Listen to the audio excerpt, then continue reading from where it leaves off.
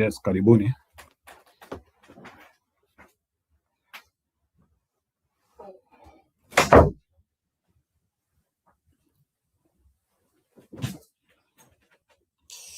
Yeah, welcome.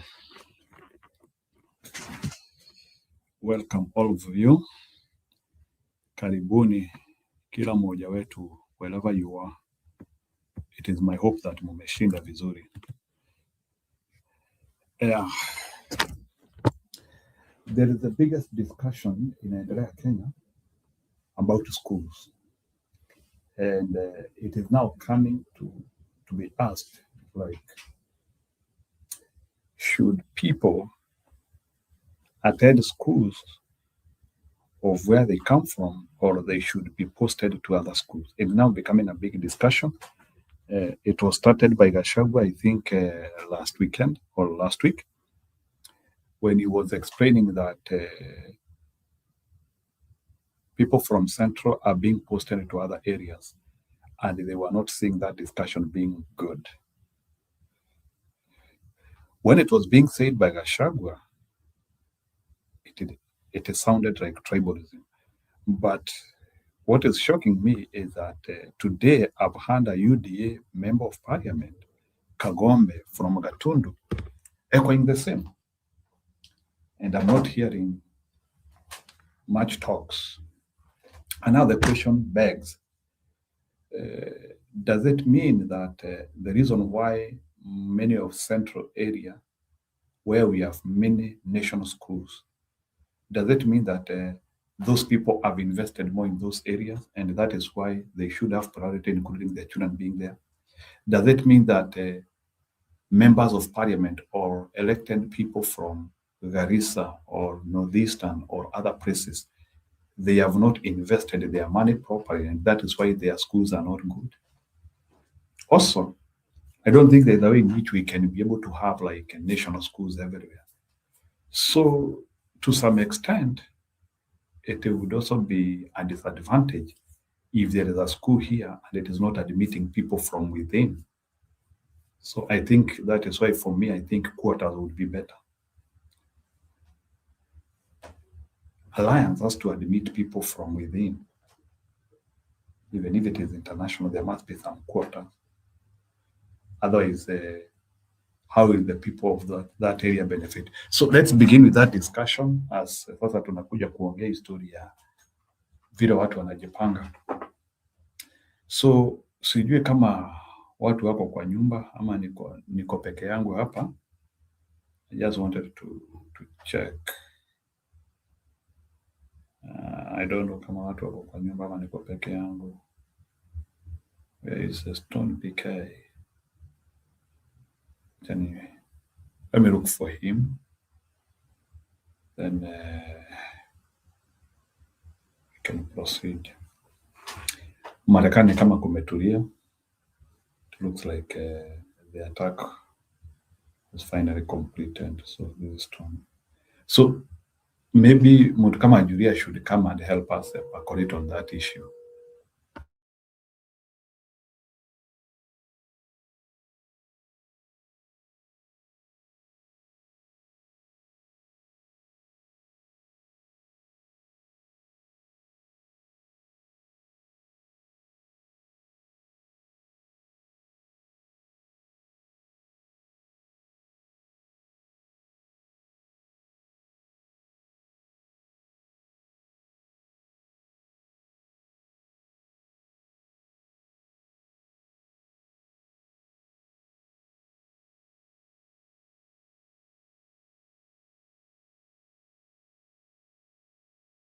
Yeah, I've just gotten Stone PK. Unajua siku hizi inabidi nitafute watu ni kama mumevamea kipindi.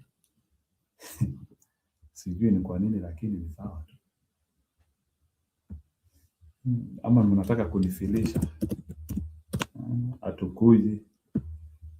You parrot there alone. Anyway, but no problem. So I want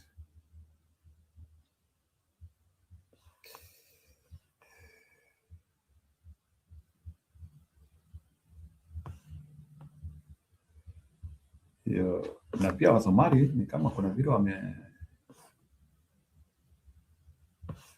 naongea.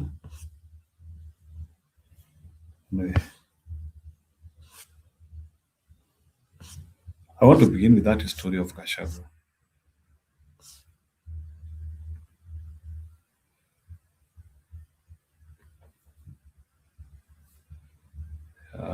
Let's look for it.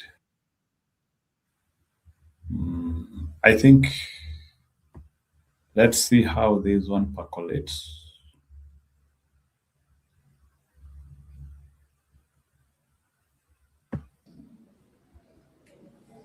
Huyu mtu in 3 years, unajua nasikia akisema ati mtu angaliwe track record yake.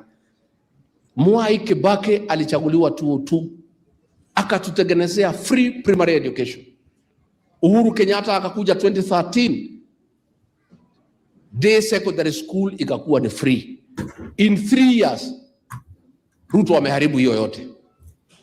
Tunaongea leo pesa ya capitation ya last year mashule haikupata. Mashule yote iko na madeni. Maprincipal wamesima simu kwa sababu ya kusubuliwa na suppliers. Tunaenda hii January hakuna pesa ya capitation. Minister anasema iko, Kasongo anasema iko. Kama hajapeana ya last year, ni mwaka huu atapeana. Tena hii ni serikali confused. Ile watoto wamemaliza grade 9. Kijana amepita, anakuwa admitted shule ya day, yeye anatoka hapa Kiambu, anawekwa day school Kericho. Mtoto mwingine msichana amealikwa shule ya vijana. This is a totally confused government because the fish rots from the head. Huyu Kasongo is a confused person kwa sababu hakuna kazi anafanya. Kazi yake ni kufanya deals na kutafuta pesa. Sasa hapa kwetu shule zetu Alliance, Mangu, wapi, watoto wetu hapa wamepelekwa shule iko chini na marks yao iko juu. Watu wengine wameletwa kwa mashule zetu hapa. There is total confusion kwa mambo ya shule. Parents do not know what to do. Alafu Kasongo anasema ati anataka kutupeleka Singapore.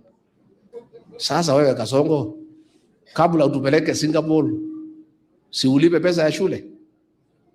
Kabla utupeleke Singapore, si ulipe pending bills? Sasa hii Singapore, ulisema watoto wapigwe risasi kwa mguu, hii ni Singapore gani? Mudoshi akwenda guthekererwo na gwiciria twauga ndari atake njuge ni ngumutwara Singapore mutheke ndagika ta 3. Wakenya wenzangu, nataka nipeleke nyinyi Singapore.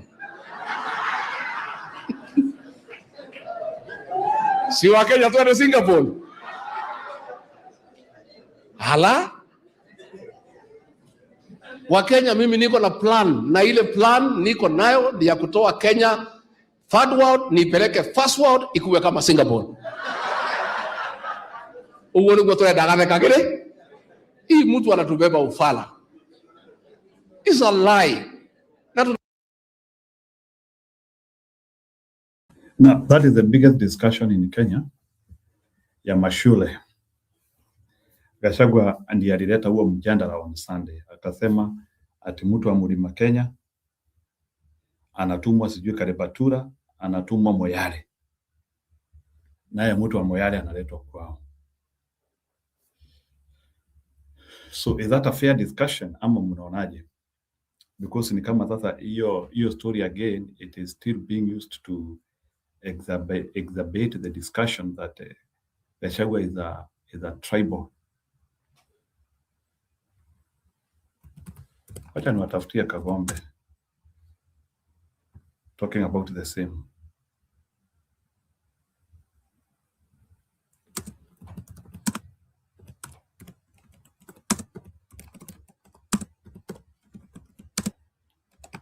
Nimesikia video yake tu saa hii.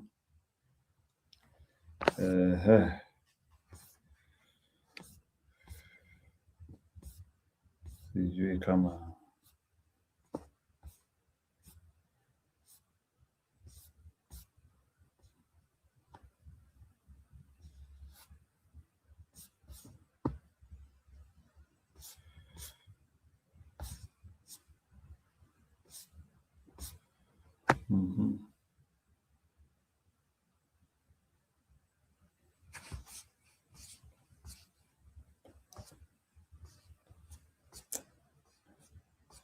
Yeah, I just met his but nimekuta video yake.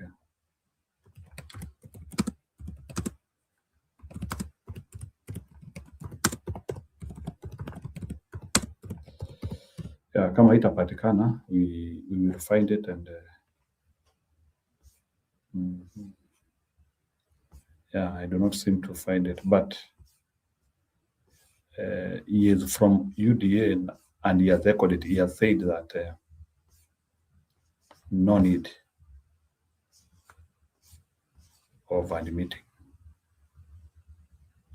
That's don't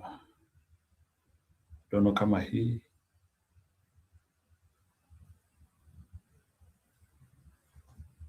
so hii maneno ya shule I don't know like ni sisi wengi ama what's happening sasa. Nasikia hata sasa manafasi zime run out. Let's hear this one. Indeed, a very sad story there. Moving on to matters education, thousands of parents may still not get a spot for their children in their school of choice as frustration and anxiety grip the grade 10 placement process. With reporting dates fast approaching, families are crisscrossing senior schools in desperation, clinging to fading hope amid limited vacancies, uncertainty, and growing claims of unfair practices that threaten to erode trust in the system. Our education reporter Anne Musungu tells us more. Frustration over grade 10 placement persists as the second phase of the review process opens today, triggering a fresh wave of anxiety among parents. Many who flocked senior schools in a desperate bid to secure limited slots for their learners. With barely a week to the official grade 10 reporting date, desperation is written across many parents' faces. Most have been turned away from their preferred schools, some clutching empty promises of callbacks, others leaving documents behind in sheer hope, uncertain whether any response will ever come. Mtoto alipata 61 point. Shule yenye aliitwa ilikuwa huko Ushago upande wa Siaya. Na huko sijui. This is my third time coming to Nairobi school. We've never been allowed to get into the gate. We are just being told to wait for phone calls if we don't know when we will be called. Chances are slim and it's like we are denied hiyo chance ya kuingia mtoto kwa admitted katika shule. For Virginia, a student, the eagerness to join the school of choice remains painfully uncertain as she acknowledged the hard work and sacrifices she poured into her studies, only to face crushing disappointment at the final hurdle as dreams carefully built over years hangs in limbo. I applied to Kenya High and State House, but the process is just so hard, like you don't even have a chance to go there. Parents say the distress has deepened after revelations that some schools are demanding extra money in exchange for admission letters. For families already stretched thin, the alleged pay to enter demands have turned an already painful placement process into a bitter and disheartening ordeal. Wengine wanatoka huko wanauliziana umelipa ngapi? Umelipa ngapi? Sasa sijui umelipa ngapi na ni pesa gani, wanasema umelipa ngapi na mtoto hajaingia. I talked to two people. One told me to be with 150,000 is when they will understand my request.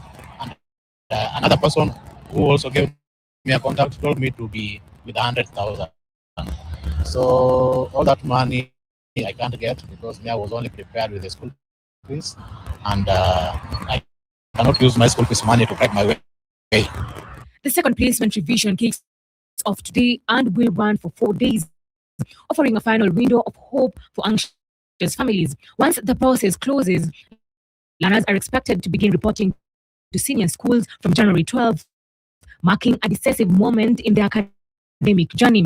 Attention now shifts to the Ministry of Education as pressure mounts to deliver fair, transparent, and timely placement. For thousands of learners and parents, the ministry's next step will determine whether confidence in the senior school placement process is restored or further shaken. And Musungu, KTN, Nairobi. Thank you for that report, Anne Musungu.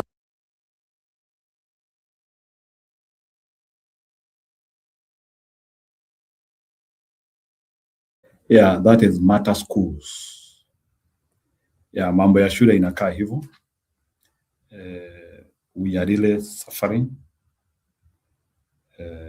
Kwa nchi yetu inaonekana ya kwamba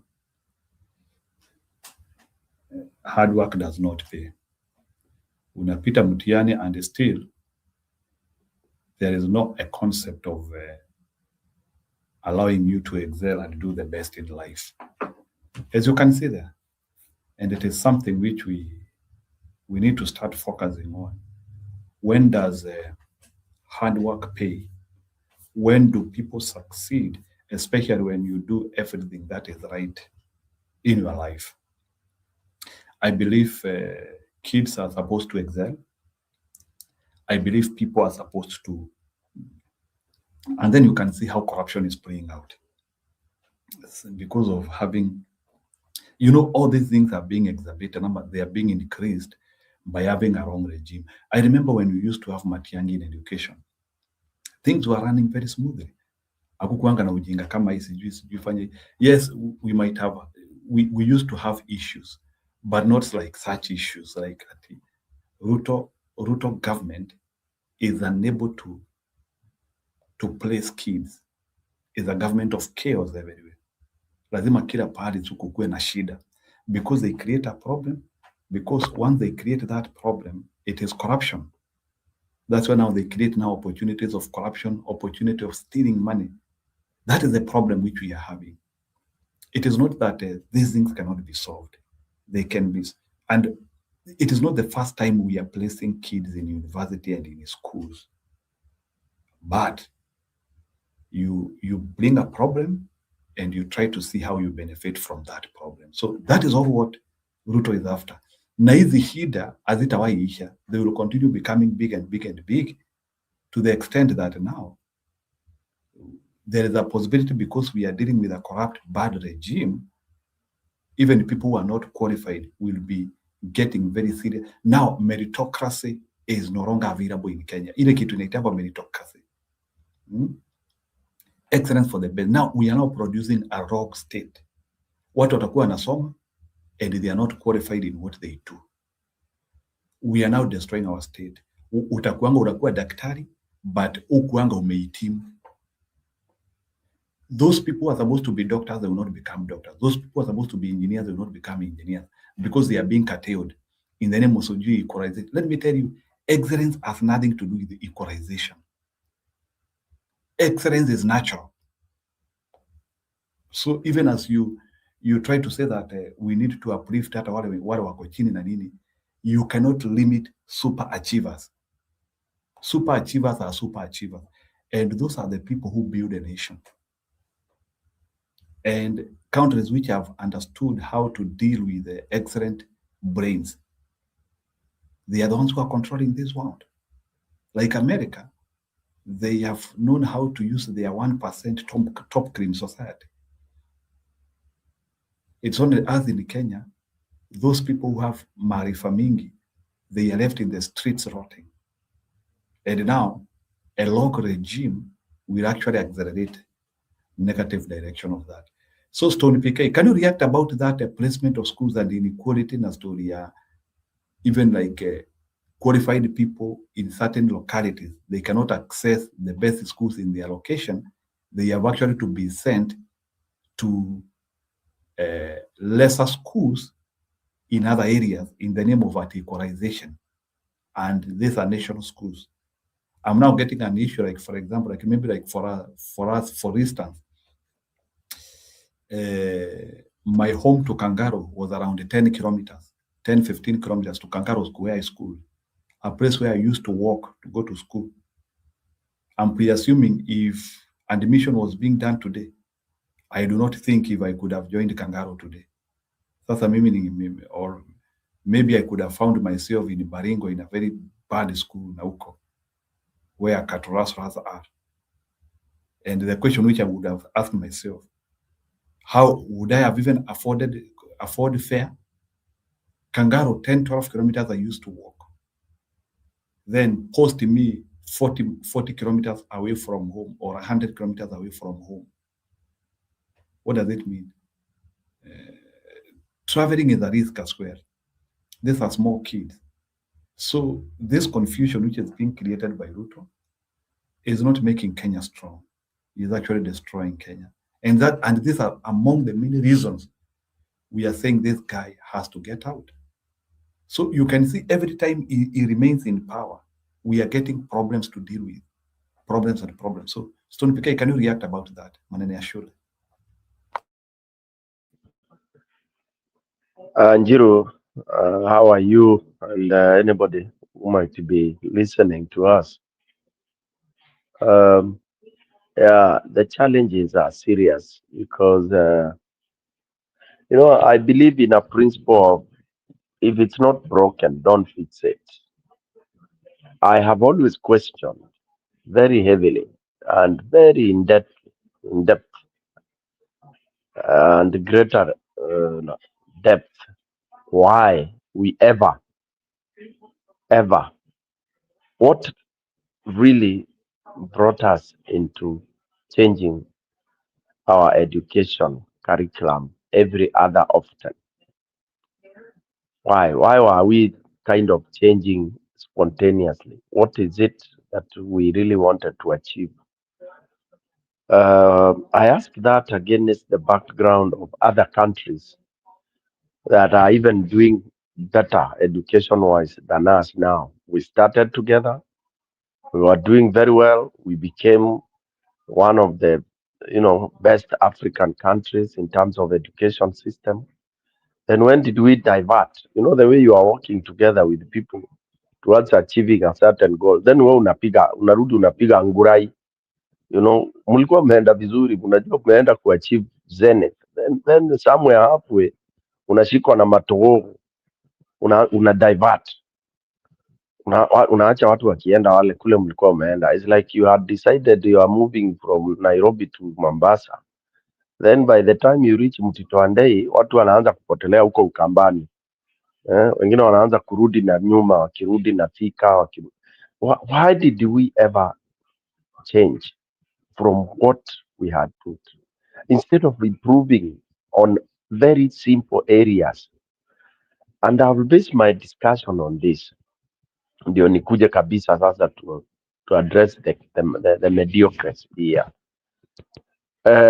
I'll go through the system that I know, like what my dad went through. My dad was of the days when they would go to school, and there would be, I think, class 1, 2, 3, and a certain, I think, class 4, they would do a form of, I think it was called, there was an assessment they would do.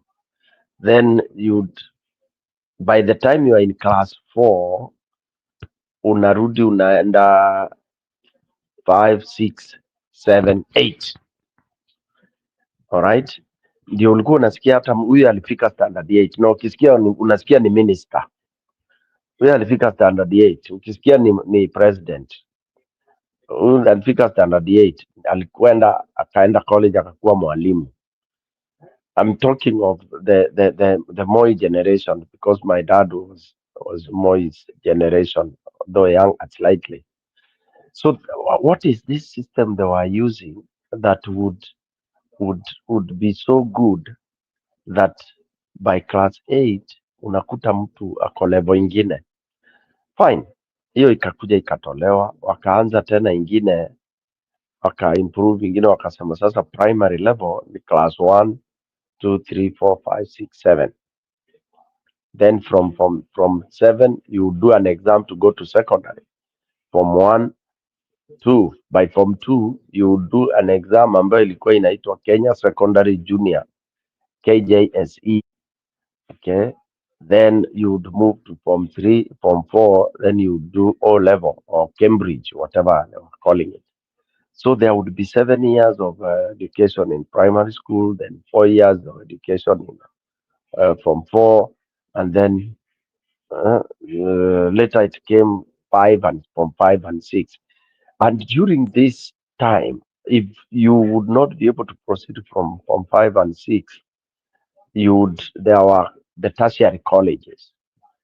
Okay, And by the way, there are some schools that had technical wings, which were distributed in every, call it, provinces that time.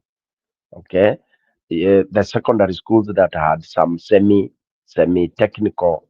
Okay, and students would be divided based on vile wanaonekana. Okay, that time ilikuwa ni mtu kuulizwa nani angetaka kufanya these pure sciences and all that.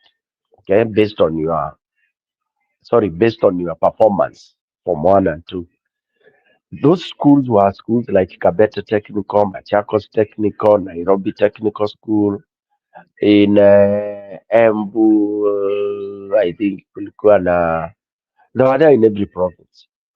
As you would go academics and you would go so technical. Then after A level, there are those, if you don't go to university, you'd be able to go to diploma colleges, which are either arts or sciences. If you go to science diploma colleges, who are like Kenya Science Teachers College, Kenya Technical Teachers College, and you are trained now to go through that specific line. Those who would go to university, then you go and do various disciplines based on what you have qualified. That system, for me, the biggest challenge was that they would, of course, do the cut-off marks based on the availability of spaces. Okay, as much as it was also combined by merit, although now more or less you would pass so many. If you pass so many, the pass mark would be raised up. Okay, which means the only challenge here was because they had fewer spaces or fewer universities. So for me to improve on this system that everyone was so happy about, and even the world, I would, number one, do like, okay, increase the number of universities, increase the number of teachers colleges, increase the number of technical teacher colleges, improve the number of arts teacher colleges, so that you have as many scientists coming out as possible, and as many, you know, that you continue giving the market. Now, when it comes to what Moi tried to do, for example, to make sure that every primary school had the technical wing, that was a good thing to do, so that you have kids beginning to specialize in technical subjects as early as possible. That was a good thing. Why it was abandoned, I don't know why. Now, let me go to the selection, the way it was done. There were schools that were categorized. Category A, national schools. So in order to serve the more passes you have, it would have been good to have many schools upgraded to that level, so that you don't cut off those who you feel have acquired so much mark, so high marks. So that I would increase more national schools and still use that pass mark they were using. And then I would also now increase the ones they were calling provincial schools. And then you go to the district schools, such that you don't have to get somebody being sent so far away just because in their area hakuna that school that you feel is the center of academic excellence, right? And you just let that go, all right? But you could also come and lower it a little bit the way Moi did, but you should not compromise the quality of the training or the quality of education that there was. You don't bring things called equalization in matters academics. What are you equalizing? What you should do in matters academics, you should increase the opportunity, watoto wapate hiyo masomo, si kulower the quality. Ati sasa how do you lower? Mtu kama amepata A, unataka ikue nini? Huyu mtu ni mwerevu, alipata A, utaibadilisha aje? So make sure huyu mtu amepata A akosi kwenda kufanya kile amependa, you know, don't curtail. Ikiwa huyu mtu ni mtu wa sciences, in my time tulikuwa tunaita mtu wa chuma. Kama ni mtu wa MPC hizo kali, make that available. All right, and then move.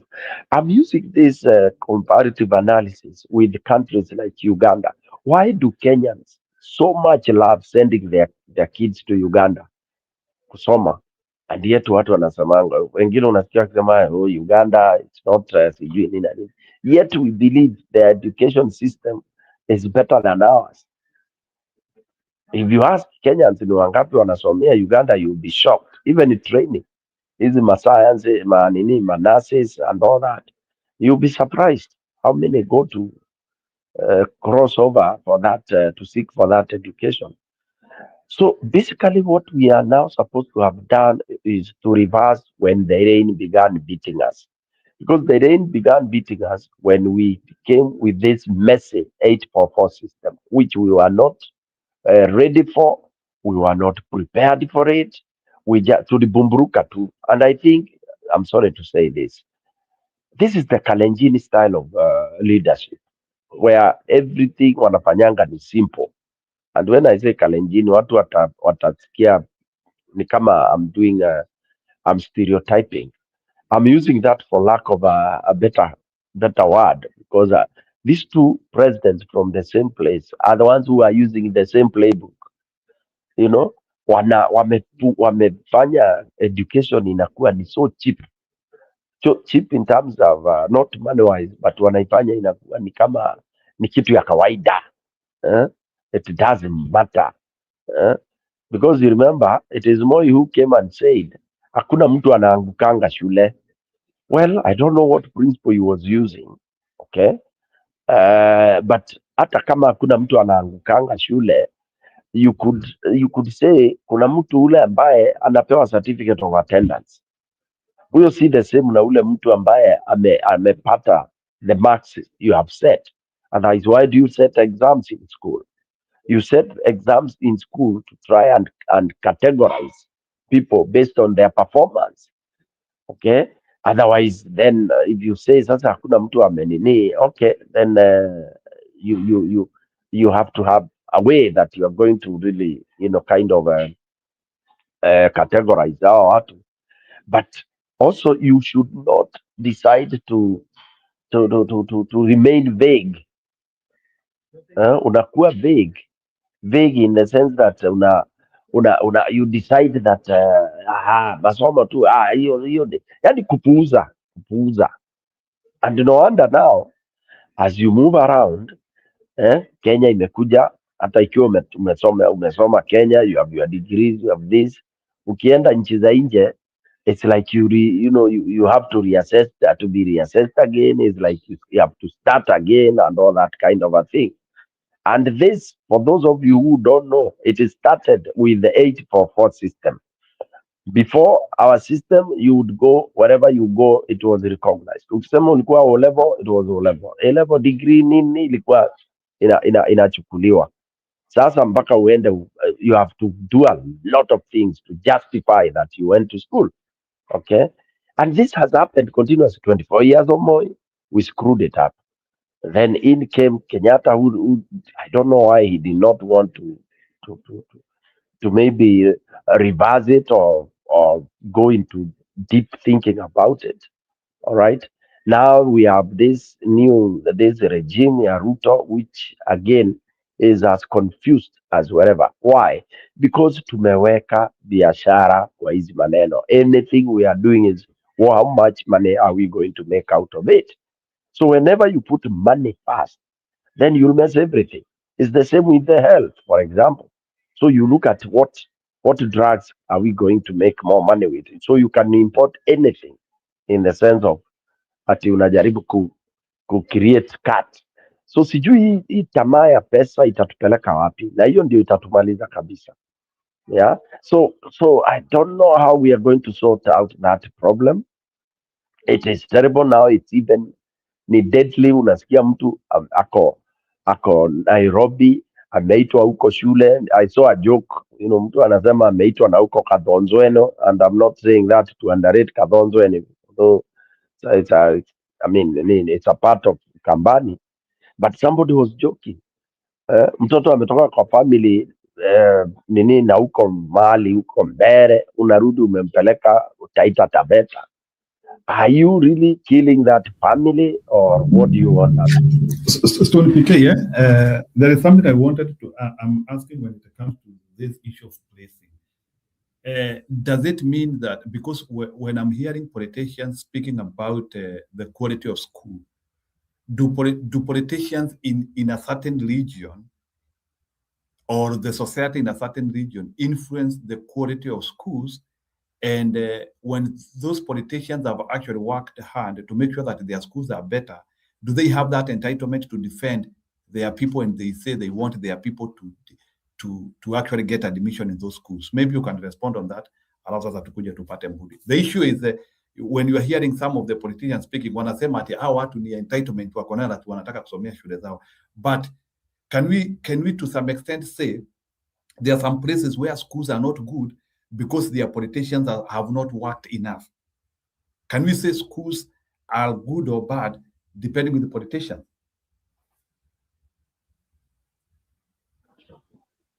I like using a different look at that. Why Kenya has deteriorated and it's rotten is when we have attached everything that is happening, we attach it to, in brackets or in a hyphen, politicians. Who are politicians? Who are politicians? Okay. I tend to think until we get somebody, a leader that will come and define leadership, okay, and make the community understand what leadership is all about, I think that's when we will run away from this nonsense where people feel that development is pegged to certain people who now you are calling politicians. That should not be. And you see, devolution was trying to get rid of that nonsense. That a politician or whoever has been elected in a certain area feels like yeye ndiye anaperform, yeye ndiye analeta hiyo that which is in that area of domicile or his area. Why? Devolution wanted to devolve funds so that those kind of development are not pegged on individuals. Hii mambo ya kusema Ndindi Nyoro ametengeza hii nini, I don't jubilate. Personally, I don't ululate about it, because when you bring that kind of thing, and we are talking of a country called Kenya, what are we talking about? Okay, and that's why I also feel like development should be detached completely from these people who are called because what happens is somebody may know that he has more knowledge in designing, what a good school should be, in guiding the community, what a good school should be. And then you have somebody Nauko Mashimoni constituency, who is elected by the people there or read himself there, anakaa Mashimoni, and that's why you don't expect those people of Mashimoni to get anything better. But if we had such development projects, I would like to call them community empowerment development projects, if they were solely in the hands of technical people, and these technical people should be found as members or employees of county level, national level, like the way you had the Ministry of Education running, you have Ministry of all that, and with the technical people. Those are the people that should be in every what do we call it, in every devolution unit, which is called counties, and they should be able, if it's a school, there should be a standard format for all primary schools. Let me give you another example of Uganda. Okay, and I love Uganda because as much as people say whatever they say, they have standardized things so well. In Uganda, you go to any primary school, it's the same design. Okay, the same design. Okay, if you are building a laboratory, it's the same design in the entire country. If you are building a kitchen, a school kitchen, it's the same, you know. And I tend to think because that is where now technicians, proper people design. So education, classroom, and all that. If we all want classrooms to have tiles, let it be standard in the entire country. All right. So Njiro, I would want us, any government that comes in, to remove hiyo maneno ati ni mwanasiasa ndio atakuwa ana claim credit for any little things that are being done in the constituents. That's why they are going into that stupidity of feeling very endowed that shule zetu, shule zangu nataka benefit hawa. No, let them benefit the county, I mean the Kenyans. Of course, priority wakianza kuchukua watu waanze kuchukuliwa number one in the proximity. Okay, you don't want to bring somebody from Kabartonjo unamleta hapa Murang'a or wherever it is. Okay, I think that is where now people should be during this school selection and all that. That mediocrity iletwe chini. Politicians waache kukua ndio wanaanza kucontrol and claiming credence of these projects of performing schools. And then hiyo pesa unasikia ati sijui MP ndiye anapewa ati akajenge. That money should go to the devolved unit. Okay, and ensure we empower wananchi and ensure that it is not thieves that are going to run the counties. Overhaul the overseer of these counties. Hawa watu wanaitwa sijui controller of budgets and all that. They should have more teeth, like the way you have in Singapore. You can't be told you are controller of budget, and when you go or the auditor general, your work is just reading history. Hapa kumeibiwa, hii county imeiba 17 billion. Hiyo report unatupatia tufanye nini nayo? So what? We want us to have a unit. Ikiwa umesema wewe ndio una auditor general, unaona na una prosecute,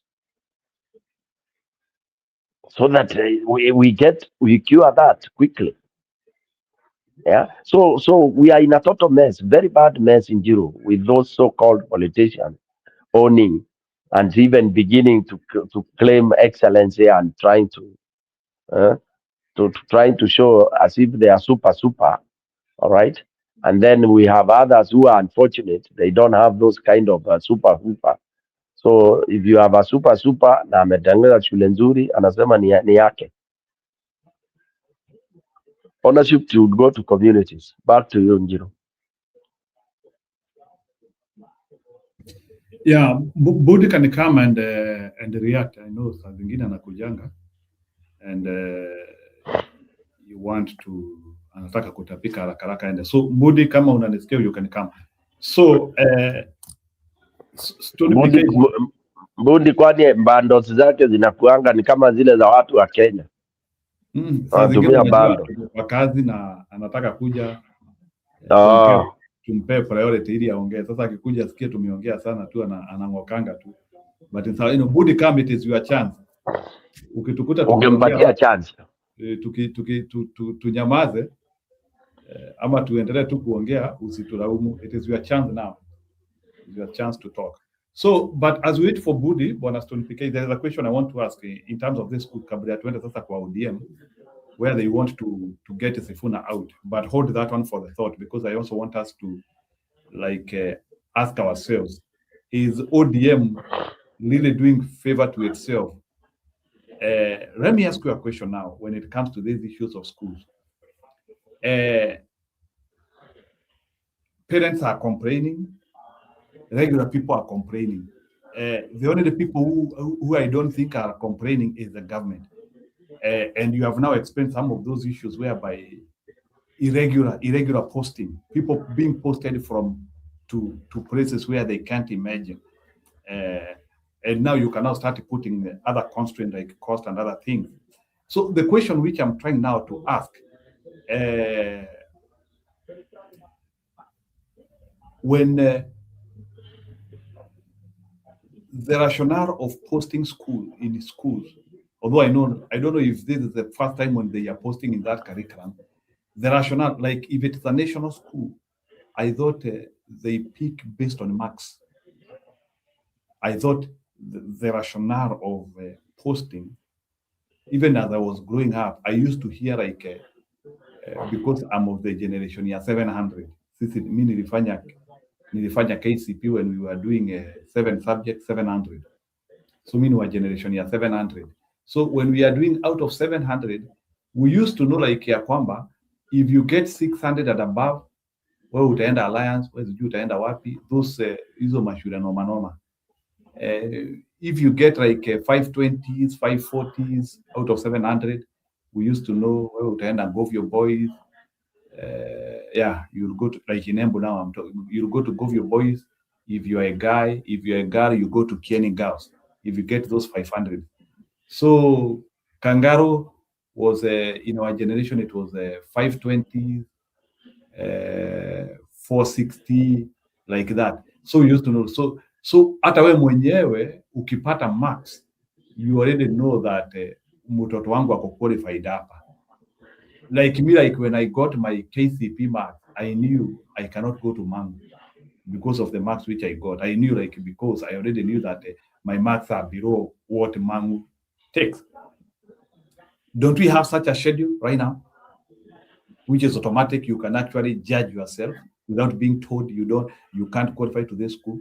Like even if I come from a pauper, from a family which doesn't have money, and I have gotten very high marks, I just know that I qualify to go to Mangu, or I qualify to go to Kenya High, or I qualify to go to Limuru and Loreto and Akina Kilungu, and I start looking for money.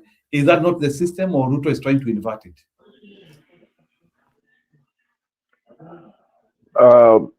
I'm not very, one thing that I did, once I got so disgusted, although I have my kids in school, although I put him through maybe a different, but it's the same system, although it's private school.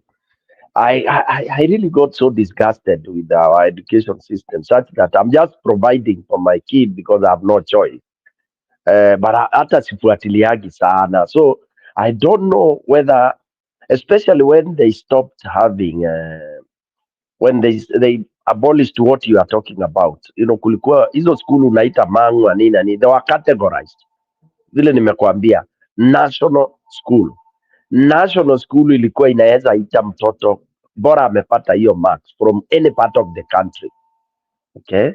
Na ilikuwa sasa ukipata hiyo shule, wazazi wako, they would be so excited because those were centers of excellence.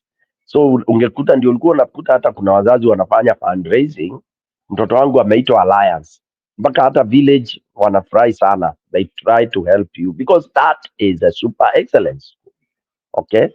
And then there was from the national ndio kulikuwa kunakuja provincial. Sasa provincial ilikuwa within the region, then kulikuwa district.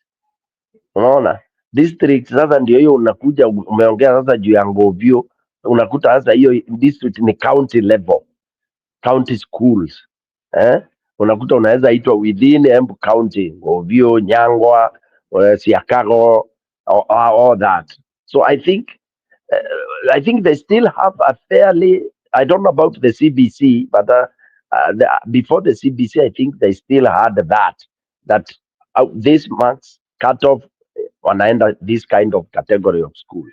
Sasa mi ile imekuja ikanichanganya ni CBC, ndio nimekuja nikatupa mbao. I don't even know what category ama what criteria they are using to to distribute these kids.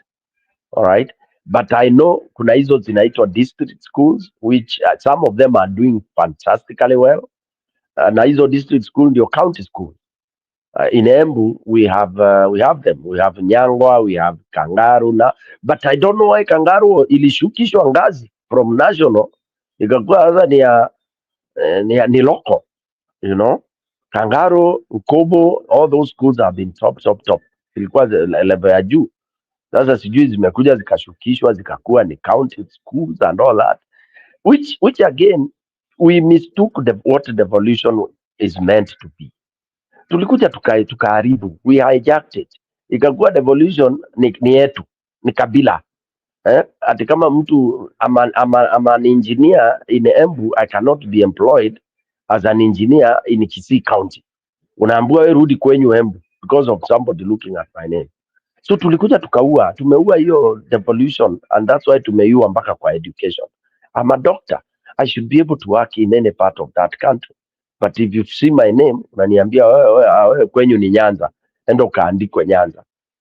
So it is mediocracy. Acha Alex aongee, ameingia.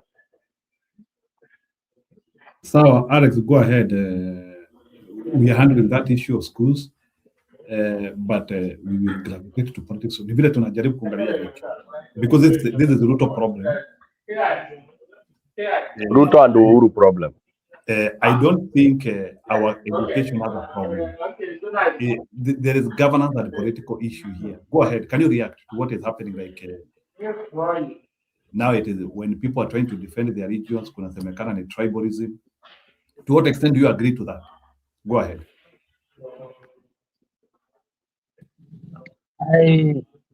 I want to say hi to Stone for that elaborate about our education. Kuna vitu zingine sikuwa najua, more especially on how historically our education system works. I kind of had some loose concepts, but I think he has put it together. He has connected the dots a little bit better, because for a very long time, I've wondered why the people ambao walienda year 763 said when 844 came, it really messed up everything.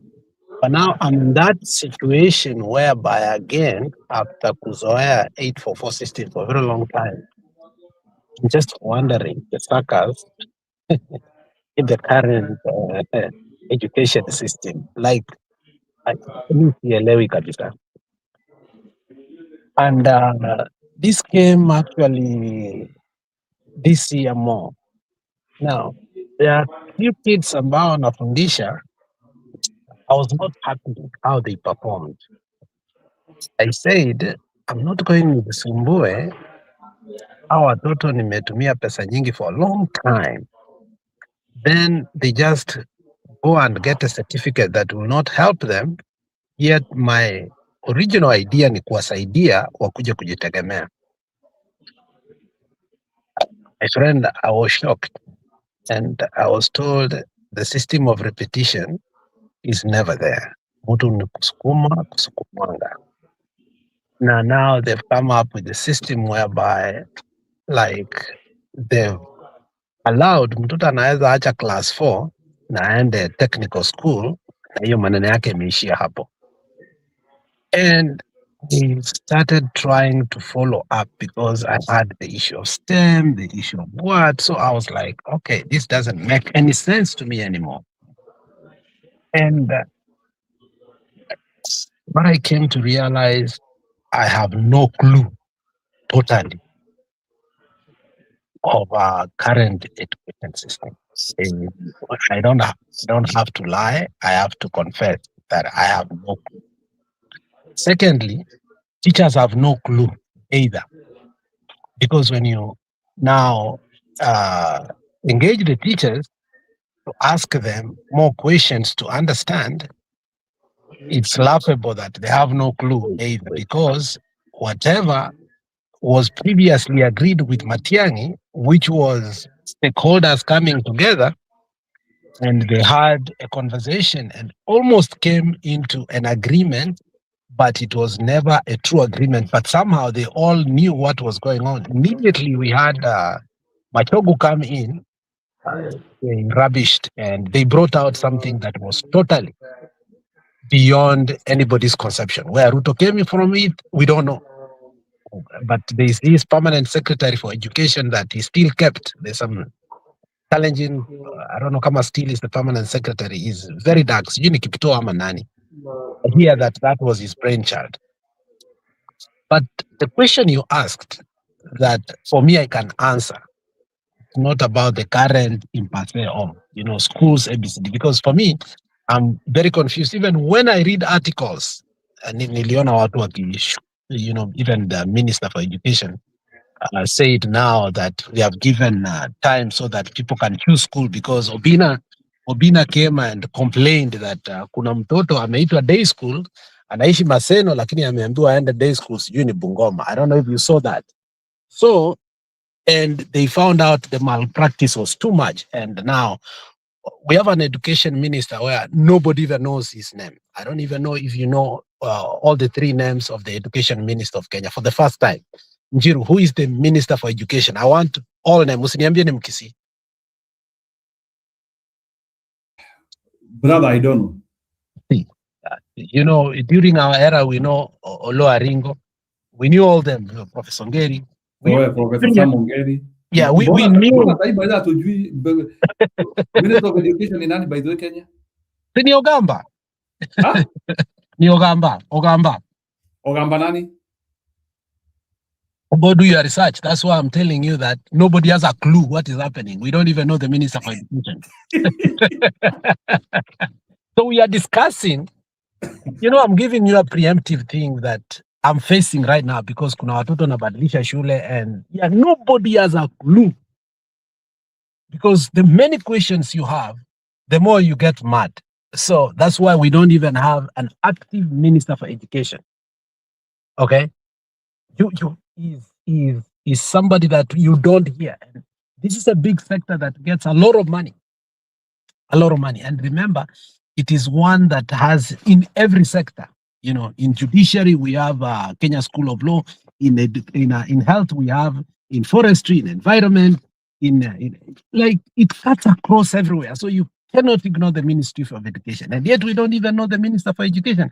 And this is a person who actually was in very bad schemes. The guy is a billionaire, by the way. And how he became a billionaire is an elitist who went to one of the best schools in London. Came back, he's never done anything. I don't know if he was in these mutual funds or hedge funds. I don't know what he did, but the guy is loaded, totally loaded. And now, how he's handling the Ministry of Education, I don't know if it's going to survive. But you asked a question. Why did we change our curriculum or a system per se? Because the more important thing is not even the system, is the curriculum. The system, whether we change how many years, but as long as it prepares somebody to be able to get, to prepare somebody for a job and get a job, it's not a problem. We have Singapore education. I don't know, even here in America, I came to understand later on, because I was also frustrated how America does its education system. It can be very frustrating if you think it's like Kenya. So I came to know that there's Malaysian maths, there's Chicago maths, so on and so forth. I was so frustrated before I could get my kids into the kind of maths, because they also do maths kwenda nyuma, sio kwenda mbele kama sisi. The same way they open the faucets hivi, milango, nini, the British kwenda nyuma, because we are from the British system, they also do maths kwenda nyuma. If you want to do division in this country, na mtoto, utashangaa vile amepata answer yake. Na wewe ukifanya yako, atashangaa vile umepata yako. I mean, it's just, I don't know. Things are complicated. So the reason, number one, Kenya changed its curriculum. Wachana manene ya the system. The system is neither here or not. The curriculum is because politicians have been unable to create jobs since independence. They come up with manifesto. That is the number one thing they do. Now they want to create people who are not ready for work and people who cannot ask for jobs. Do you get that, Njiru? An educated mass has become the biggest problem to the political class.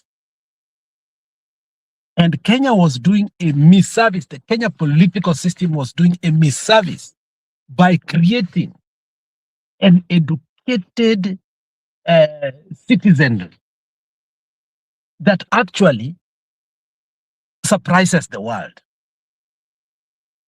They can bring CNN to apologize on Twitter.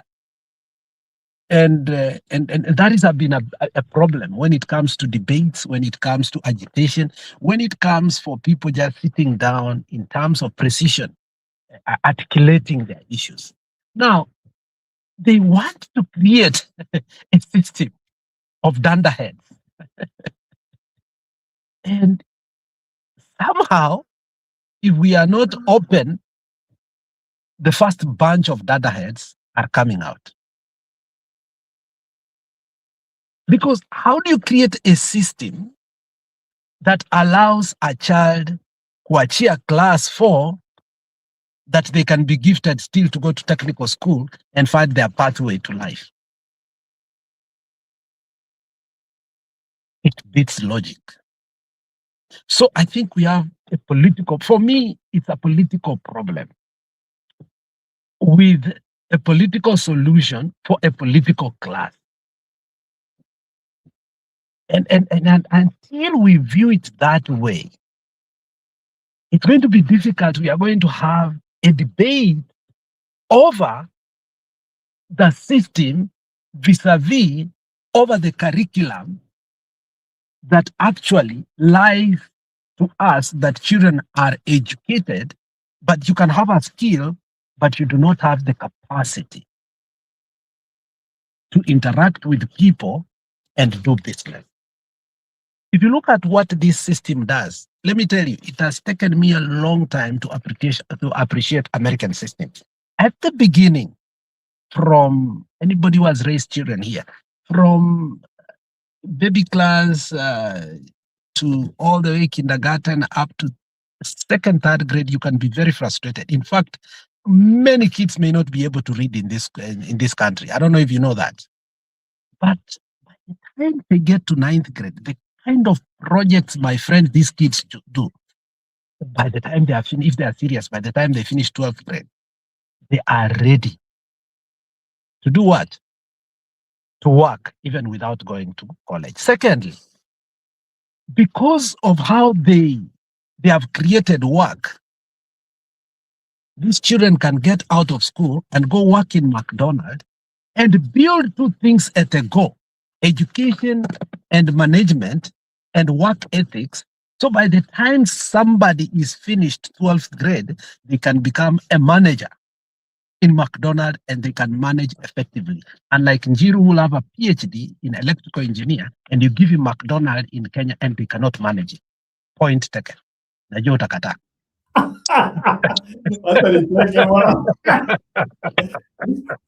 But at least Malabudi, I'm lucky I was able to get some of my education from the Western universities. You are blessed, not lucky. Yeah. Very blessed. I have seen, Kenya is the only country, let me tell you something before, that's a diversion. Is the only country a doctor cannot start a hospital, but a nurse can start a hospital and can become a national hospital and run it, but doctors do not start hospital. Kenya is the only country. I don't know if you have ever seen. Most hospitals we have are either clinicians, laboratory technicians, go take that. Especially clinical officers. Yes, that's why I said clinical officers. Most of what you call doctors in Kenya are clinical officers. And clinical officers, I don't know if in Britain they are accepted. They are not accepted anyway. Do you know nurses can come from Kenya and do their exam here and become nurses? But a clinical officer, after you do it in Kenya, you cannot go anywhere. You can't be recognized anyway. And those are our standard doctors. So that was a standardization. So what I'm saying is, the second thing that you asked that clicked on my head is this. Last week, we saw some cliches that, I was laughing. And I said, let it be. Let what wasifu Ndindi Nyoro. Our education system has been so politicized, and we have degenerated to a point that Ndindi Nyoro can build Mwai Kibaki Center in a primary school, and we can in turn interpret that as a good education system for that constituency. So how do we say a constituency has good education, Salasi or whoever is can come and build very good classes and put carpets and put everything, and we look at it and ask, mbunge wetu anafanya nini? That is interpreted as good education. I don't know how many times you've seen that. Babu Owino is doing very well. Good classes imepakwa. But is that what is called good education? In this country, they have school districts. My friend, I don't know, kitu vitu school district ikikuja Kenya, kama watu wataka, I don't know, people will be squatters. In fact, somebody can buy air on top of my house to build a house there because, and some places will be deserted. Why? In this country, they have a system whereby where you pay your taxes, you have a right to ask what is your taxes doing, and you cannot take your child to another place, come rain, come sunshine. So I think for integration and cohesion at the beginning, when the country's inception, it was okay to have these national schools, to have these and this, and it was good for us to have boarding schools because of not only poverty, but of long distances. People are walking to go to school because there were very few secondary education. I think it's a high time boarding schools should be banned. And I think that halfway, we will have solved most of the problems that we have, so that we will take care, this issue of national schools will come to an end so that locals can start taking care of schools that are around, so that people can be accountable, so that this one disease tuko nayo kuwa Njiru ni mtu kutoka Kiharu. Bundi atoke aende kukua headmaster kule na Njiru atolewe because yeye ni mlevi, utaambiwa mkavuta mtu yenu kazi, mtoto wa nyumbani atafundisha watoto aje. Lakini mtu alikuwa competent kutoka Kisii. So those are the kind of issues that we have had for so long.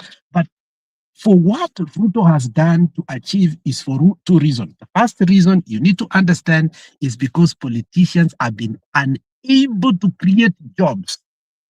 So they want to produce illiterate people who cannot question them. The reason why Moi made one of the biggest mistakes politically he will never, forget in history. He forced people to come from uniform 4 ama wapi waende NYS. Alafu sijui wafanye nini before waende university. Or not only understanding, he was creating an avalanche of soldiers who wakifika kule, strike ikitokea, hata majoni kutoka Roysambu, they will do nothing. And that was stopped. Not because it was bad. It had created a political problem whereby Nairobi University became the center for political change. And for him to come that he created his own mistake, they cut it off. NYS now operated under a different gas, and people are not forced to go there before they go to where. And that a little bit solved Moi's problem. Now, Ruto is coming from the same school of thought. Kenyans are so educated to the point that you can't debate with them. You can't win over a debate. So what should they do? That is the right thing they should do.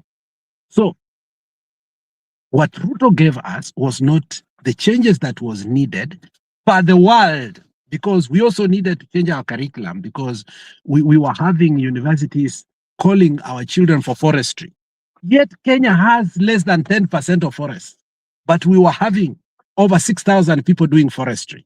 So we started questioning, what is that? So there was need for curriculum change. That's a fact.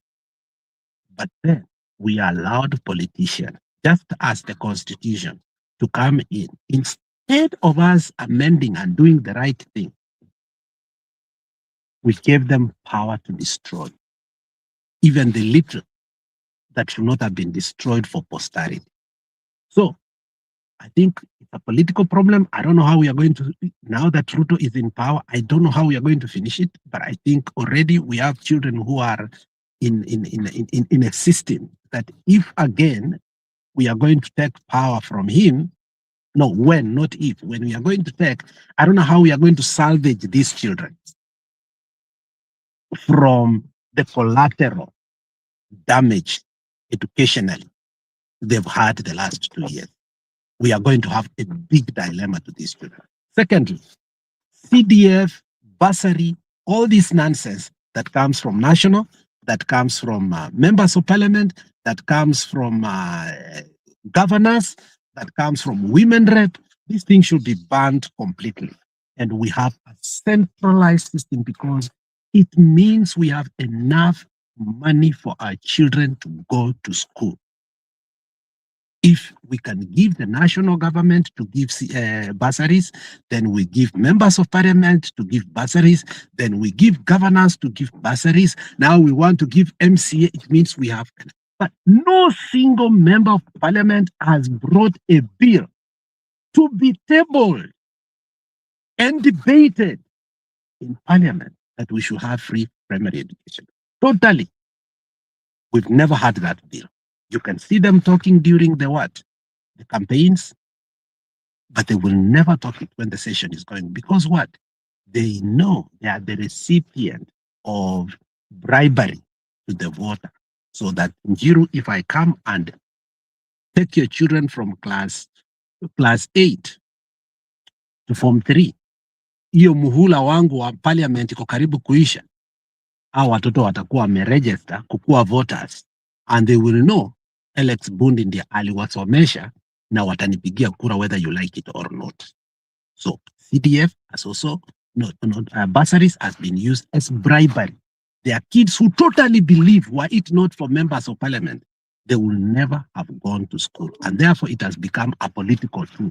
And since it's a political tool, and remember the memorandum that Ruto gave them, that if you want CDF, which is included in what?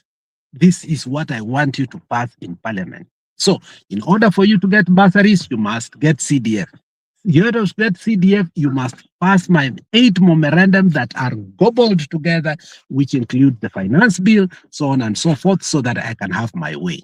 And which includes the change of the education system, which we did not agitate for, that it shouldn't be changed the way Ruto has. It was part of what Ruto wanted, and it was voted in unanimously by ODM, by Azimio, by UDA, by Kenya Kwanza. So this is a political problem. So other things I do not know, but you can understand where we are headed to.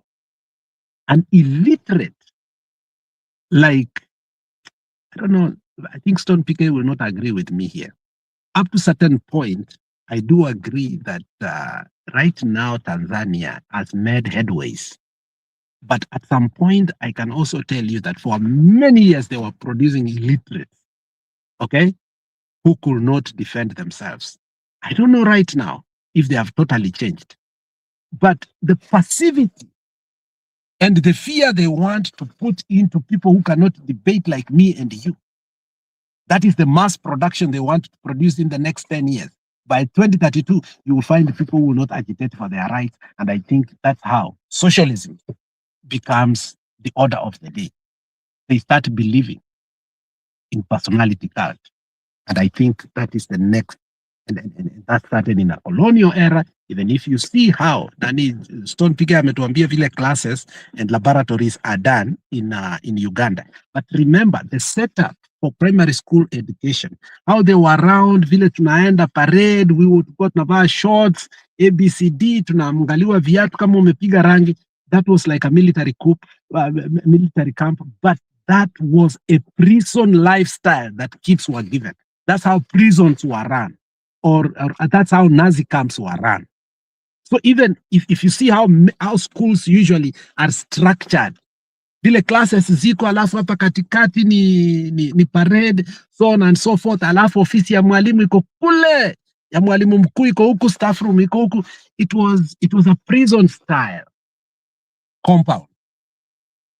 But if you look at schools in America, the way they are structured, and in other places, it's a learning environment. It's a friendly environment. The way classes are, mwalimu anakaa kule mbele, blackboard ni kubwa. So it was intimidating. And that is why in the book, Decolonization, one of the things, decolonization of education, one of the things it says is that we are still running the colonial era, a modular of education. Unlike here, people sit down with kids and talk and create relationship and teach them not by competence, whereby ni marks inakuwa marked. You train them. We are still looking at marks. That is why people will go to Mangu, others will go to Mteremuko secondary school. Kama ulipata 524, you are very blessed, Mr. Njiro. Sisi wengine tulienda Mteremuko. Kuja kutuona mahali tuko hapa saa hii ni bahati tu. We went to Njiko mahali nani Alai alikuwa anatuibia besheni. You know Alai mpaka saa hii is on the record aliiba besheni ya mtu. Na bado tunamdai. So wacha niachie hapa. Aya ni sawa. I think that issue of school cannot end. I would like we end it there, so that now we can enter into the real territory where we do our thing. And it's like today Matiang'i was somewhere. Listen and you react. Because Matiang'i also connected his politics with the problems of schools. So kabla nilete ile mashida ya ODM, nataka kwanza kuleta hii binary, because hapa Matiang'i is also explaining the two. Matiang'i is everything that is happening right now is our agents management is going to from answering straightforward stories and lies to lie to the administration. The agents management is going to be very key. Some of our leaders, especially those aligned to the administration, resort to drama and stories and lies to camouflage and to distract from answering straightforward questions and so on. We are preparing for elections as it is. And if anyone has got concerns about those agents who are not paid and so on, shouldn't they then address who hired them? And why should it be a national issue? Why should it be a concern for grace and so on about which agent or as a northern citizen or a senior citizen like Kemi Gitura? Why should it be a matter we spend time on every day instead of focusing on the kids who are not in school right now because they have not been placed? The kids who are not in school now because their parents cannot afford the 9,000 shillings because this government cannot raise capitation. The people who have been suffered as a result of insecurity in the country. The patients who have no food at Kenyatta National Hospital or who have no medicine and so on. Instead of focusing on those issues, you are engaged in trivialities and petty things about which agents were paid and not paid. 4 years after the election, how serious are we? Our party leader is focused on building Jubilee, working to build our party. And as you can see, we are growing. And I'm very, very happy that the numbers of our young people are stronger and they're growing. When you look at the list of aspirants and those who have come forward to seek support to run for office, it's very impressive. And that is the way we want to go. We want to grow that list even more as we go forward.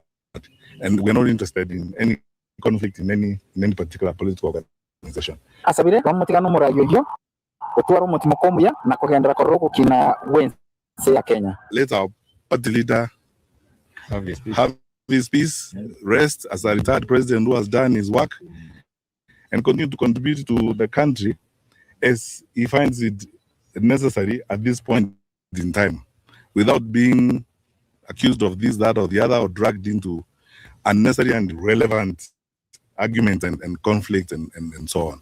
We all want to focus on the future of the country and on how we will remake our country and restore our country back on the path of progress, as it were. I'm going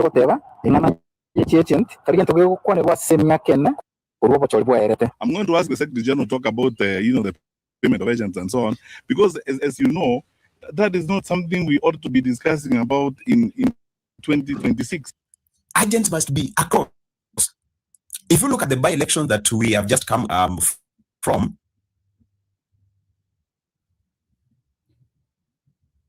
okay, that is Matiang'i reacting to some of the maiden issues. Because I'm going back to work, I listen. Let me say something quickly. Stone PK, kindly. Yeah, go ahead. Yeah, I'm only asking Stone PK for that permission so that, because I spoke for a long time. Sawa Bundi, no, continue. Mimi have no sina shida. I disagree with Matiang'i here. Mimi niko na shida. Go ahead. Ma'am, kama uko na shida wacha acha nisikize kwanza. Ni jokes. Hapana, I'm just kidding. Go ahead, Okay. Alex. I totally disagree with Matiang'i there. And that's the beauty of democracy.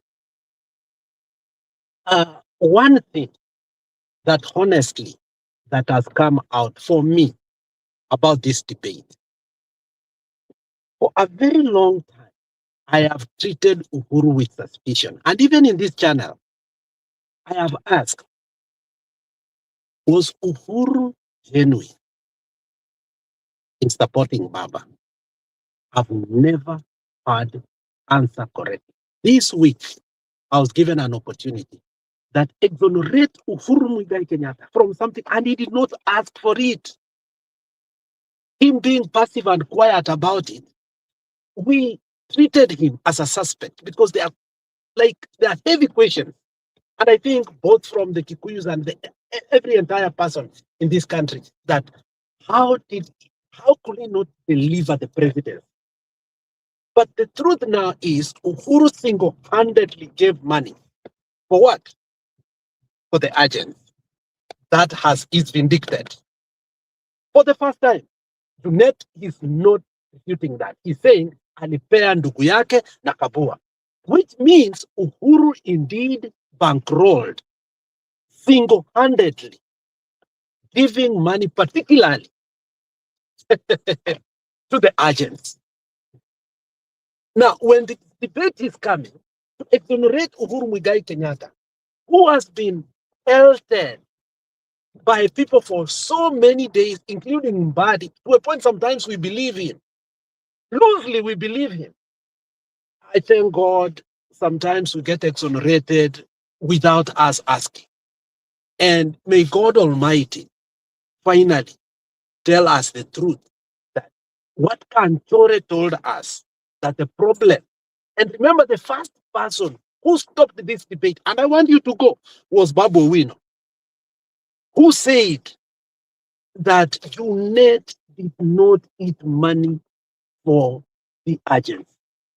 Babu Owino needs to come out now. I always treat Babu Owino with a lot of suspicion. I don't know. We like him, yes, but sometimes I treat him, most of the time, not sometimes. The person who brought that to an end, in fact, when Kanchori was even mad and wrote a book, wrote an article, tried to make noise, people stopped him. Now, Sifuna is coming out, honestly, say, wakati, kumbuka hapa Nairobi, wakati mpango wa kando wako amechange, usisahau ile bed sita yako mahali ulitoka. It tells you more that what Junet now is getting is more than what he got, which means Junet not only ate pesa, the agent, Junet actually was also part of the larger people who were planted by William Samoei Ruto. Because ask yourself, the amount of abuses Junet gave to Ruto. Unaelewa? But yet Junet hakufanyiwa kitu yote mbaya. Unlike many others like Matiang'i who were prosecuted immediately. Secondly, immediately after election, Junet for like 6 months went pin drop silent. So I disagree with Matiang'i saying that debate should not go on. That debate actually exonerates Uhuru Muigai Kenyatta big time. And it brings unity. We've been wondering, how can Kikuyus and Luos work together again? If Matiang'i does not see this, it is an opportunity for a country to work together again as a unit, vis-a-vis that Uhuru and Wakikuyu walifanya nini? So Matiang'i awache hiyo mchezo. This debate must go on. And Sifuna needs to spill more. Na ulize why you knew this and you never spoke. Acha niachie hapo.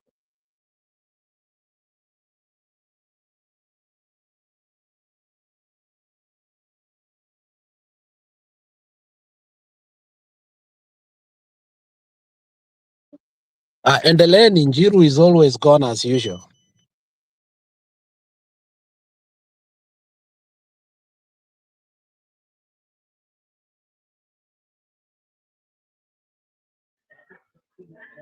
Niseme kitu? Endelea nani, wacha tuendelee. Unajua hapa Njiru ana hii style yake imekuanga ngumu sana. Endelea tu freestyle. Asante.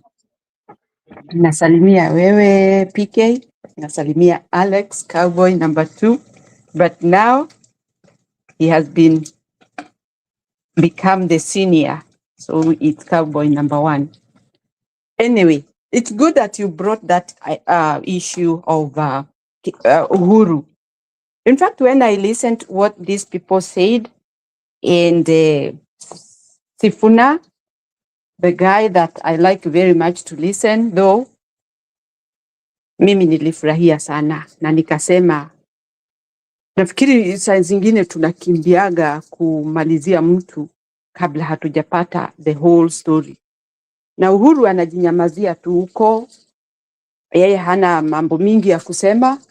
And I think Uhuru was forced by the circumstance to let it go. Kwa sababu watu walizubaa kule mashinani ambapo labda kura zilikuwa hivyo sasa. Na kuna mtu alisema vizuri sana, akasema agents were not paid and so they were not able to execute their duty. Ama agents tuliambiwa tena walifukuzwa, sijui kukafanywa nini na nini. But if people are not paid what really have been discussed, they feel demoralized. They will not feel strong to do anything of what they were about to accomplish. Tena, hii si kitu ya mtu mmoja, ni kitu ya watu wengi. So people might decide to say, after all, hata sijalipwa na hata sioni dalili ya kulipwa. That means there was a lot of support from people who wanted Raila to win, but ikachezewa mchezo mbaya sana. Sasa tunaweza sema aje? Junet ni kama alichukua pesa ya Uhuru akapelekea Ruto. Because if you are a mole and you took that money and you didn't pay as per the work that you are paid for, so what does it mean? It means that you took the money and closed with it and went to support the wrong person on our side. That was the wrong person and a wrong move.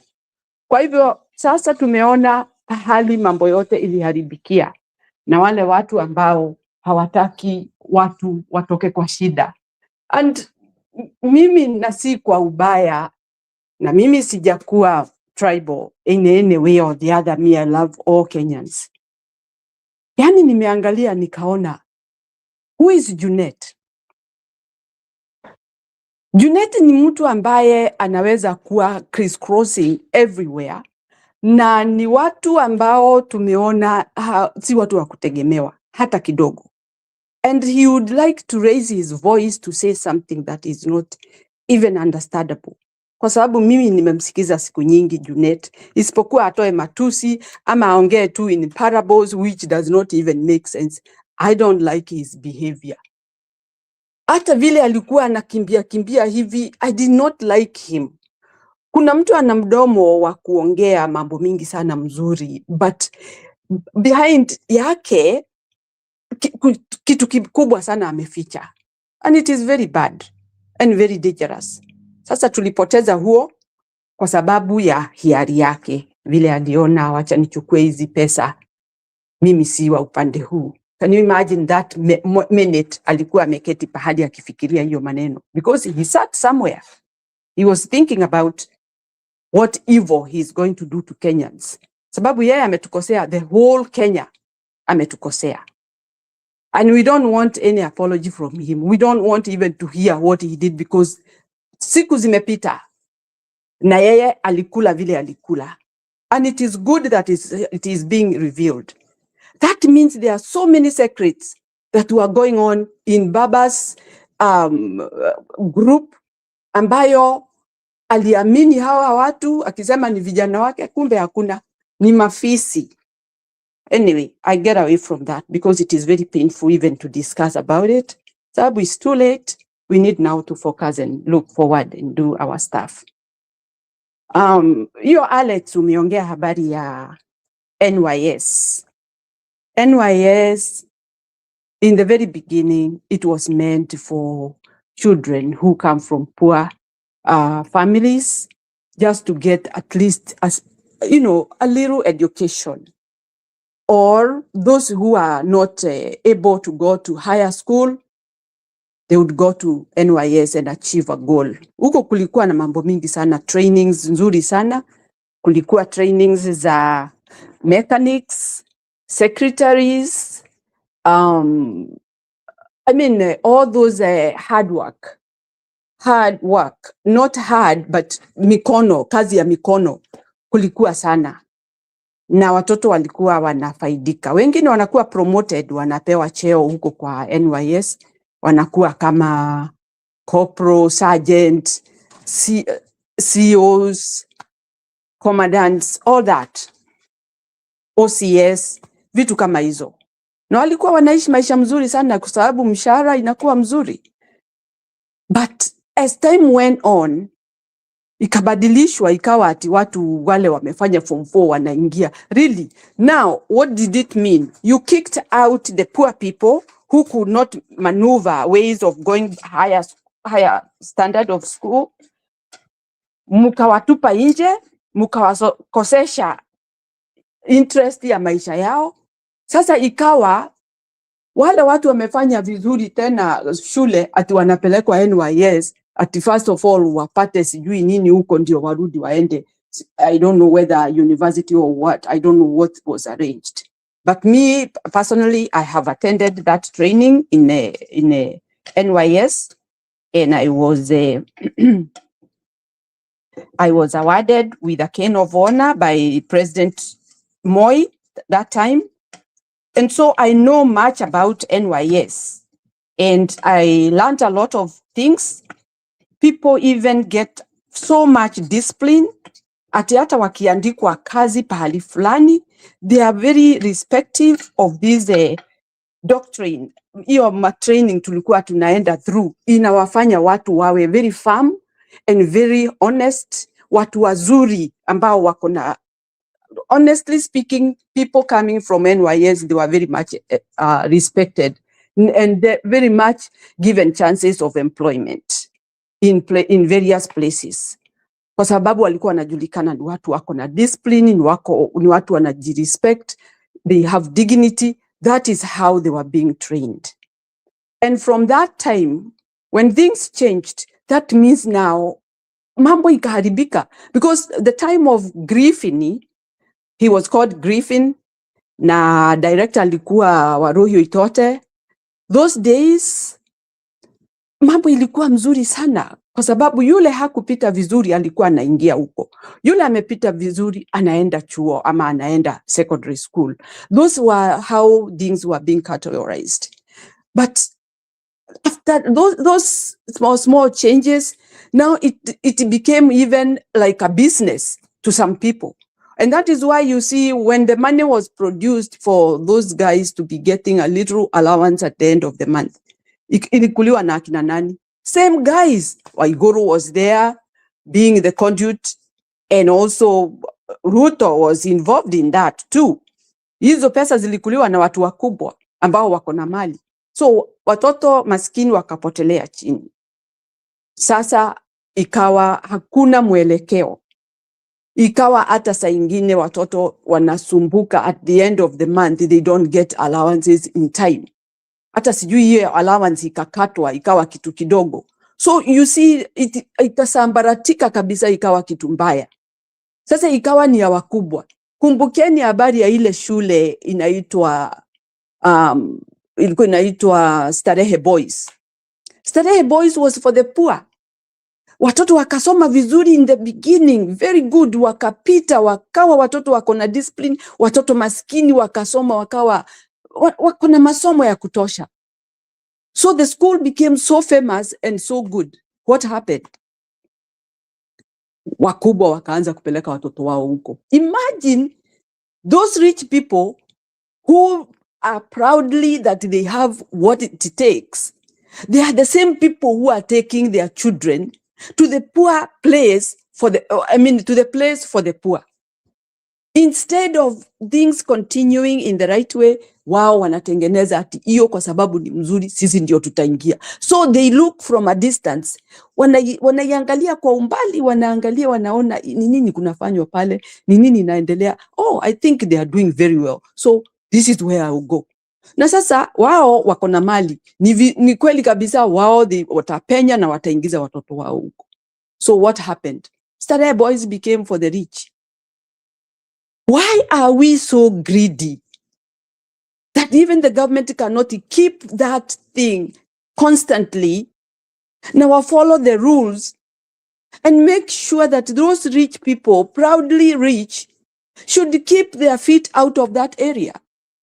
Watoto maskini hawakusoma, walianza sasa kuwa hawawezi kupata pahali ya kwenda. Imejaa rich na hao maskini hakuna pahali ingine wanaweza enda. So what happens?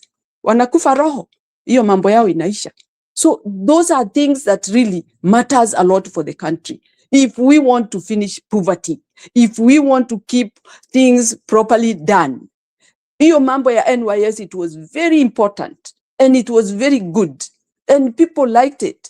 Ebu imagine sasa uwezi kuingia NYS bila kutoa mali. Lazima uende ufanye corruption ndio mtoto wako aingie. Why? Because it has become a competition. Sasa mtoto wa maskini ataenda huko? Hataenda. He cannot afford. So every institution that was kept for the race of the country, for the betterment of the poor for the poor, it has been completely destroyed. Imekuwa ni ya matajiri. Kwa hivyo wanaturingia nini? Wanaturingia watu wako na mali na bado wanaenda kunyemelea vitu za maskini. So these people are just so bad that they cannot even stick to their mali. Wanataka hata kusave more while wanafukuza maskini waende wakalale nje. Look at that situation. So our country has been very much destroyed kwa sababu ya hawa watu wenye mali, because they don't want to see the poor people benefiting in any way. Na si mali yao. In fact, it does not belong to them. This belongs to people who are inhabitants of that country, the poor people. Sasa tunaweza sema ati watu maskini ni wengi sana nchini, whatever. Who are making them maskini? It's the same rich people, because they don't want us to wear or to stay somewhere that we can benefit. Wao tu ndio watakuwa kibao mbele. It is very sickening. So for me, I'm trying to say Kenya has been destroyed slowly by slowly. Na umasikini umeletwa na wale wako na mali. Hakuna umaskini Kenya. Honestly speaking, because we had institutions to hold those poor people in places whereby they can also enjoy. But when you look at these rich people, they just want themselves to benefit in every corner.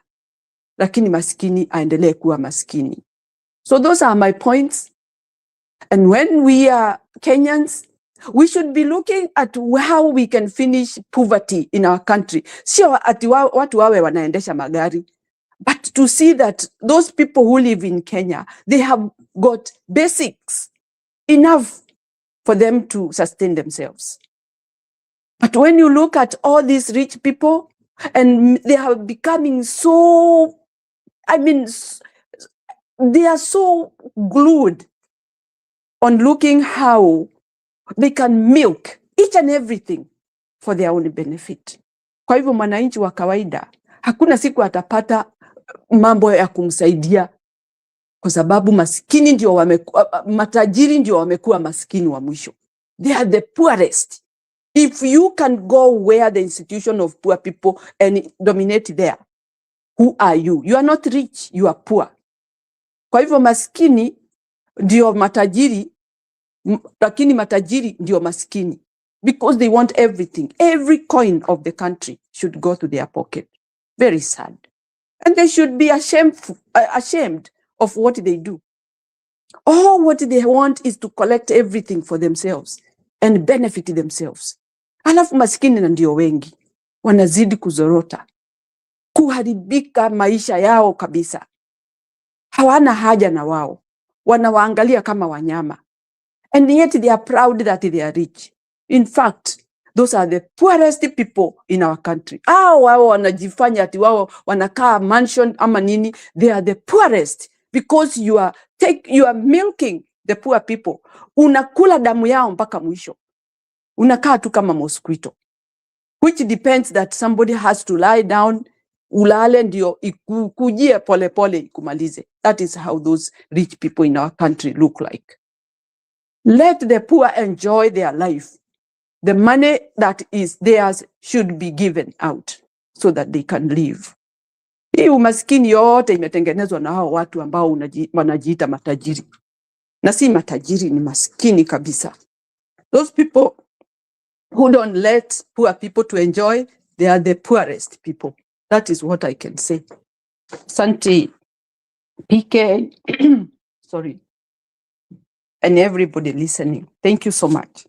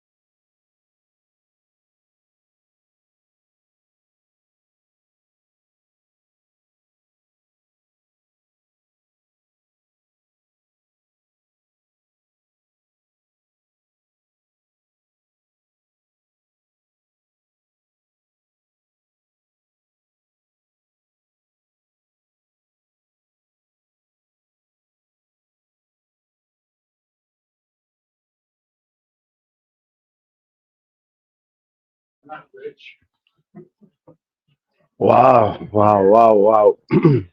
Kama kawaida studio iko empty tena. Okay, yeah, that is well said. Njiru amerudi. Njiru, endelea.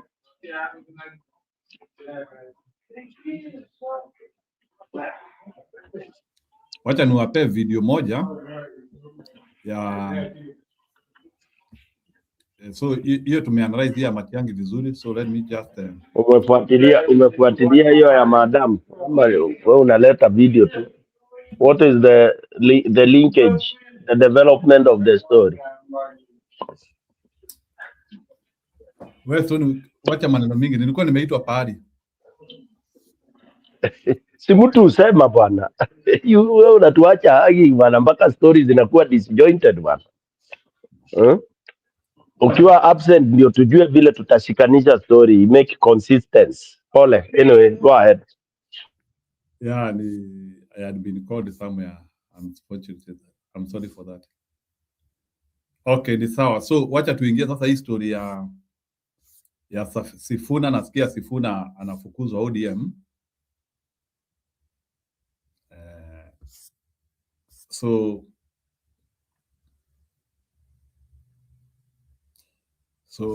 let me just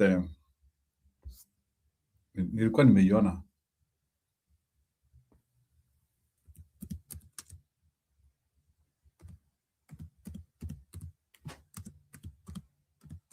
Just a moment.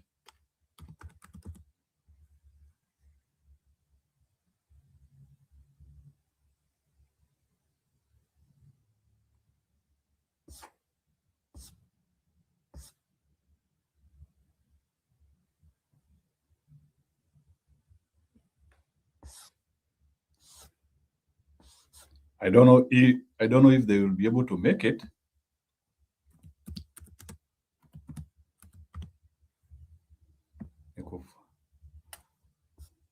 Let me just try to find out.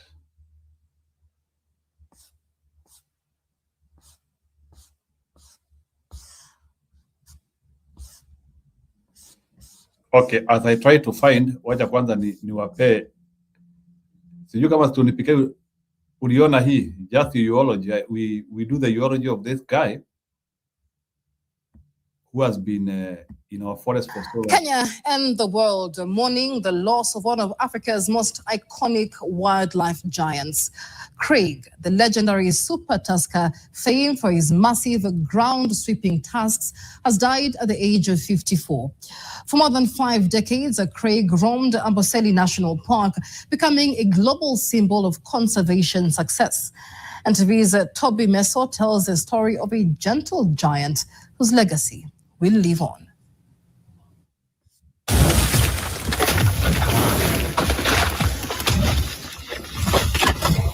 Rolling, splashing, and coating himself in the cool earth of Amboseli, a simple ritual for a giant who embodied patience and calm.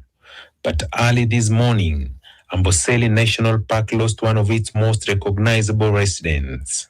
Craig, Kenya's iconic super tusker, has died at the age of 54, leaving behind a legacy etched in the earth of global wildlife conservation.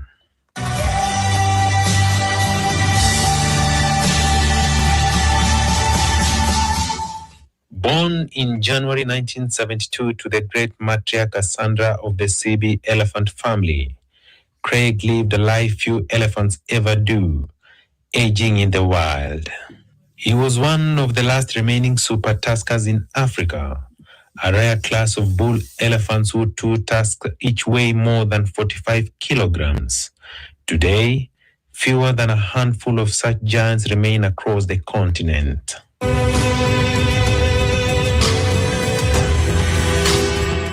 For over 50 years, Craig towered over the plains of Amboseli in Kajiado County, calmly navigating his territory with a dignified presence that captivated tourists, researchers, and conservationists alike. Unlike most elephants, Craig was remarkably calm, often posing patiently as visitors photographed and filmed him. His gentle character earned him global admiration, made him a true ambassador of Amboseli. In 2021, Craig's worldwide appeal saw him adopted by East African Breweries Limited through the Tusker Beer brand, cementing his status as a conservation icon beyond Kenya's borders. Elephants are known to live between 60 and 70 years in the wild, but many never reach such age due to poaching, habit loss, and human-wildlife conflict. Craig's long life was made possible through decades of protection by the Kenya Wildlife Service, working closely with conservation partners and the local community. Craig also fathered several calves, ensuring his powerful bloodline and calm temperament live on across generations. As Kenya bids farewell to one of its most iconic wildlife giants, conservationists say Craig's story will continue to inspire efforts to protect Africa's remaining elephants. Toby Meso, NTV. Hiyo ni eulogy tu ya huyo mnyama mkubwa wa Kenya. Haya, wacha nilete sasa story ya Sifuna. Familia yake. Tuangazie taarifa nyingineyo. Mkwaruzano wa mvutano chamani ODM umechukua mkondo mwingine. Jaribio la kwanza la kumbandua katibu mkuu Edwin Sifuna liligonga mwamba. Seneta wa Migori Eddie Oketch amelazimika kuondoa hoja aliyowasilisha kwa kamati kuu ya usimamizi wa chama kuanzisha mchakato wa kumng'atua seneta Sifuna. Haya yanajiri huku baadhi ya vigogo chamani akiwemo kinara walio wachache katika bunge la seneti Stewart Madzayo akitoa tahadhari kuwa mvutano unatishia kusambaratisha chama hicho. Jeff Kirui na maelezo zaidi. Kwa zaidi ya miongo miwili ambayo chama cha ODM kimekuwa kwenye ulingo wa siasa, chama hicho kinashuhudia mvutano na tofauti kubwa kuwahi kutokea, haswa baada ya kinara wake mwanzilishi Raila Odinga kufariki. Baba never allowed disagreement to break the party. Even in moments of deep internal tension, he insisted that issues be taken to party organs, discussed candidly, and resolved internally. That culture must not die with him. We owe him that respect. Kiini cha mkwaruzano kikiwa hoja ya iwapo chama hicho kinastahili kuendeleza mpango wa ushirikiano baina yake na serikali ya William Ruto au la. Jumatatu, seneta wa Migori Eddie Oketch aliwasilisha hoja kwa kamati kuu ya usimamizi wa chama akimtaka katibu mkuu Edwin Sifuna abanduliwe chamani. Hata hivyo, seneta Oketch amebatilisha msimamo wake hii leo akisema uamuzi wa kuondoa hoja hiyo uliafikiwa baada ya mashauriano na kinara wa chama hicho Dr. Oburu Oginga. Seneta Sifuna ameandamwa na upande wa wanaunga mkono mpango wa serikali pana kutokana na pingamizi zake dhidi ya ushirikiano baina ya ODM na Rais William Ruto. ODM must never become a party that tells its members to leave. That is not who we are. When there are disagreements, the answer is not expulsion or threats. The answer is strengthening the party organs, reinforcing discipline, and recommitting ourselves to internal democracy. Chini ya miaka miwili kabla ya uchaguzi mkuu ujao, mtafaruku na makabiliano chamani ODM kwa mujibu wa vigogo chamani yanatishia kulemaza ushawishi wa chama hicho na kuathiri uungwaji mkono kama ilivyokuwa hapo awali. The current intolerance does not augur well for a revolutionary movement that the Right Honorable Raila Odinga founded on the ideals of democracy, free speech and justice. We are concerned about the curious emergence, concurrent and strategic emergence of small parties and entities in our hitherto strongholds. And in politics, there are no accidents or coincidences. We risk heading into 2027 with heated tensions, intolerance, and violence that could undermine free and fair elections. That would be a betrayal of everything ODM has stood for since its inception. Pasipo na Raila Odinga ambaye alikuwa kama gundi iliyoshikilia pamoja chama hicho, nduguye Dr. Oburu Oginga alitwikwa majukumu ya kuongoza chama hicho. Na hivi sasa anakabiliwa na kibarua cha kukabili mawimbi na dhoruba ya mashua ya chama hicho. Je, atafanikiwa? Jeff Kirui, KTN. Maswali mazito. That should be our biggest story tonight. Kuna mtu alikuwa ameamua kutimua Sifuna, lakini haikuwezekana. He had to withdraw that. So what is happening with ODM? All this confusion in ODM itaisha lini? Or are they signals that they can no longer be stable as long as they are with William Ruto? I've never seen a party this unstable. Simply, and they are working with the government, which they claim is having money and giving them opportunity. But why all these mixed signals? Budi tunaweza anza nawe sababu wewe ndio umerudi. As we go to Stone PK and then Mama. Does it surprise you that the people they sent there are not the people that have actually attacked Sifuna before? Now, if you listen to the whole speech of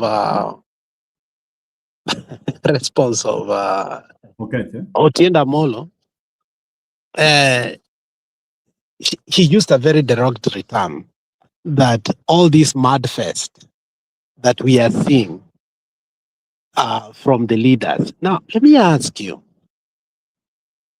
So when Oburu Odinga used to attack Sifuna and say that the only voice that matters there is him, Mbadi, and Junet, they were not in the executive committee.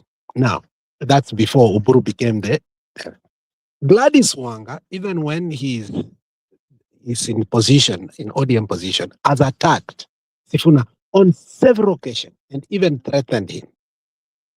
Now, Junet has done that over and over and over, using even Salah, the so-called Babas Nini. And I really wonder, and for some reason, it makes me really say that the biggest traitors of Baba are actually the Somalis. These ideas of saying that the Kikuyus betrayed Baba I'm not buying it anymore. I mean, I'm seeing broad daylight. The Somalis betraying Baba, especially those that Baba mentored for years. Now, third thing. The whole leadership of ODM openly, except Ososi, I have attacked Sifuna for more than 1 year. Consistently, persistently, in every political meeting, including the small boy, Kasimue, who was just given a position recently by Baba, abused Sifuna so badly. And when they went to Mombasa, that is when he apologized because he understood the politics of media is totally different from when now they are going to meet all of them together. When does it become attainable? When one man's word ravages the whole political party and brings it to a standstill.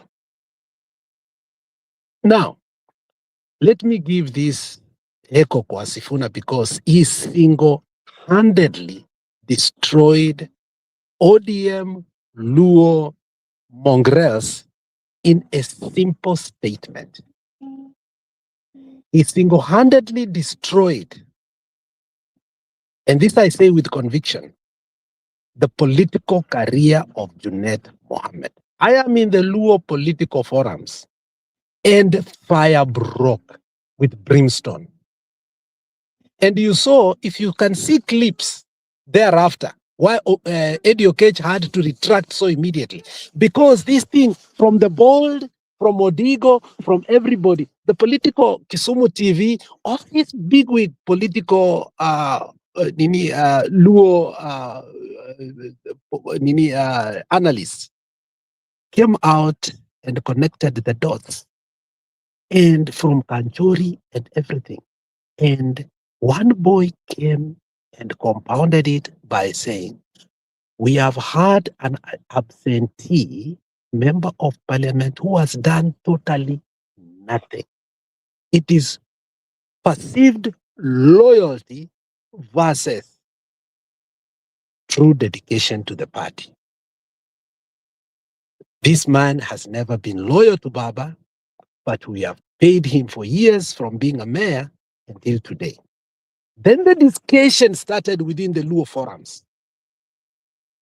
That is when Raymond Omolo commented something, and many people acknowledged that from here going on, it is either ODM shapes up or the South Nyanza, which includes Homa Bay and Migori, will get out of the hands of ODM forever,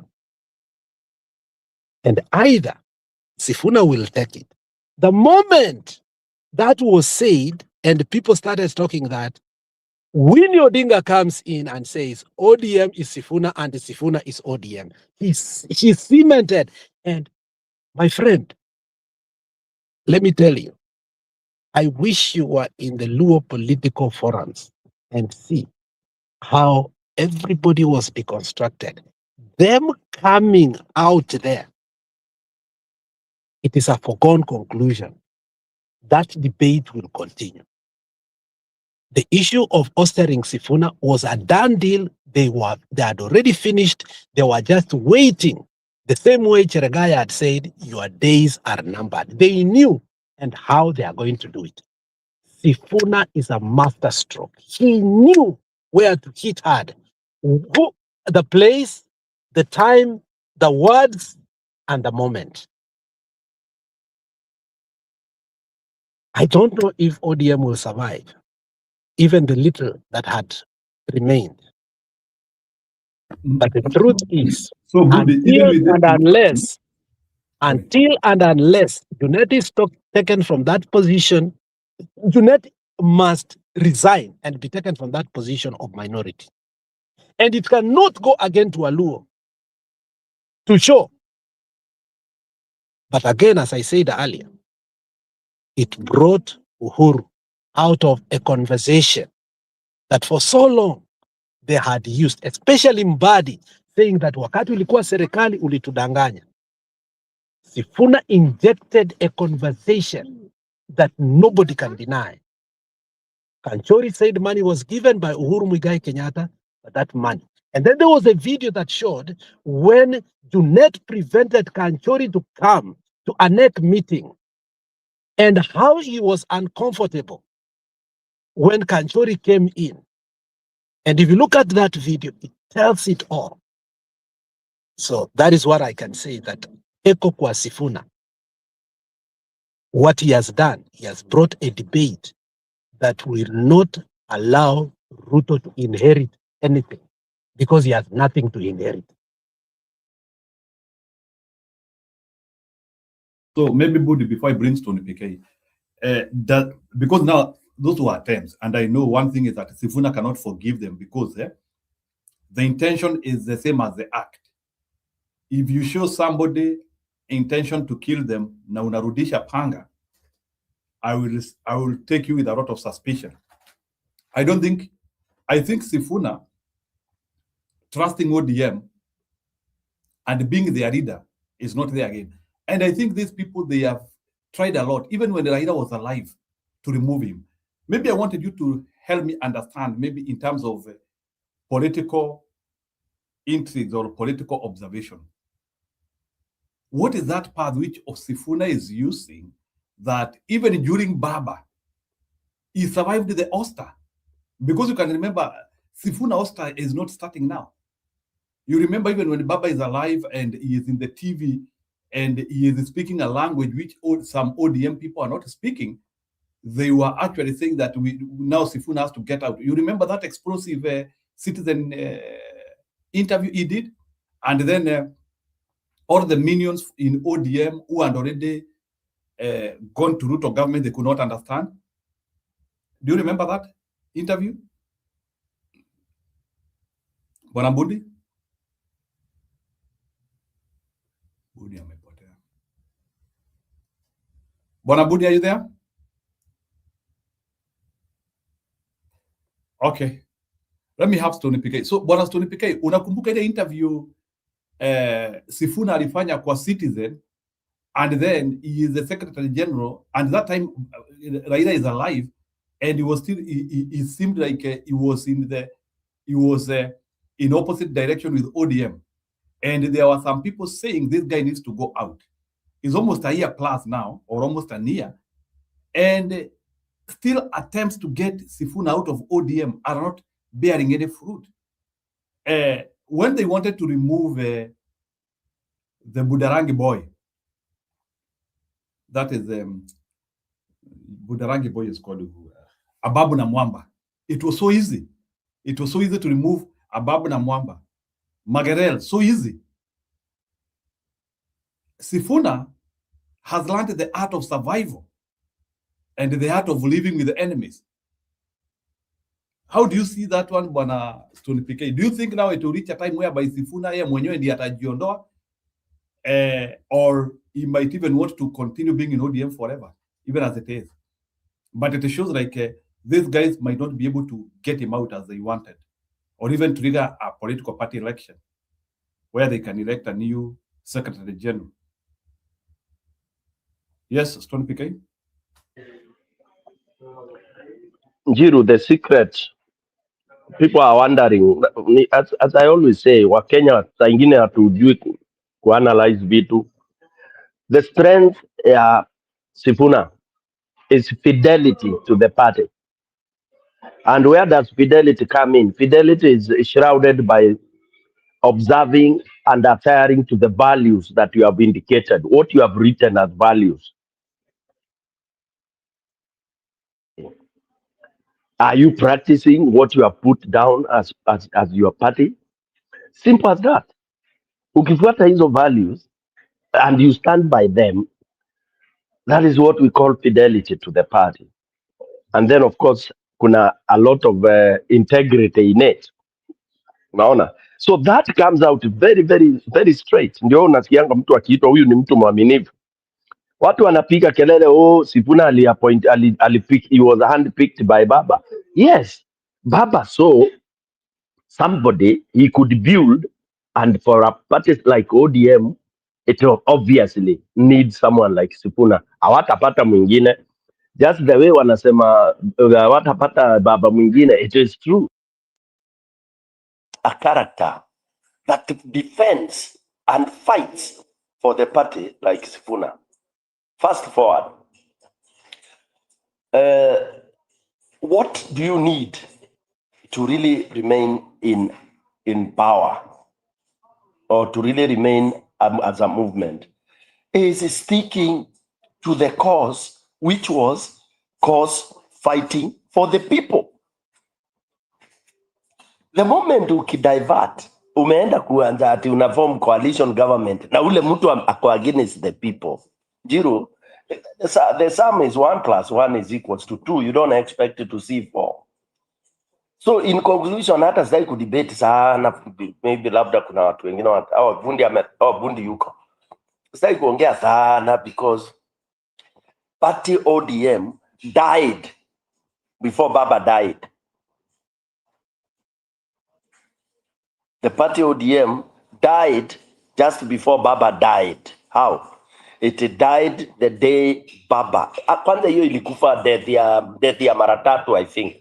Because every time Baba went into handshakes, it was a death. Tunaweza ita ni stroke ya party. Every time he went, he moved from the people after people have been killed, massacred for going to fight for their rights. Then he goes to handshake. Hiyo ni stroke ya kwanza.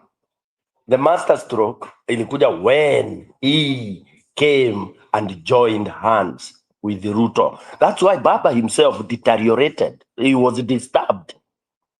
It was killing him because he knew that was not the right thing to do. He had problems. He could not explain. That's why he was coming with the vitu zinaitwa enclaves, generation nini. He was struggling. I've donated the experts. We are not in government. We are. All that tells you it was a death. So the final death was when Baba died. Madhakarwa confirmed it. When Baba died, ODM died. So what you are seeing is not ODM. You are seeing little small individual selfish ODMs, who they really are. All what you are seeing in those people is who they were even during Baba, only that they would not come out. So nothing strange for those people who are keen, especially some of us who have been in ODM, we've been in their politics, we've heard the way, when I come and talk, sometimes I talk from what you hear in meetings, live. Jiru tukiwa kwa boardroom, alafu utupe neno kama, weenda huko mtia mbele, hata huko mbele hakuna vote ya ODM. That statement might sound just like a mere statement, but it is weighty. Imagine saa hiyo mtu ametoka mbele, amekuja Lavington, amejilipia fare, you never send him fare, anakuja kurepresent your chama, and then anakuwa dismissed in front of, mahali kama hapo. It is killing. Okay? It is killing. And at one time, it was even, people complained in the meetings, wakasema, hii chama tutawaachia na ujaruo yenyu. When you have people commenting, making those kind of comments, it's only that they have been living in denial. Hata Baba alikuwa anajua. It's just about denial na kujipaka maredhi. ODM has blundered big time. Big time. From 2012. Big time because of money. Pesa ni mvunja mlima. So ODM died completely when Baba died. When the day Baba was buried, ODM was buried. What you are having now ni individuals trying to survive, the debris of ODM. And those debris is I don't know how they will go. It's like the remnants of a tsunami. Let me pause there. Budi, are you there? The most amazing thing is that we ought to ask ourselves is, while Sifuna still says mimi ndio msemaji na katibu mkuu wa ODM, is his heart still in ODM? No.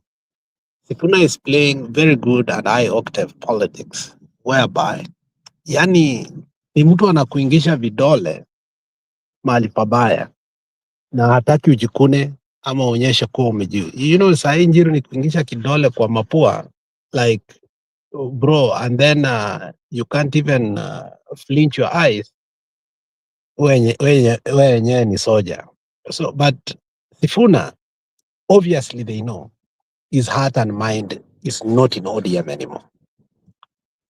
But you see, kumtoa kwa hii kiti imewashinda.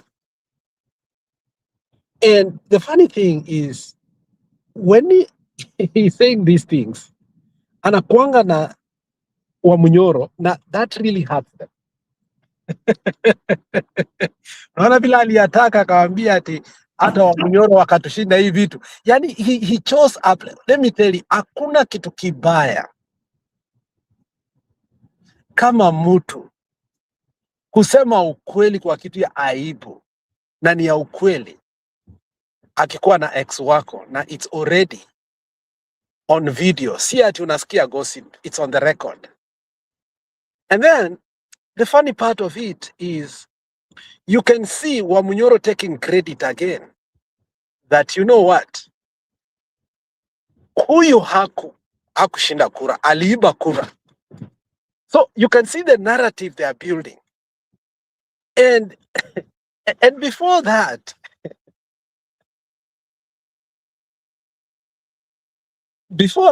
Sifuna says a very interesting thing. I don't know if you Sifuna ni mchokozi. Anasema unajua Nairobi iko na women red anatoka Greece.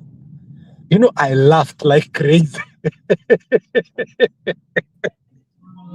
I am still looking for the intention of that story.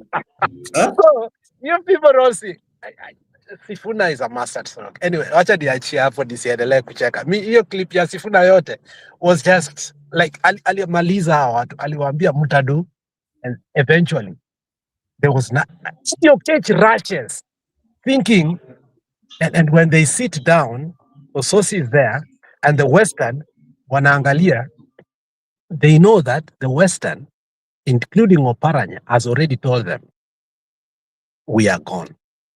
I don't know what these Luo boys were thinking, but well. Alex, let me make a comment here on what you have said. I know, unajua saa ingine ukimake comments kama wewe ni mkubwa kuliko. Do you know elder brothers are the most hated in the family? Unajuaga hivyo. So don't ever pray to be an elder brother. because in the family watu wanasema wachana na Alex, anajidaiji anajua kila kitu. Wachana na Alex, ndiye ana advising Buddha. Wachana na Alex. Every time is wachana na Alex. Now, I'm happy you've called them boys. It is who they are. That is exactly what it is. And it's almost a curse to be a boy in any situation, Alex. That's why, ulisikia, if your grandfather, if you ever walked around with your grandfather, kama mimi wangu alikuwa ananiambia, tembea na wale watu wakubwa kidogo kukuliko. That is wisdom. Yani nikiput in my language, it is very sweet. You can attest that. Wacha kutembea na number one, if you are at here, unaambiwa utembee na ule mtu atakuwa ako juu yako kidogo. Because it helps, Alex. Eddie, I've always seen Eddie as a very trivial, very petty somebody. Mpaka, you know, I wish school sometimes would mature people. But unfortunately, school does not add wisdom. That's the saddest thing I've observed. Because unakuta mtu utoto, ushasikia ukiambiwa wacha utoto. Utoto is, this situation is so fluid. Unaangalia Sifuna unamdharau. Unamwangalia unaona ni Mluya, kwani atadu. And by the way, when you hear somebody saying atafanya nini, wacha kaende. Huyo ni mtu hajathink vizuri. Because the moment you say kaende, kataenda. Na kakienda, kanaweza tamba na wewe. Unaona? So Eddie has been very messy, anamadharau, because he thinks he's super. He has forgotten Sifuna is the Secretary General of the bigger party hiyo wanaongea, and Sifuna is respected in every other corner of this country. Tulikuwa tunamwitanga SG. SG akisimama mnasimama, ni kama baba amesimama. That's the respect this guy commands. And this respect ya huyu jamaa nafikiria ni ile inaitangwa charismatic.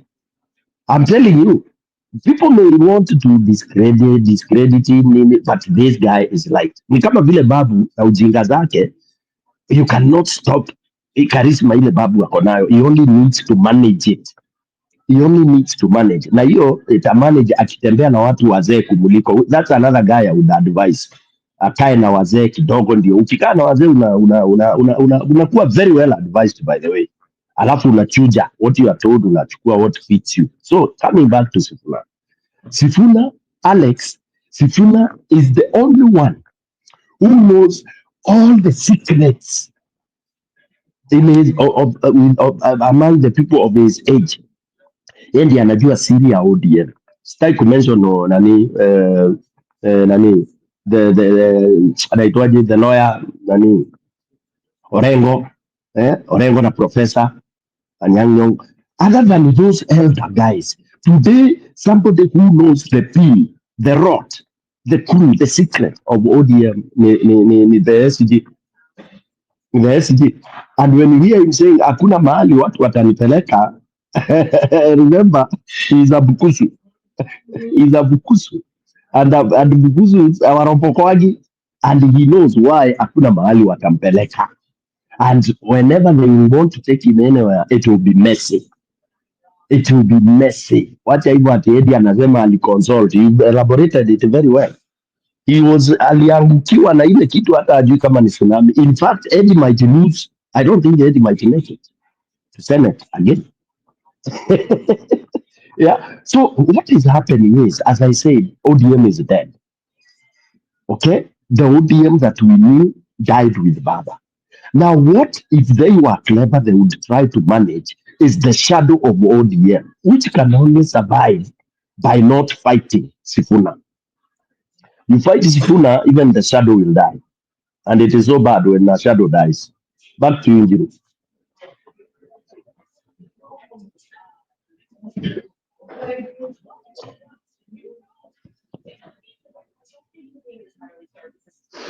Yes, Moody, you want to react to that? Kabla niwaekee outsourcing.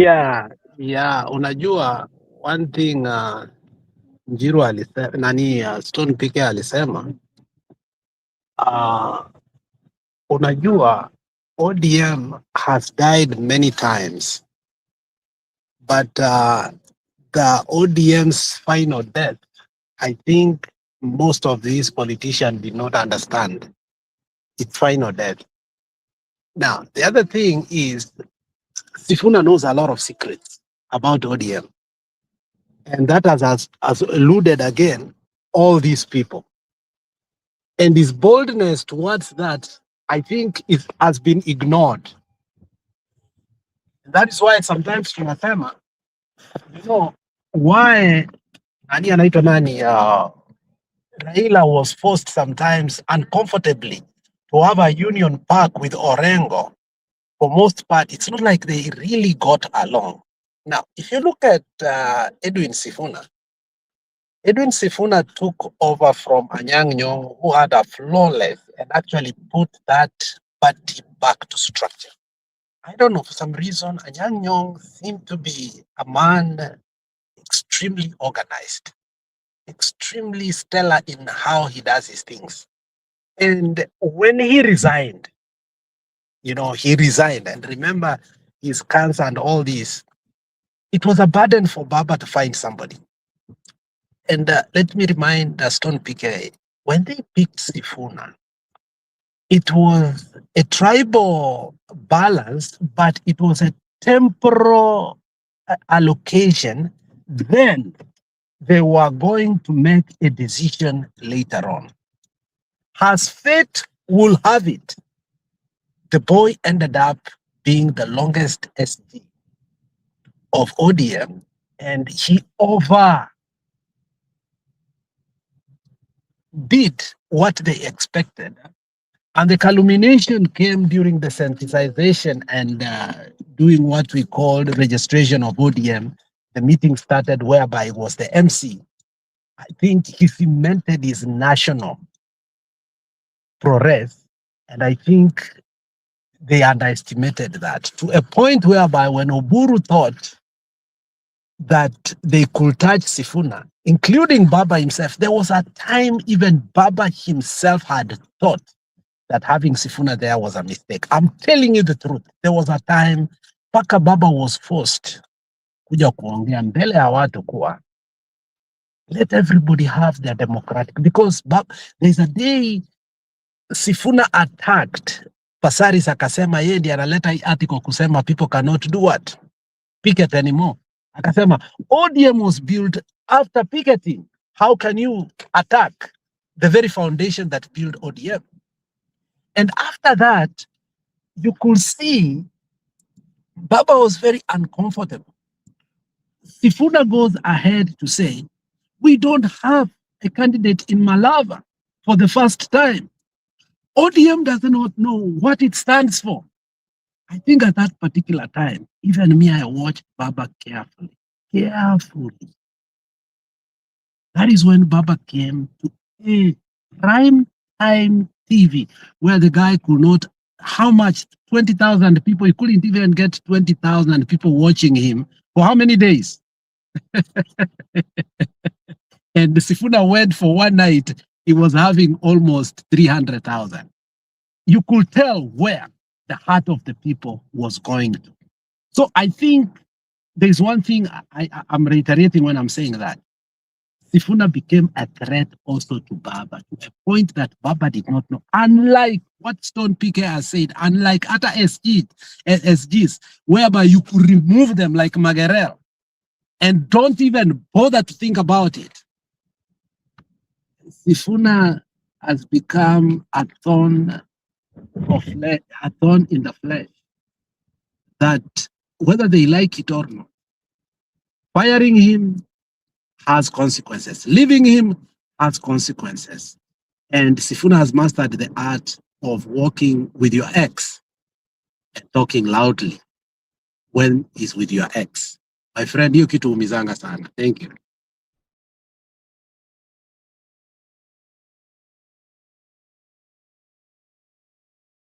Acha Otosti aongee alafu we react.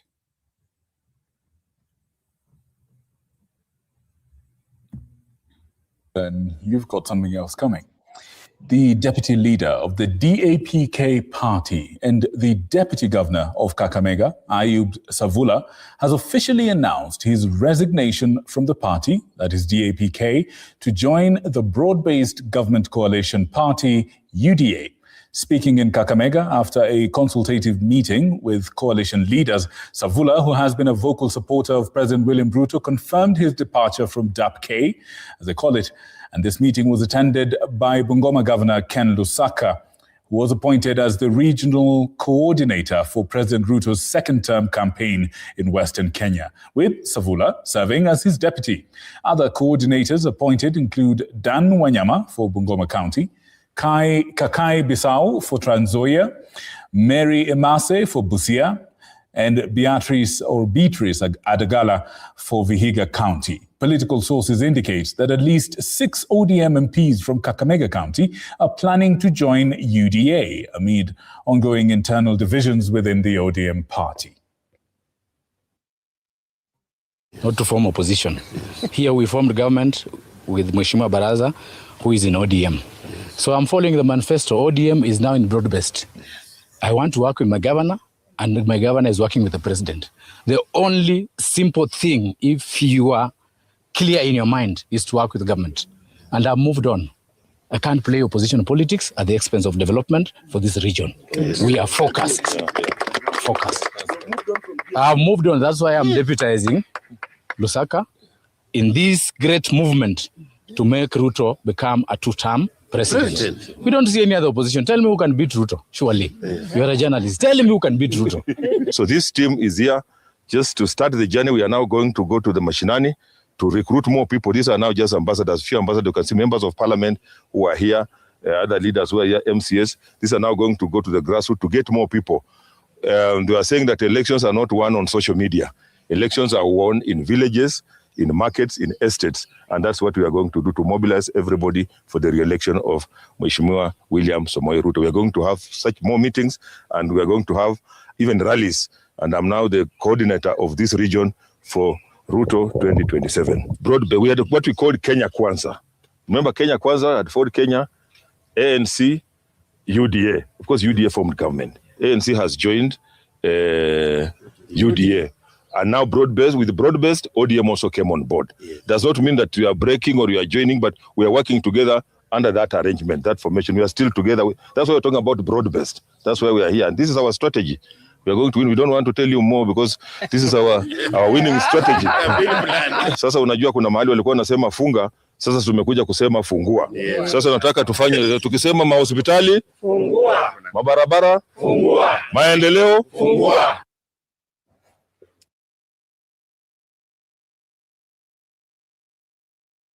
Okay, you can react to Safura, Bwana Stone PK. What is he saying? Working with the government and naongea vitu. I think hiyo ni joto ya pesa. That is not him talking. I know a real man and I know an accelerated man. That is not a Safura on a natural pace. What do you think? That is Safura, Njiru. That is Safura. He is a lawyer, and I thought that lawyers are still very jittered with the broad-based government. Why is he saying government? No, when you say lawyers, unajua hiyo huwa tuna generalize. Bado. In fact, one of the very wobbling community in terms of this movement is the Luhya community, my friend. Who told you Luhya wako kwa nini? Opposition? Wote? No. They are very unreliable. Let me tell you that. Very unreliable. Very unreliable and very easily kununuliwa. Usikiangi Waluhya wakiambiwa maneno ya tumbo wewe. Kulea mbele. I know that sounds very stereotype, but these stereotypes, they reflect. Luhya is still a stumbling block towards unity ya kutoa Ruto. Remember, as of now, they even don't have, hawaja accept ni nani atakuwa mobilizer ama movement towards one united opposition. And even in Natembea is hapo. He's neither here nor there, for your information. Because this is how I gauge it personally. This is my observation. And why would I be, even this is a problem I'm now also beginning to have with Matiang'i as well. What is this that people are trying to do things their way? Ni strategy gani hiyo? Na nataka pia tuweze kuanalyze hizo vitu sana. Yani sasa kama sasa tuseme kila mtu ameenda, au anajiita wako tuseme claiming one term. Let's say one term movement. Unasema una support one term. But you are a soul, wanaitangwa soul nini? Soul soldier. Uko peke yako kwa kiwanja, kwa huko. Wewe umeenda, umesema nimeenda Western, huko wewe unapiga nduru peke yako. Okay? And you are not picking nduru, tagging other one term people. Because Kenya tuko na hii ujinga ya kufikiria, if I say there is a building in Njiru, we are too selfish. And that selfishness has very few leaders have it.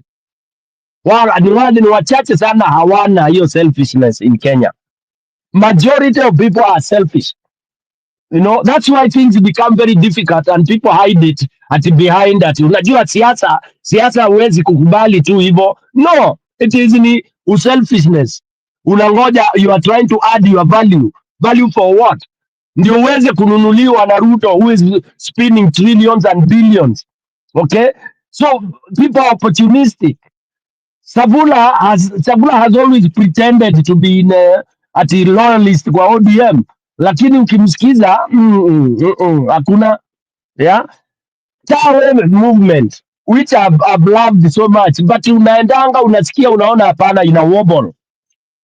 All right, so I'm not surprised when I hear these people saying, oh, you know, strategically, oh, lazima tufanye na government and all this. Baba made the worst mistake when he signaled to already cowards, watu wa matumbo, na yeye akawaongoza huko. Hawatatoka. In fact, ODM wale watu hawatakuwa kwa government in terms of leaders, ni wananchi tu. Okay, and now this is where Sifuna should take proper political advantage. Proper, ajipronounce kabisa vizuri. Okay, kama anataka kumaintain hiyo jina ya ODM, maybe aite ODM something else if he still feels like the name is mrembo sana.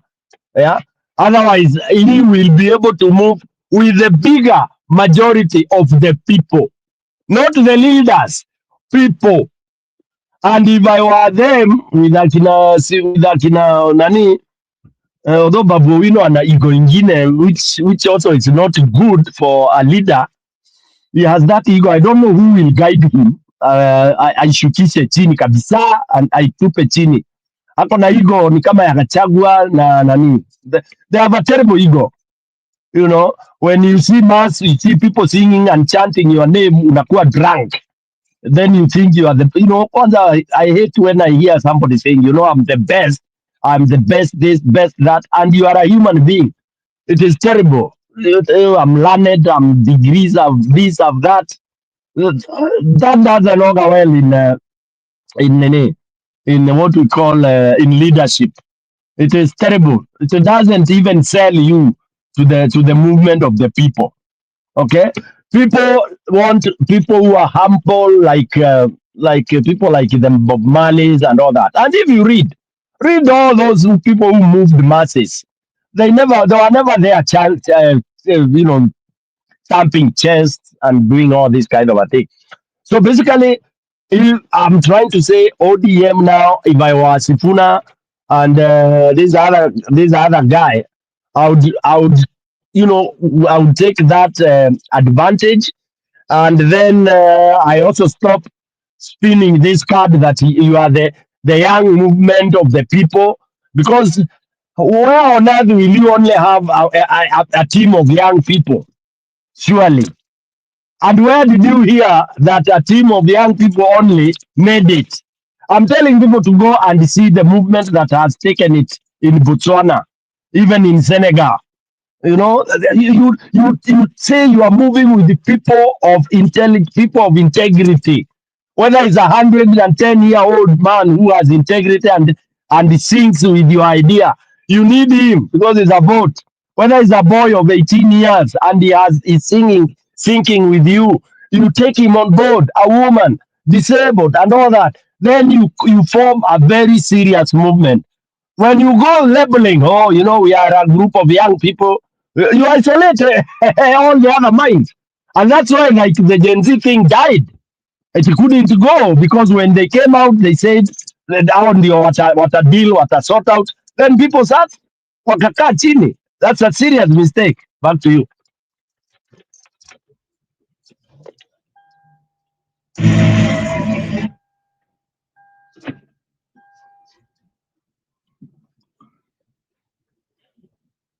Aya, Budi, endelea, you can react to Safura. Unajua wewe kwanza ulisema outsourcing, baadaye unatuletea Safura. Ndio nimeshangaa. Mimi nilikuwa ni outsourcing sasa. Outsourcing we know outsourcing bwana. Unatuletea Safura, unanimulevi waladio wa UDA. Jiro.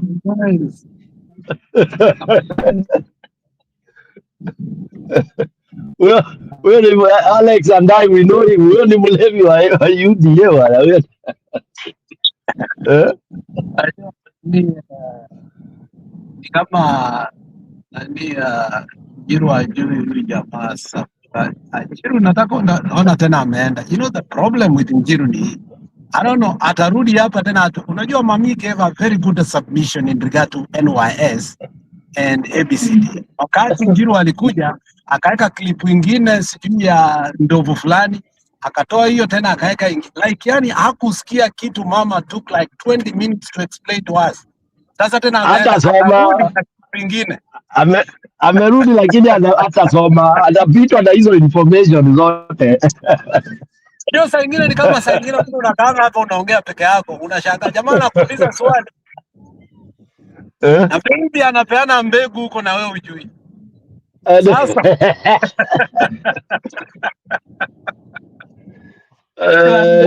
Jiru ana multitask, unajua. Mwanaume a multitasking except on one thing. So hiyo ndio tunashangaa. Wewe sasa wewe unaturudisha nyuma, alafu unajua hapa tuko kueducatiana. Kama sasa ungejua Savula ni nani na Ososi ni nani, unaona sasa huku haya ni sawa, nimeelewa. It is confusion, lakini unajua bado pia hata sasa kuna African Cup pia inatu confuse. So naweza fikiria kwani huyo Savula ni wa Ivory Coast ama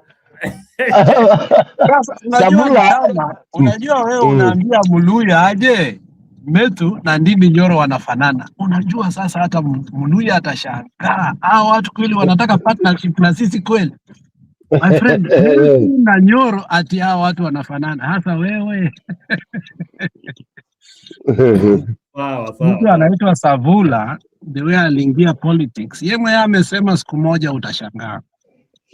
Let me give a disclaimer. Savula was a sugar baron. The people that brought Zoya and Mumias is not Kidero.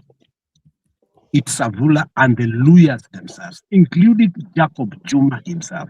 I want you to go and put a clip where Savula says, bila alienda akahonga watu within 2 days, change election within his area, and how alitukanwa ndani ya bar, akikunywa, decide to go run.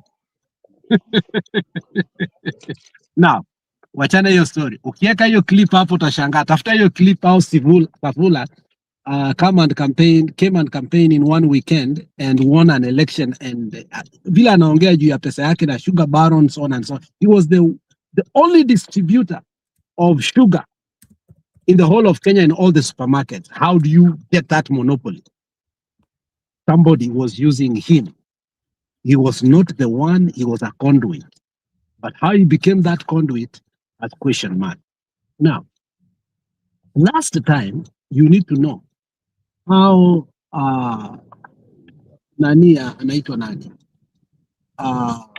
Malala became the blue-eyed boy for Ruto. But Savula was in that clandestine. And what happened was Savula and Boni Alwale, they knew they were going to be given the UDA Nini Quran on governorship. That did not happen. And after that did not happen, he decided to go for the deputy governorship, and akasaidia the current governor to deal with Malala, because Malala alifanya nini?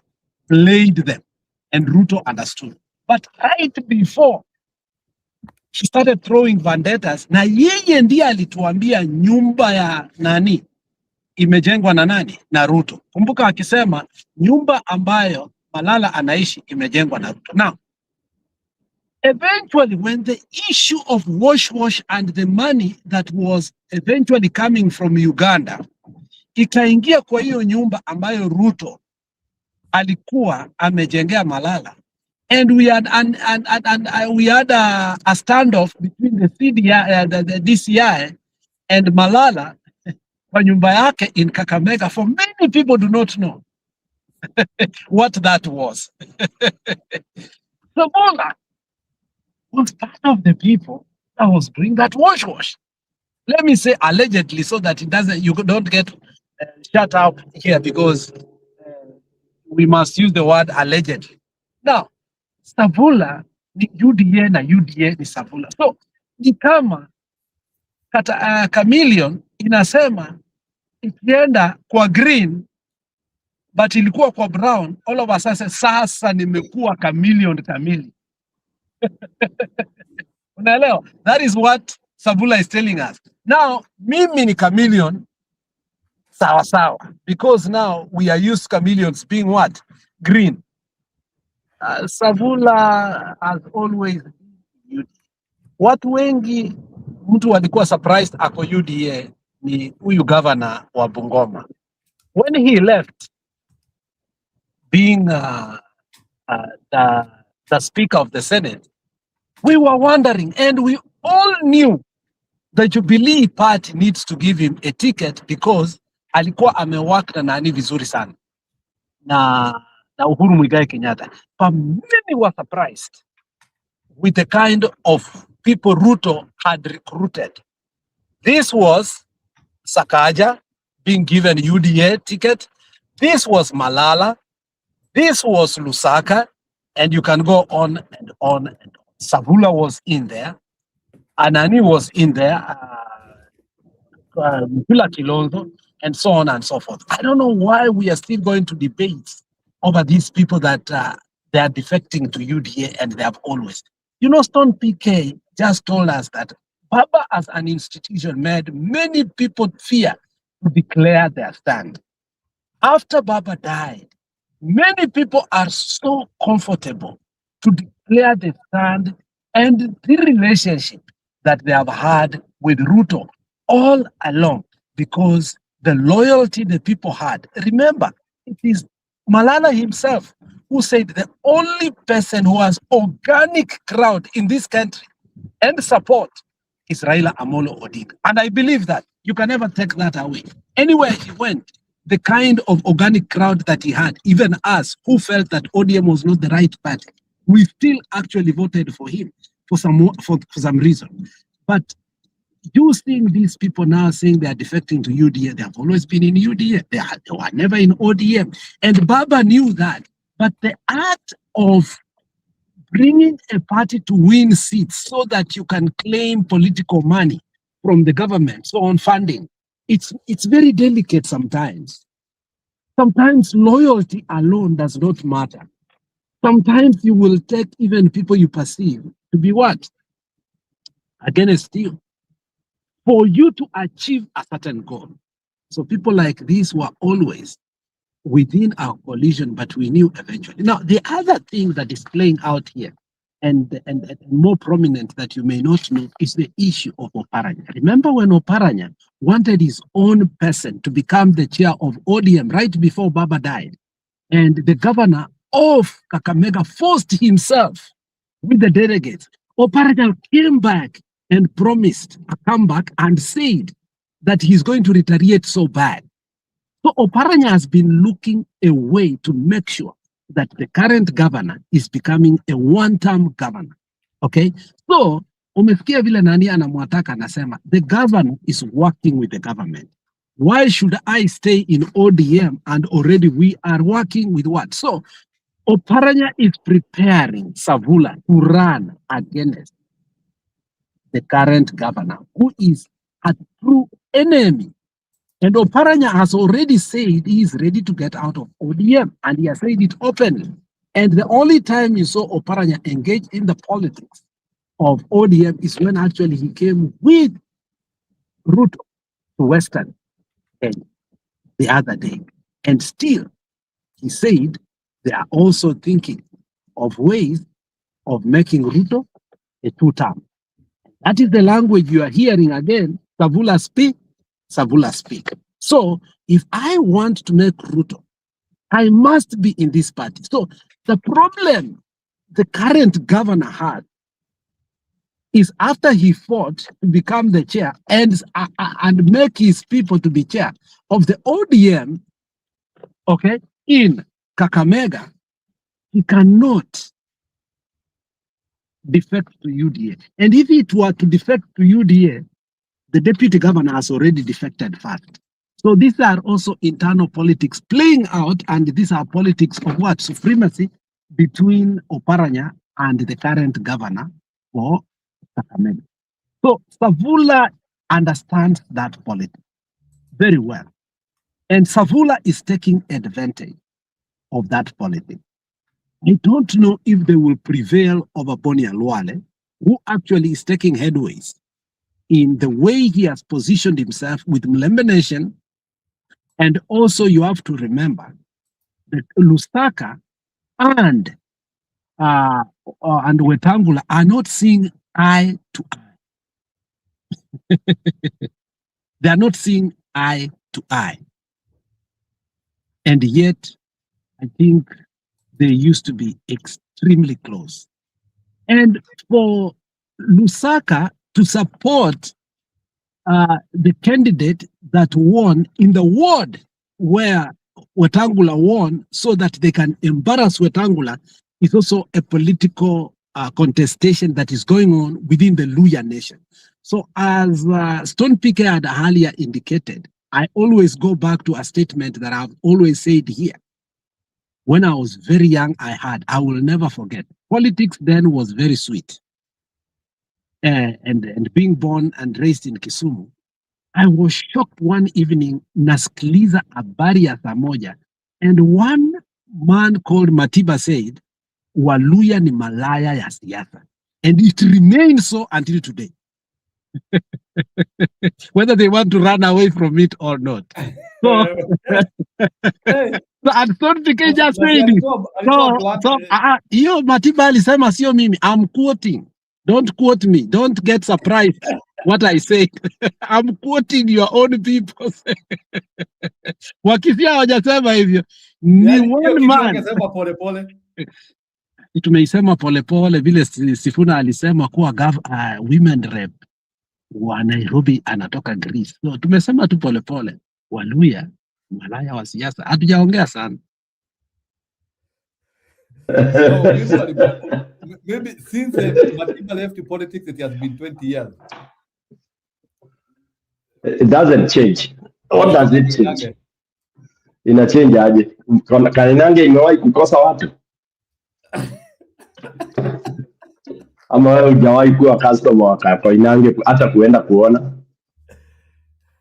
No, they can be lumped up. They can be lumped up na watolewe hapo. Waambiwe Never. kusimama hapa. Hiyo ni kama zile streets za kule nini Thailand. Yeah, thank you Alex. Hapo kuna watu wezi rely now politically in Kenya. Zero. Yeah, there are some people from some tribes. Let's talk that way because Kenyan politics is about tribe. I'm a region, to say a region. There are people you cannot, actually, let me use the very strong term, trust politically. Because if people cannot unite, you know why I like the rules? The rules can follow even a condom once they resolve. Once they resolve, wazawa ni kondo yetu, ni kondo yetu. Ni angel wetu, ni angel wetu. That I give it to them. All right? The Kambas, the same. Period. Nipe wengine. Wakisi, highly volatile. Unajua wengine wetu tunasema sisi ni werevu, hatuwezi bebewa akili na mwingine. Stone PK. Na hiyo ndio ujinga. Hiyo werevu ndio ujinga. So Stone PK si hata Bwana Ruto alisemanga, si Bwana Ruto ndiye alikuja akasema hatupangwingwi. Mbona mnataka tupangwe na hatupangwingwi? Ati hatufanyangi nini? Ampangwingwi na yeye akawafanya nini? Ruto anatumianga a reverse psychology. Sisi hatupangi watu. Sababu najua alikuwa amesikia because that is the language which is spoken in Mount Kenya. Yeah. Ati izi tutiha kago mashuru. Ati wichi mashuru na mmepakwa mpaka unapakwa mpaka unapakwa kwa bibi yako. Ati sisi hatupakangu uji. Budi, do you know how that is? Do you know the meaning of that statement? Ama tu tunacheka hapa. Sisi hatupakangu uji. Mauji. Do you Bwana Budi, do you know anyway it comes from vile mtoto akipewa uji na mama yake venye anapakangwa saa zingine anapewa na inamwagikia kila pahali. Sasa some Kikuyu techno say that wao wapakangwe mauji. Mnapakango Bwana Mbudi. Wacha nitakwambia, wacha nimalize kitu nafanya. Haya, ni sawa. Yeah, that is okay. Okay. So now based on nimepata video ya Savula, lakini the only video ya Savula napata ni ya 9 days ago. Ndio hiyo mnataka kama ameongea leo? Otosti, Godfrey Otosti. Yeah. Sijui nani alikuwa ameisema gani? Yeah, the one which I can see here ni ya 9 days ago. Ndio hiyo? Godfrey Ososi. Wacha nimwite tu Ososi. Ososi. Ni mchuzi. Aya, wacha niweke hii ya 9 days ago akisema referendum. It looks like he is anti-government anyway. Sikuwa najua. Office. He alleges that there are discussions suggesting the referendum is intended to extend the current president's 5-year term to 7 years. The Vihiga senator said some of the proposals, such as boundary reviews, are a decoy fronted by Prime Cabinet Secretary Musalia Mudavadi and his team to divert Kenyans from key national issues. Nilisikia wenzetu wa UDA huko Mbale wakisema kwamba wanataka referendum. Ati kwa sababu sijui boundary review imechelewa, sijui wanataka ward mingi. Lakini I read a sinister motive in that proposal. Kwa sababu sisi ODM tumekuwa tukipigana tukisema tunataka mambo ya boundary review ifanyike. Hata wakati tulikuwa kwa maandamano tulikuwa tunasema hivyo, na hawa wanatukataza. Tunawaambia tunataka IBC kuja mapema, wakachelewesha IBC, wakasponsor cases, wakaenda kotini kusimamishwa kwa IBC. Sasa wanangoja kama tumebaki na mwaka 1.5 ati wanasema kabla tujaenda uchaguzi tulete referendum. We already know what you are up to. Hawa watu wanataka kusongeza miaka term of office from 5 years to 7 years ya MCA, ya mjumbe, ya senator, ya governor, ya president. Wananchi mko tayari kutuongeza muda? The push for a referendum by Prime Cabinet Secretary Musalia Mudavadi is causing a storm from the opposition. So that is the best I can see. Sioni video hiyo jamaa latest. Ni nani alikuwa anauliza? Ni Bundi. Alex ndiye alikuwa anauliza. Kama kuna ingine.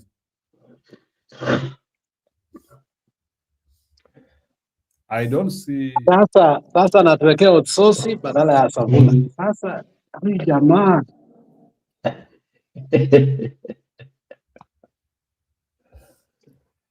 wow. Sabula ndio ako ODM, ndio ule anajitaka mtoto wa pasta. Ni mlevi tu hata ukiangalia kwa stage. Ukisikia mtu anasema mimi ni mtoto ya pasta, wachana na huyo kabisa. Ndio huyo sasa. Hiyo ndio nasikianga tukisema kwa vernacular, utapotelea hapo. Wewe ulikira na ule. Ndio huyo. Savula bana my foot. Ndio huyo. Ni mtoto wa pasta.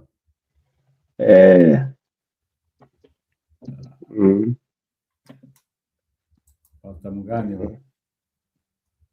Aya, ni sawa. So nani Bwana Mbudi, you can react to what he said. Maybe if you have more news you can add to that one. But Otosti looks like he is on our side so far.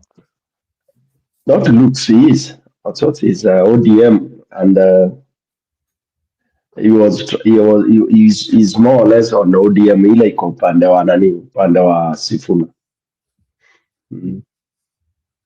Ni vile sasa hatujui pesa itakuwa. Hii pesa ya Ruto itashake. He's prepared to buy people like never before. And remember, he buys you if you don't follow. Lakini kuna mambo Kenya sielewangi. Can you imagine ati huyu jamaa anaitwa Alai ati anasema ati sio bunduki alikuwa anatoa, ati bunduki ni kuanguka, ilikuwa inaanguka. Mbona leo hukuleta story zake na vile amebonga mpaka amekuwa contradicted, anaonekana fala. Ndio nauliza ati na bunduki ilikuwa inaanguka. Ati na clip inaonyesha. I think he has seen that it is becoming more heated. It is becoming more fiery. It might end him more in trouble. It might end his political career. Sana Mheshimiwa Robert Alai katika Radio 47 hapa ndipo. Ukwaje my brother? Salama wa Salmin. Salama wa Salmin. Na simu za smartphone. Na anajifanya humble. Is this guy this humble? Anajifanya like anaongeanga hapo. Story PK, is this guy humble ama ni vile tu ametafuta tu dimina ya kuhoodwink Kenya? Huyu jamaa anakuwa Njiro. Nilikuelezea juu ya huyu jamaa ama umesahau? Si ni jana ama juzi ulipoleta topic yake.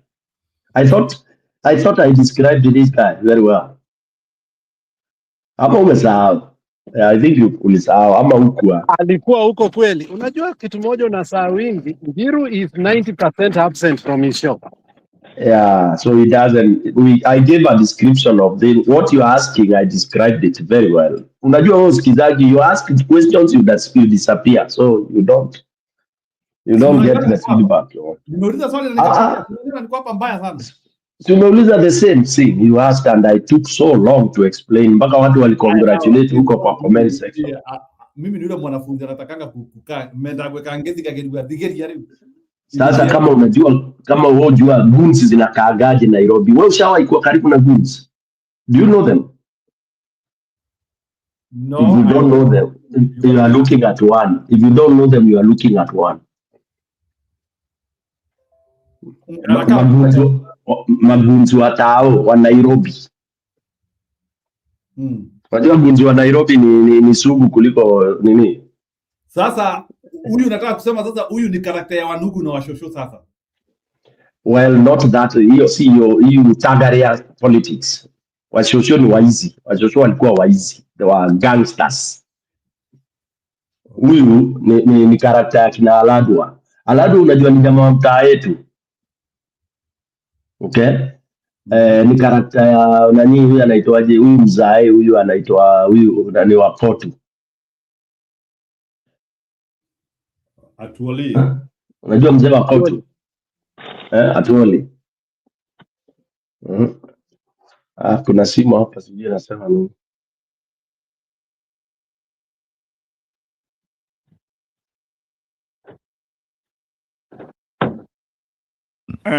Nakipata airtime kidogo. Yes. Jamani. Yes. Bwana. So let me ask you. So jana umekuwa katika TV47. Nimekuwa TV47. Nikakuona hapa katika TV. Sikuwa hata nimekuja media for a very long time. Yes. Alafu nilikuwa nimeavoid kwa sababu ya mambo yenye watu wanaongea. Alafu sipendangi kibinafsi sipendangi kuongea saa zile watu wanataka kuongea sana juu yako. Yes. So I don't like to respond. Yes. Story PK, huyu jamaa anajifanya mzuri bwana. Ati sipendangi kuongea wakati watu wanaongea. Wow. Enyewe, this one is a narcissist. Naamua saa zingine kurespond baadaye. Wakishamaliza yao, alafu nakuja niseme version yangu. Yes. Wenye walipenda kuchukua ile uongo watembee nayo, wakuje ujue ukweli. Yes. So nafikiri ndio ilikuwa nafanyika. 47. Compared to you. Na ukasema kwamba haukutoa bunduki. Compared to you, yeye at least anangojeanga kidogo. But compared to you, wewe huwezi acha hata malize hiyo statement yake, mimi singojeangi. Wewe before amalize. Unaelewa? At least I'm not a goon. So ukiona so maybe Story PK can say mimi sina karakter. Unajua uzuri you are not one, but if you are to be one, you are a very good candidate. Ndevu yako peke yake is very good candidate for moja. I knew you were waiting for that portion. You really waited for a place where you can you can enter me.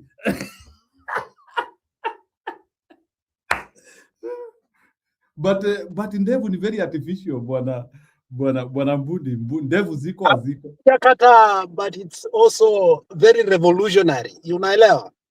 Juu ya wall ama unaona siku hizi hata za wall zinafungwa hapa bana kama musulo.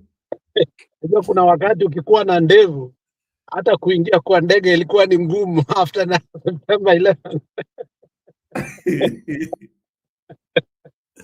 Oh, because zinajulikana zinatoka wapi ndevu eh? Wow. Anyway, ni sawa, wacha tusikie our innocent man speaking. Anakaa innocent bwana. The innocent face. Man, sikutoa bunduki. Live tumeona CCTV bwana. Mimi sijaona CCTV, mmeona, lakini sikutoa bunduki. No, but siko katika mtandao na wewe uko mtandaoni. Unajua kama nimekuona umetoka pale kabisa kwa kiti chako, umenyanyuka kwenye kiti. Alafu ukiwa umeshikilia bunduki mkono wa kulia kama sijakosea, umeshikilia chini pale na ukamsukuma mheshimiwa Babu Owino. Yes, unajua sasa sikuwa nimetoa bunduki kwa sababu ya Babu Owino. Ilikuwa inaanguka. Na umeona kweli version Mheshimiwa Robert Alai bwana, hapana bwana. Ilikuwa inaanguka. Unaona kweli kwa sababu lakini ilikuwa inaanguka. Sure bwana. Lakini sisi wa Kenya bwana, tunasoma ufala yani. Yaani huyu jamaa yani ameamua the whole nation ufala. Huyo lazima ukue huyo ni reform better ama jamaa mwingine amemwambia na useme hivyo. Hajaambiwa chochote, ni mtaani, ni jamaa wa mtaa. Ni jamaa wa mtaa, huyo ni mtu wa mtaa. Mtu wa mtaa unashikaga akiiba anakuuliza umenishika ati hapana, na mkono yako zilikuwa hapana, haikuwa imetoka kuiba. Hakuna mtu amemwadvise anything. Unaona hata bado hajaona hizo clips bado. Na hafu unajua ufala ile yako nayo. Unaenda kwa radio TV. Sana sema hajaona lakini ameona. Sasa you want to tell me hajaona? Maybe ameona. Hakuna kitu ati maybe. Huyu jamaa he knows what he's doing. Lakini sasa it was anyway, unajua everything has an end. That's the beauty. Drum pia play very bad politics for quite some time. It's coming to an end. Hiyo blogger, hiyo kufanya kunini, very deceptive, nini na nini, you know. Mawivu hizo wako nazo, hizo vita zao ndogo ndogo. In fact, tunataka Nairobi ishe hii ujaluo. Yeah? We want Nairobi ishe hii ujaluo. Let me use that term because they have very BS kind of politics in Nairobi. Aladwa, it is very retrogressive. Very retrogressive. It's the high time Nairobi graduates into some other kind of leadership. And that's why I was looking forward to a couple of was a year ago, Mr. Stone Picker. This guy in the middle of a traffic, alitoanga rungu, akasimamisha gari, akachapa ringtone Apoko, broad daylight, and we saw it. Yeah, it's nonsense. So this guy has always been, you know. Huyu na ule mwingine anaitwa Matapwe. You know, they are garbage. Kaucho. These are thugs who should not be. They are good. And remember, kitu atuambii vizuri, unaona, this guy has been a very violent person for a very long time. One of the reason anadanganya tukua alipea nani ile kiti ya sijui ni ya Embakasi. What he doesn't say is the moment he went after Sifuna, that day Sifuna alimpea punch ya Mbungoma. When Baba was there, I say, Aladwa, it's not Alai. You know, Baba went berserk. Unaelewa? When he was fighting Sifuna again. In what was to be coalescing Nairobi together because Baba was again losing Nairobi. Unaelewa? So you can almost in anathemas and in episodes see that Aladwa is a very violent person. Extremely violent. but not just violent smartly, very uncouth. Ni normal goons tu wakaenda shule kidogo. Siku hizi unajua anybody can go get a degree and all this kind of a thing. Anything, hata even idiots. So otherwise ni jamaa tu wa mtaa mwingine ako chini tu sana. Ukiona mtu unaanza kukutu. Yani, you know, the way they have taken, and by the way, I'm so happy ODM is collapsing because ilikuwa ina ujinga mwingi sana. Yeah. Because mimi chama mkia kuja mnaleta ni kama tribal. Kwanza, which party ever had men in black? What is that? Hata when Baba was alive, what is that Baba was encouraging? Ni nini hiyo? What kind of a nonsense is that? The men in black. Men in black to come and intimidate members. So you have to resist change through force. It's nonsense. It's a nonsensical party, by the way. So naona bwana Alex umeandika hapa through Atandi. What is Atandi doing? No, nani kuna huyo Nixon Atandi hapo mwenye ako hapo chini. There's this guy that was saying, I don't think you meant lawyers, but I say all political leaders. Yeah, I told him political leaders, not lawyers, but community. We were talking about political leaders who are lawyer. Let me make that clear. Record here. We're not talking about the Luya people. Yeah. The Luya people. Nataka swali, both of you. Sijui kama mmenote of late ni kama siasa ya Ruto imeenda chini.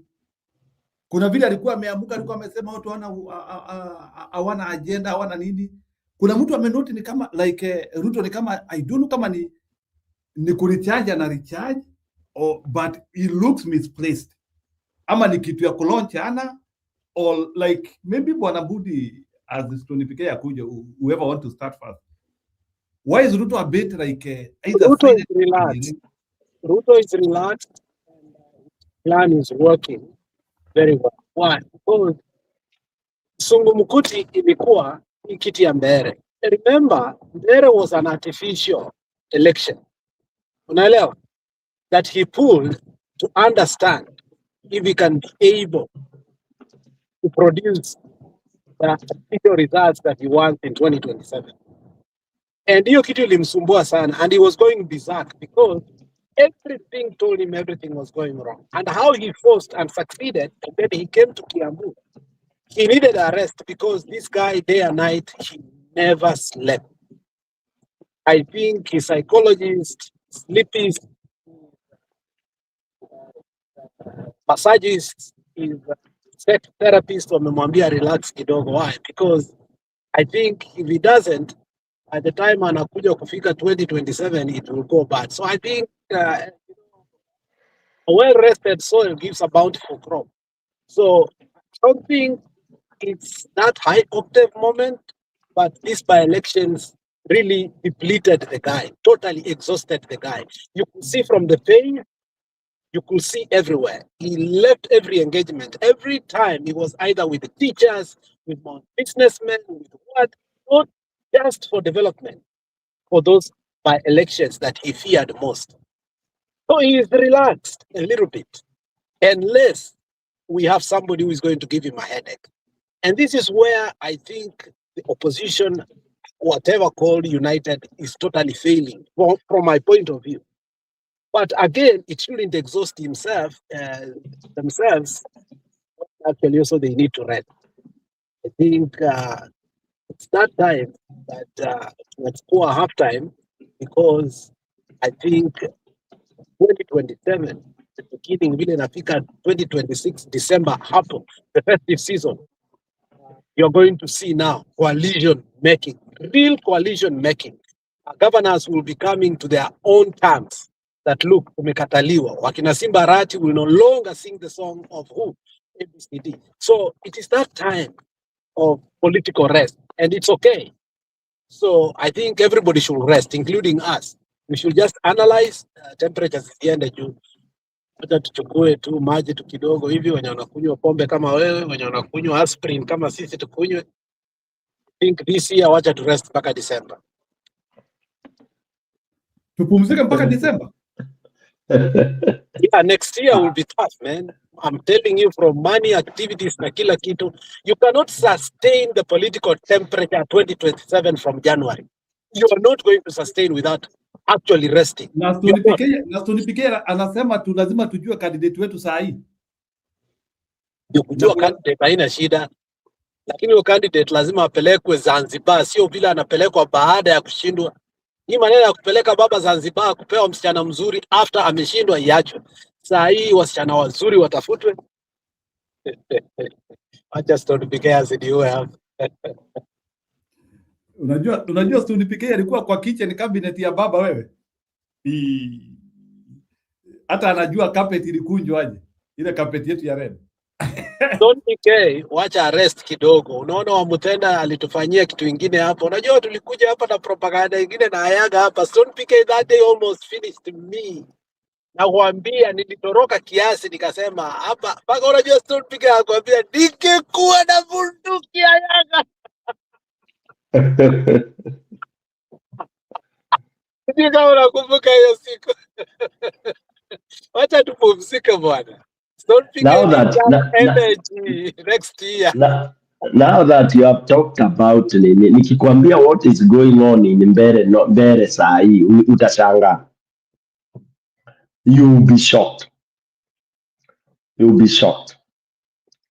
Njiro and Alex, do you know that what now has happened? Ndio nikwambie UDA, yani UDA, they are desperate. Do you know they admit they lost in Mbere, and they also have admitted they lost in nani? Kuna itoaje kule kwa Waluya? Malava. Hizo klipu atuletewi yaki. Tusikie wakiwa. Ati amleteletewa na nani? These I'm giving you insiders. Kwani hizi ni clips? These are not clips. Hii ni za wale watu wako inside kama sisi bro.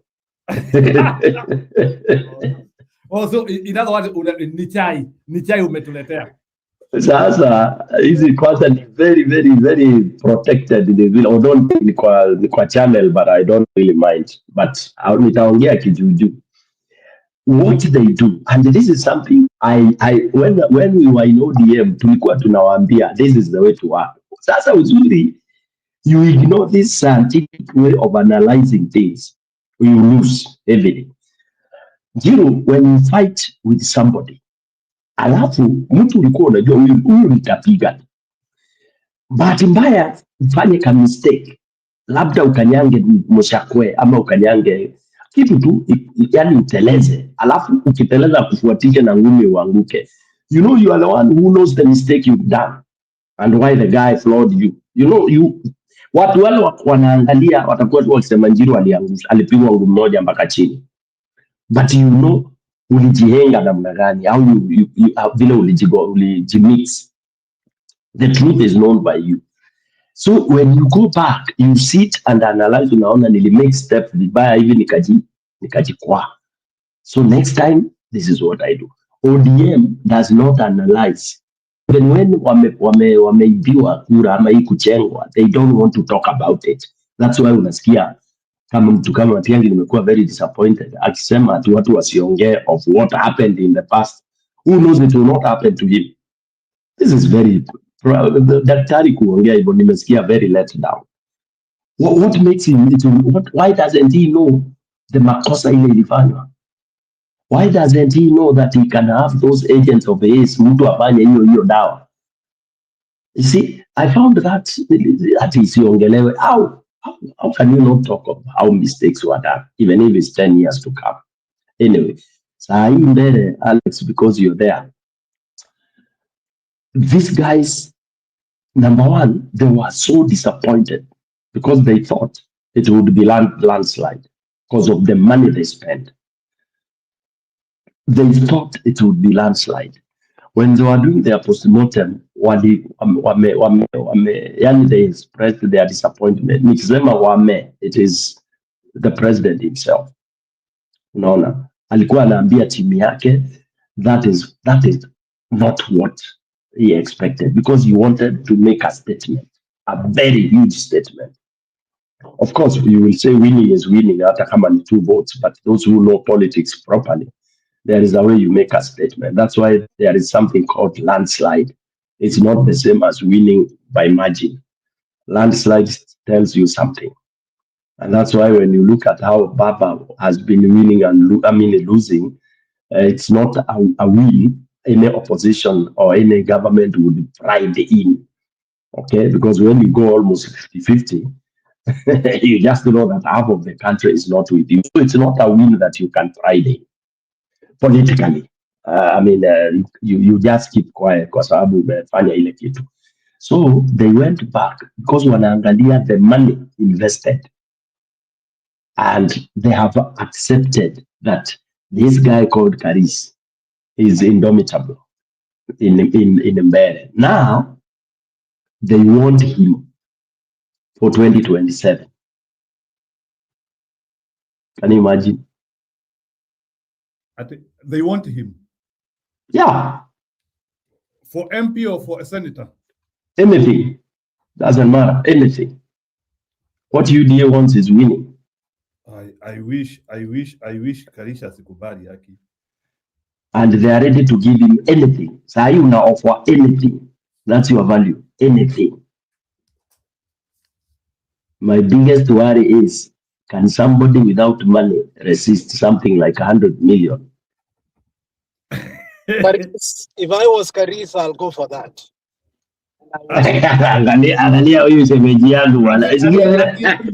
said if I was. I made a disclaimer. I didn't say you should. Okay?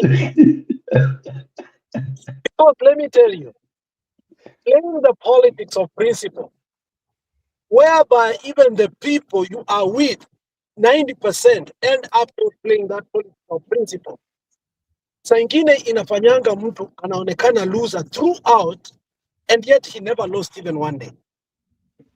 If I know I am popular and this is what it takes, I'll take that route. I'll take that route. So, Lex and Jiro, and maybe those who are listening, if today you had Stone PK as a contest on UDA ticket, how would you take it?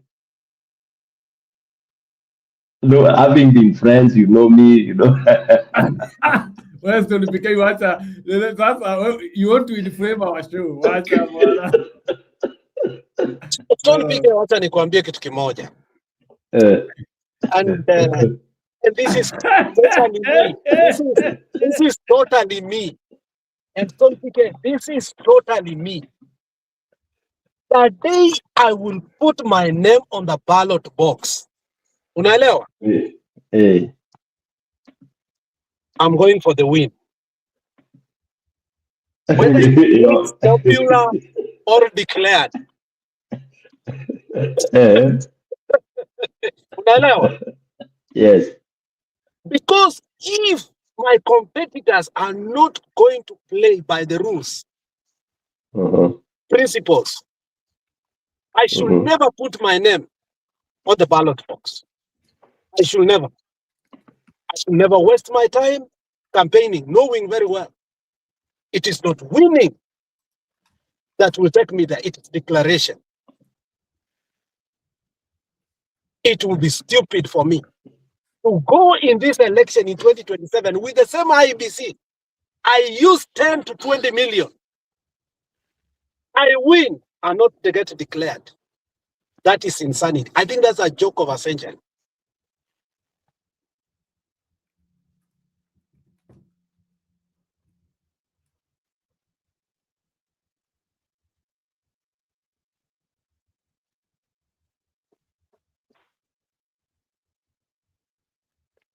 Umeona hiyo silence.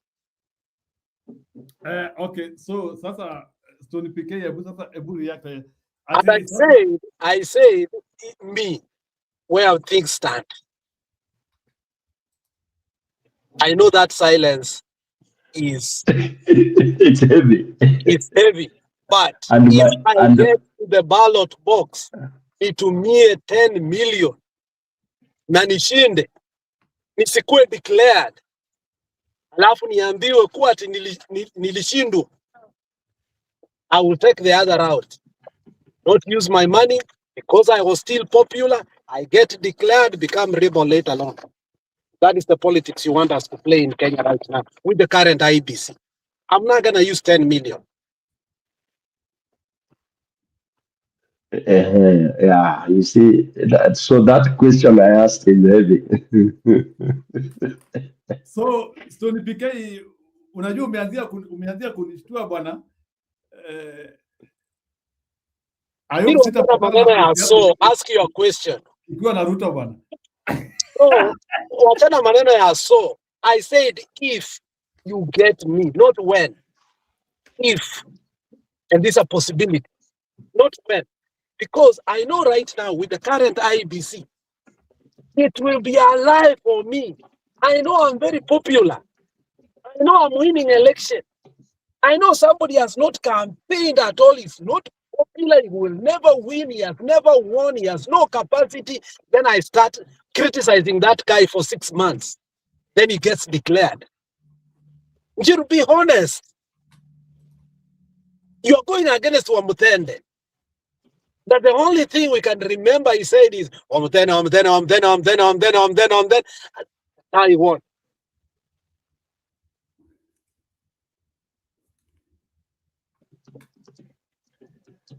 We need to fix our IBC, my friend. It is deadly.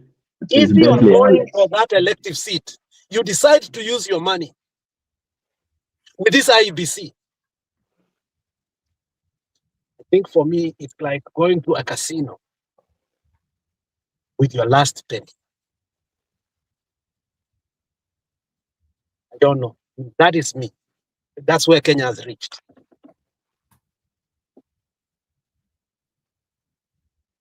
Yeah, it's heavy. Now that calls for seriousness in the opposition on pressurizing for whatever needs to be done for us to have an election that we can call credible. How we are going to achieve that, I don't know. Because most of us want to go out there. You know, people are ready to go for various. And the most beautiful thing is that this is the election whereby we are going to have one generation change in leadership, as well as generation bridging in leadership. You will have the interconnection, the bridge between the older generation and the new. And then we shall also have that change, meaning we shall have both older generation and new. That mix will be there this time around. By 2032, it will be purely a new generation, because the older generation will have withered by 2032. So the next 2032 election now will have a purely new generation. 2027, we are going to have hybrid, the mix between the old and the new generation, right? So which is very key. It's the transitional election, transitional political dispensation that needs to be very well midwifed. So we have to really give it what it takes, because this is where you have the good older generation mixing with the newer generation. And then you have also a mentorship program, because you can imagine a parliament where you have some good older people, and then the new talented young generation that would want to really get the hook of it. That mix will remind me like the way we had a parliament in, I don't know whether it was 1979 or it was 1884. We had a wonderful parliament of elite, parliament of illiterate, parliament of experienced, parliament. And it was beautiful. The debates, I remember we would go kusikiza debates, tunapanda kule juu a whole day, because nakumbuka nilikuwa nimemaliza sijui ni A level. Sasa hapo hivyo when you are tamaki ukingoja. So once we go to town, unaenda 2-3 places, then you end up in parliament. You get entertained. You hear people reasoning, and how I miss those kind of days. But now I'm seeing that in the 2027 outcome, if it is well made. But if not, then we'll have a problem. If it goes now like what we are thinking, Alex, that now mtu atafanya desperately to ingie aende support Ruto because Ruto akona pesa and because at a rig, then we will really have the Kawanjikos, the single mother rubbish and all that kind of a thing, unfortunately. You know, listen, and I want you to get me clearly what I'm saying. If the politicians until today are not serious about the one thing called IB, to fix it, we cannot go to an election with a Ruto appointed. Remember, immediately he became the president. In fact, the Cherera form took them out unconstitutional. And we had a constitutional lacuna. Why? Because it was not properly constituted. Mara we had an IBC, Mara we did not have, Mara we couldn't have by election, Mara ABCD. You remember all these things. And eventually we had an IBC. And we don't even know how it came about. A referee that has been appointed by one man. And you expect this referee. So while I'm becoming a candidate, I must remember if these elections are going to be won or they are going to be announced. So Stone Picker, if you are going for an election that is going to be won, not with this IEBC, if you understand what I'm saying.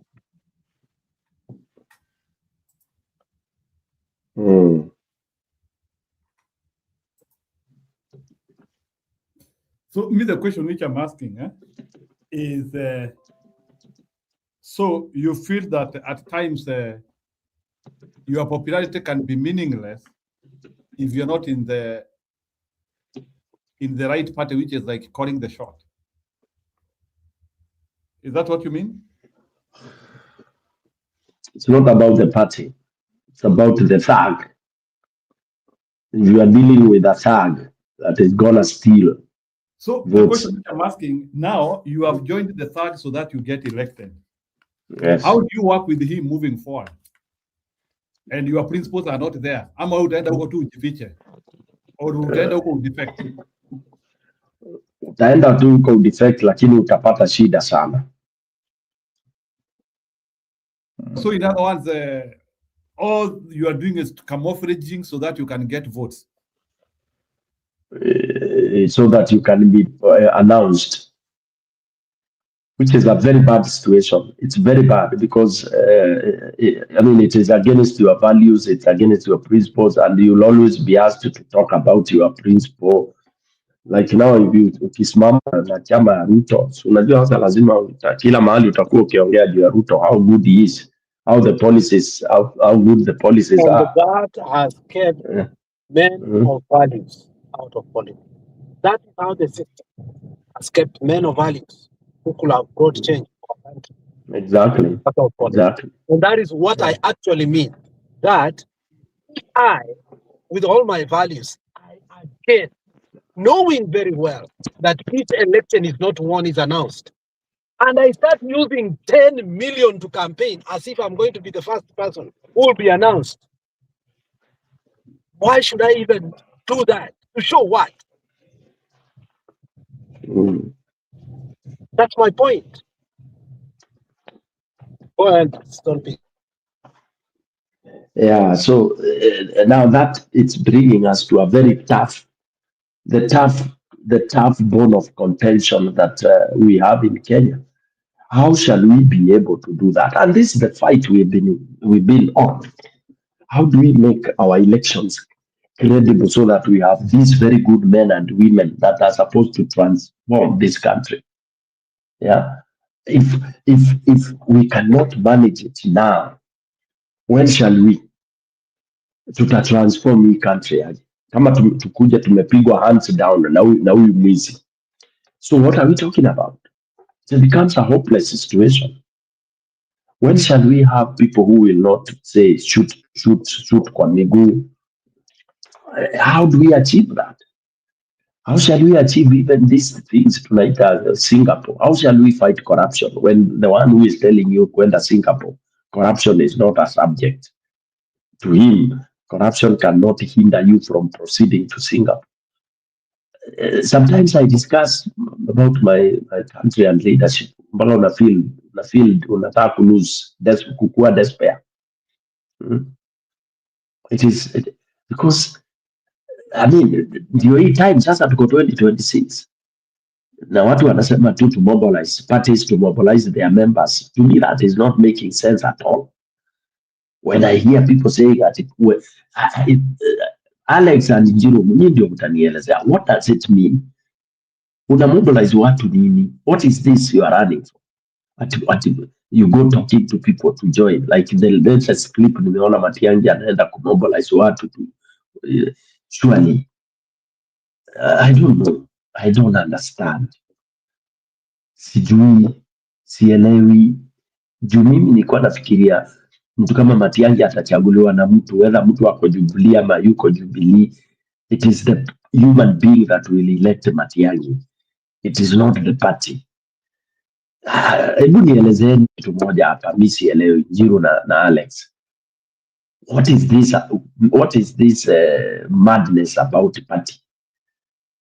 Nini? Because the normal concept is that in Kenya there is that ideology of kuchagua suit. So there are chances, if you're in a serious party, there are chances of people voting for you even without knowing. For instance, I can give you an example like of my mother. There's a time when my mother went to vote and he actually didn't know the MCA to vote. Yeye tu anasema tu nimechagua MCA wa rais, nimemchagulia mtu yake. So na wewe wacha nishikilie hapo vile unaongea hapa. I wanted hiyo point niache, but I think umeleta point mzuri sana. Now, unajua kitambo tulikuanga na hii redio yenye ilikuanga una rewind. Kuimbo ikikuwa mzuri una rewind, lakini lazima upime uangalie hiyo tape vile ina rewind, unaachia hapo njiani. Let me rewind the tape. Sio wakati wa CD. Now, a couple of years ago, time has moved so fast, Mr. Njiru. Unajua Njiru wewe na Mato mmekuja juzi mkatupata Mutembei. Stone PK, a couple of years ago when the debate was heated, he came to Mutembei. He spoke something, and after that our friendship started, pole pole. And one day Stone PK was heading to Kitale. By that time we had exchanged numbers nyuma. I called Stone PK because there was something he had spoken very well and I wanted to know more. Stone PK shared very good ideas that he had shared with his MCA back at home. And me and him talking, we said, this seat of MCA was never meant for foreigners.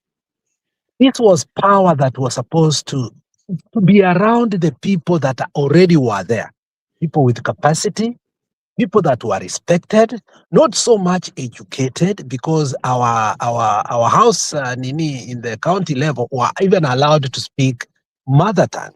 But that power was to be given to people who are capable to mobilize the community to its full usefulness and resources. And Stone PK, that time working, I think, with the tourism country or something, industry, something of the sort, he collected ideas that the collective experience he had from working in Tanzania, expatriate, and he told me he boosted those ideas so that his local place could become a utopia. But after working so hard with his own money, and they brought in a person they thought was Stone PK, resigned and said, look, I think this person has done nothing, according to what he told me. And later on, we kept talking. And finally, I heard Stone PK now wants to go at the contest because of such frustration that we have given people power back at home, but change cannot happen And we spoke here the other day how even your party is not going to be effective to help you in the next election. As I spoke about Kisii, Matiang'i may win, and Matiang'i will be supported as our kingpin, but Simba will win, Osoro will win, Kibageni will win, and I told you they will win based on how we have started seeing that you have to scatter. Now, here comes the core issue here that has made me to say all these things. You see, we have complicated our politics to the point that if an individual that will deliver because of principles, and he knows he will win, but he will not be announced, what does he do? They cave out of politics. The wicked are the bold and very mouthed. They come out, they manipulate the system, and they are declared knowing the next 5 years they will be stealing. I sit back, I keep complaining. We are here 5 years talking about the same thing. I ask myself, what about I want to give service to my people then? What's wrong? Because I can't keep on complaining in my county, in my local place, that we've been having millions uneducated people, goons like Alai, so on and so forth. We are making noise here. But when it comes to principle, we can't win. We can't even go to the ballot box because we know we will not be announced as winners. We'll be announced because of the system. Now, what makes it hard for me not to do the unconventional? I know it's a hard thing I'm saying. It is. We can never want to discuss it. Who's calling? Njiru, I know you can never want me and you to discuss that here.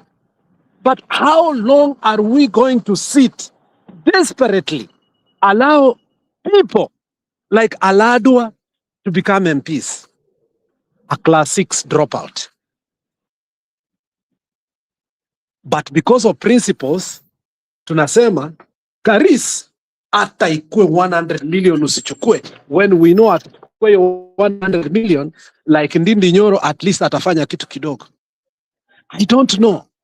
When will we sanitize our politics completely, ndio tuingie tusaidie hata kitu kidogo, ama to reject completely people to continue suffer, and the day will get perceived win. I don't know. You tell me.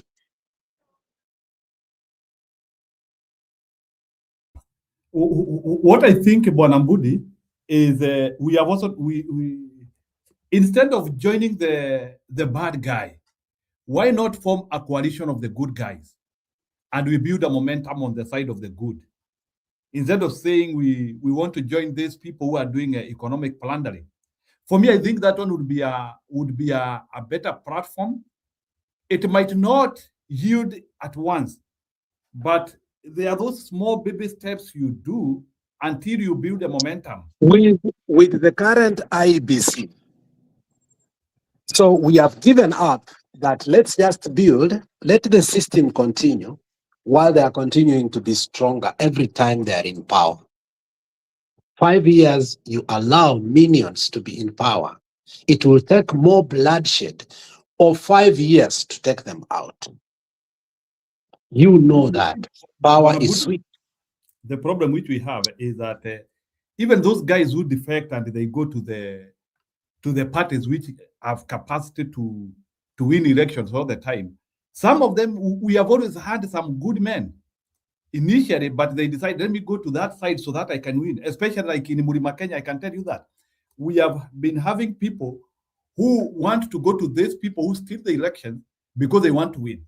And then we thought that if those people were there, it's something which has been tried, Bwana Mbudi, and it has never worked. Once you join the wrong guy, you have joined the wrong guy, and you'll dance his tune.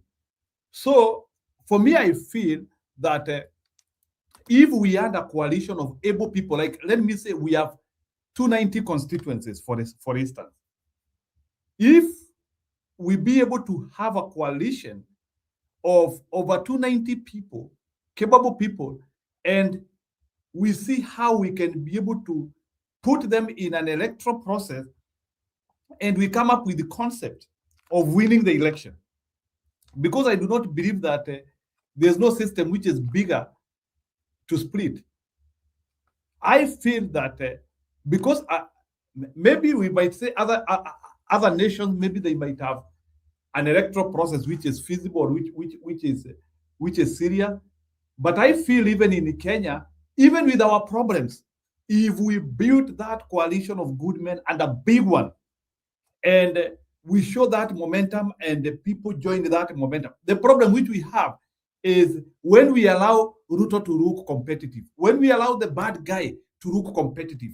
So what we are supposed to do is build a force which is visible, such that no one is interested in joining the bad guy. That is the only way. So, but when we are in these cases where it's like we are forming binary situation, that's where we lose everything. So the momentum should be, and that the first stage of building momentum is all the parties to fold and have one party, so that we can say honestly, is every other person opening their kiosk is not valuable anymore. Every other time rebranding, every other time it is getting to a point whereby we are just talking something that is not sustainable. So for us to build that momentum towards a more perfect union, the way America uses that term, it is for us to look beyond and ask ourselves what divides us more is our own division more than our own.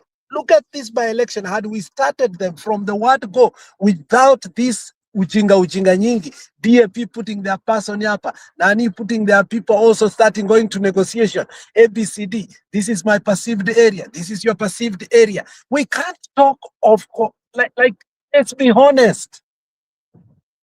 That momentum can never come until we force ourselves into that reality. But it's never there. We are still talking about an IBC that is problematic. Secondly, we are still talking about unity that has never been united.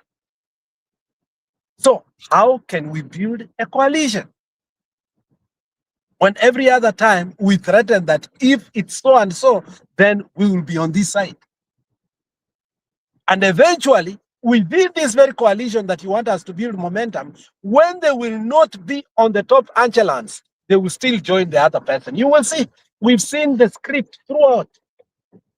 Not an old script, it's the same script. Momentum is based if I will be up.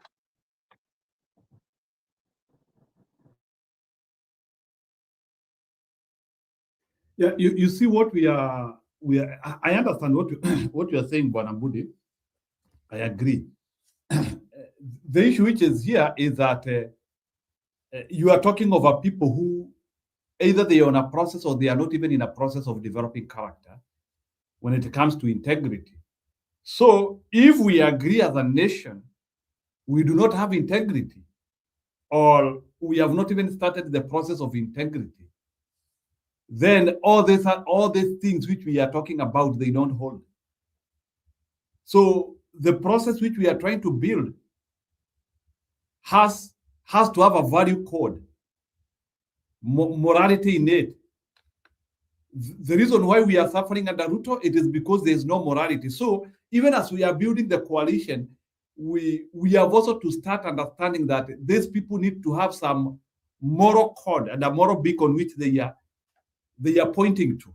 Otherwise, there's no need of removing Ruto if we don't have morals. That's what I think. If we are removing Ruto to put other immoral people, I don't see it making sense. Like there's no morality in politics. Now, when it comes to America, then you say there is no morality. A Trump campaign was very unconventional. What I came to learn from Trump more than anything, there is no rules in politics. And I agree with what my friend has said, that there's no even baby steps in politics. Trump came and did what he needed to do to win. He said, if you oppose this, that is up to you. You are not going to be our candidates. And he ended up making a coalition and moving forward. He was not negotiating with anybody. He bashed all these people who thought they were senators, they had experience, they had served here, they've done this, and they ended up joining from Marco Rubio, Ted Cruz, this black guy who was his housing secretary. All these people, they thought they were smarter than him. So this issue of morality, it only happens ukifika kwa Ruto. But when it gets to Trump, you never talk about that. That double standard again that sometimes I look at you, it doesn't matter. There is no morality in politics. What do you It's mean? a principle. When you are going to win in politics, you go with all your head. Utangazaji mwanamke nitaingisha tu kichwa peke yake. Unajua watoto wenye tunaambiwanga tu ni kichwa peke yake already wako 9 months. So wachane hiyo maneno ya kutuambia kuwa you go with what. There is nothing like that. Let us understand politics as it is right now. You either decide we go with this IEBC or not. But if you are going with this IEBC, elections are not going to be won. They are going to be announced. Njiru, accept that.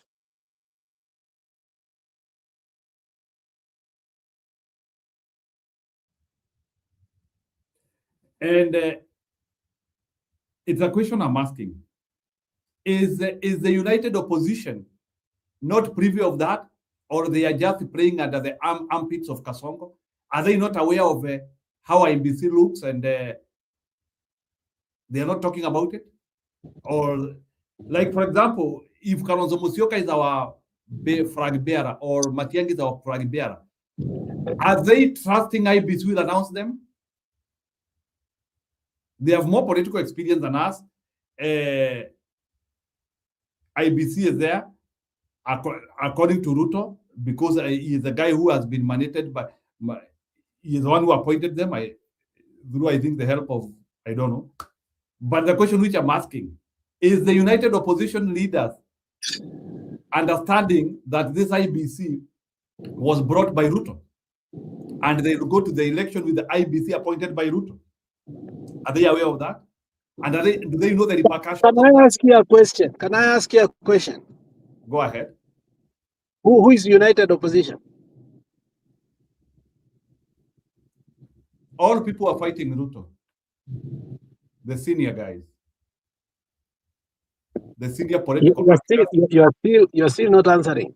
Who is united opposition? It is Matiang'i, Kalonzo, Gachagua, Martha Karua, Eugene Wamalwa, Natembeya.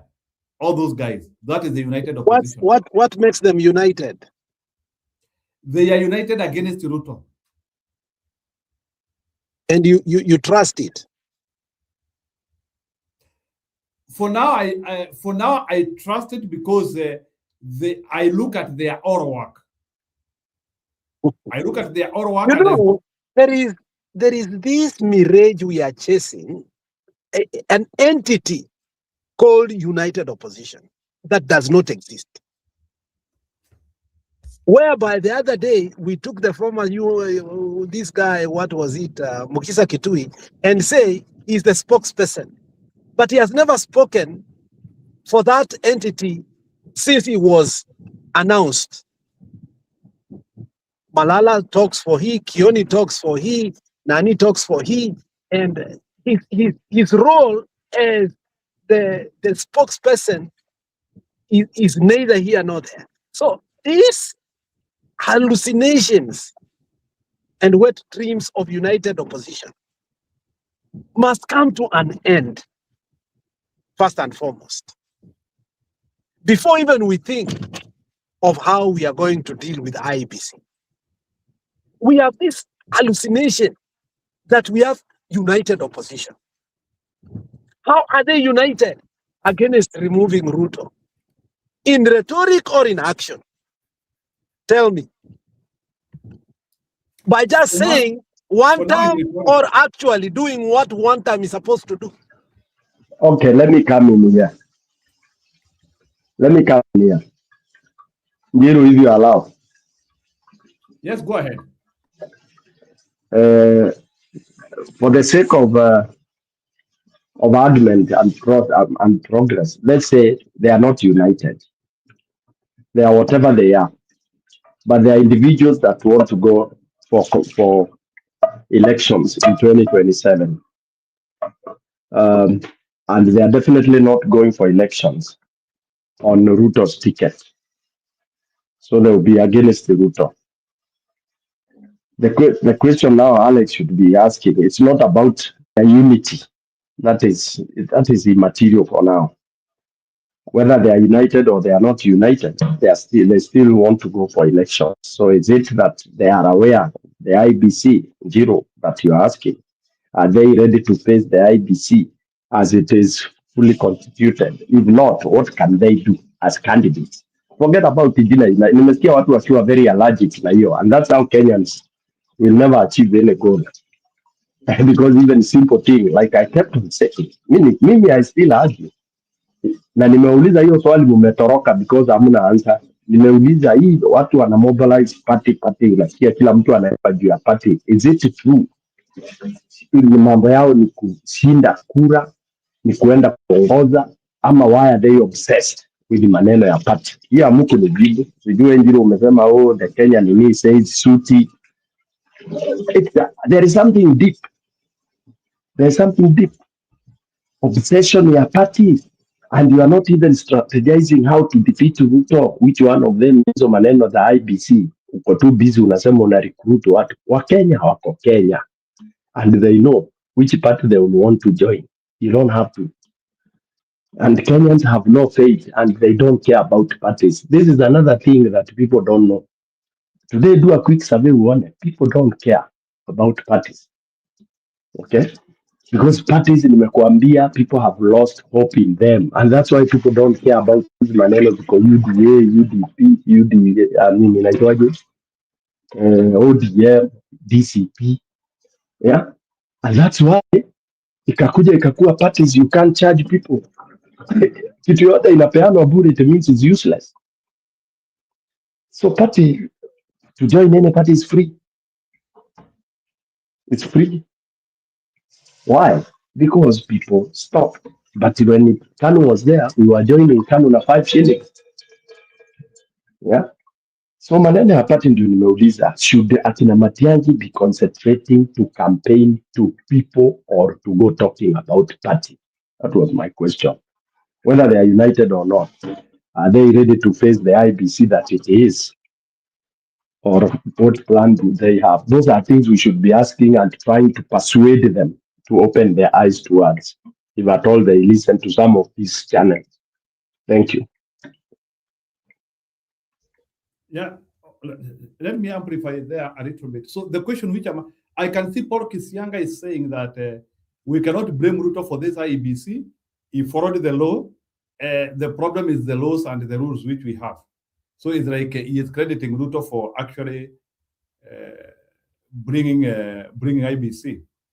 So, but we should also do some audit, and I don't know why the United Opposition. Ngoja, Njiru, hiyo usiwache hiyo ipite. Hebu enda uangalie, and you can Google how they arrived at the chairman and the people who did the interviews. Come on, you guys should follow. Go and see that those who are supposed to have excelled in interviews were dropped, and they brought in this other guy. Like this chairman was he never applied. Come on, guys. I fail to understand when somebody says to follow the laws, and that is why I'm still saying that. Jiru, let me make it clear. Bold, underlined, italic, whatever I may use, so that I can shout enough.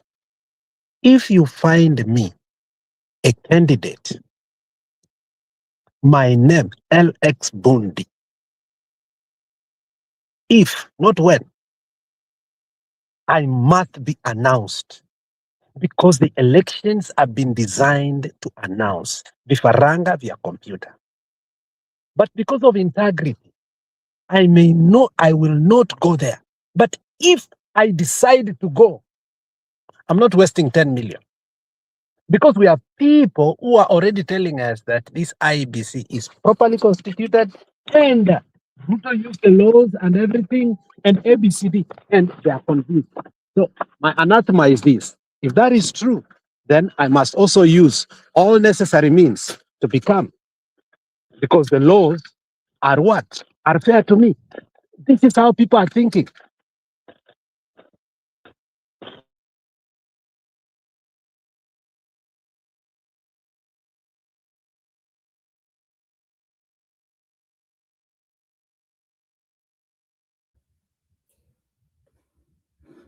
You, so I'm just asking a question about this IBC. Bwana Stone PK, I'm asking you. All these shortcomings which brought IBC with, including Ruto kuleta watu wake, is the opposition aware of that, or they are just burying their heads in the sand and saying that we will build a euphoria and IBC will not refuse to announce them if we have so many people supporting us?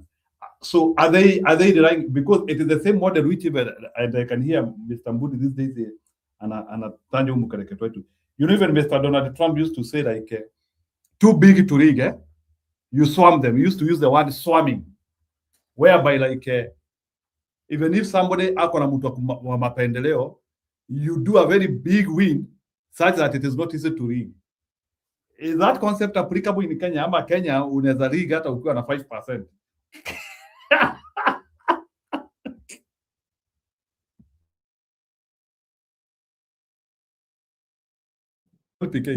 These people have the capacity to do it. It doesn't mean that they have the monopoly to do it. Okay? And let me tell you, a thief is more scared than you know. Don't think that thieves are very bold. In fact, if you look at high-end crimes, and the one thing that actually messes all of them is the kind of fear that one brings about, and the rest of the group unapata imekuwa disseminated. So obviously Kenyans seem to be scared of Kasongo, but Kasongo is more scared of Kenyans than we may believe. Second, let me say this. If we are going to go with this mentality that yenye Gachagua alitupea, that pigeni kura and then kwa nyumba I will take care of your votes, our people should not go and vote and waste their time. It is a known fact that we should not even try to persuade our people to understand. There is no election in 2027 if this is the IBC we are going to have.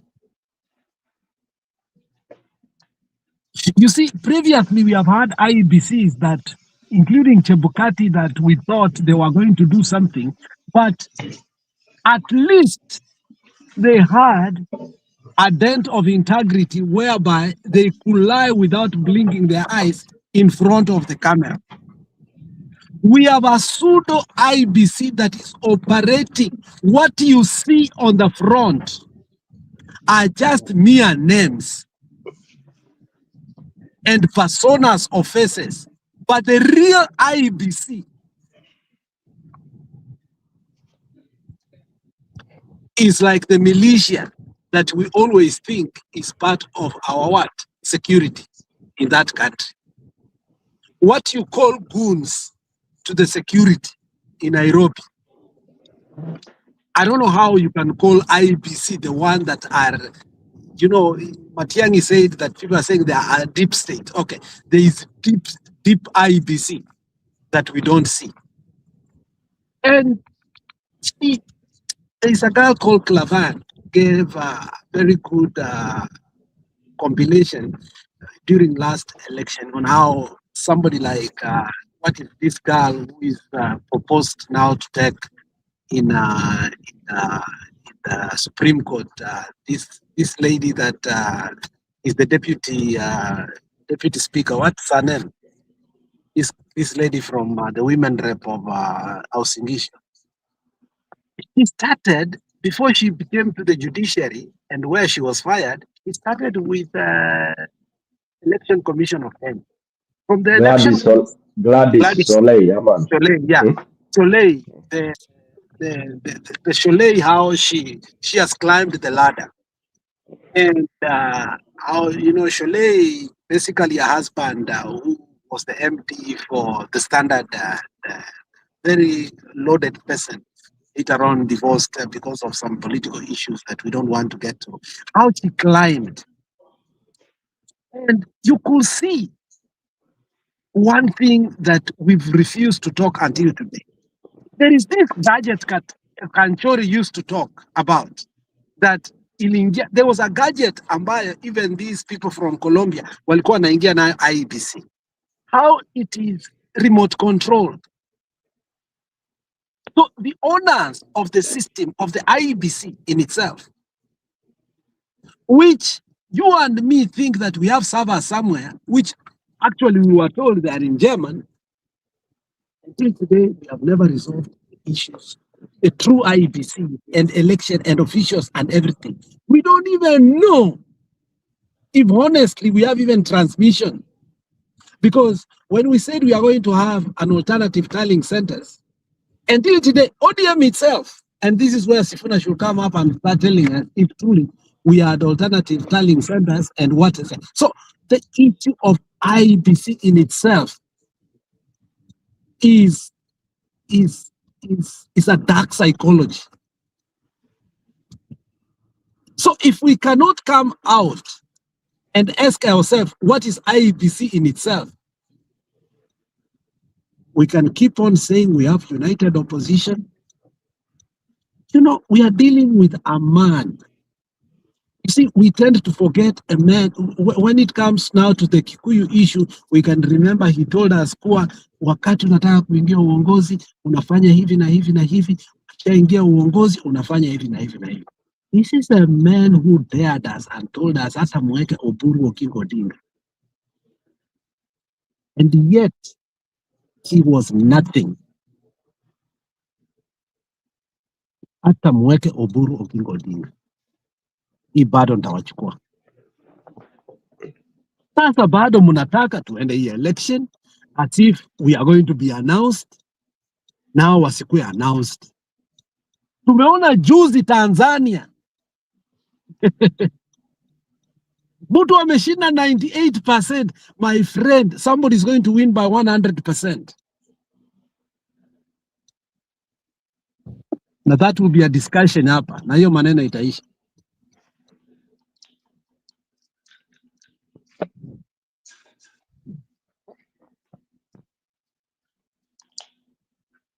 So what do you think is the way forward?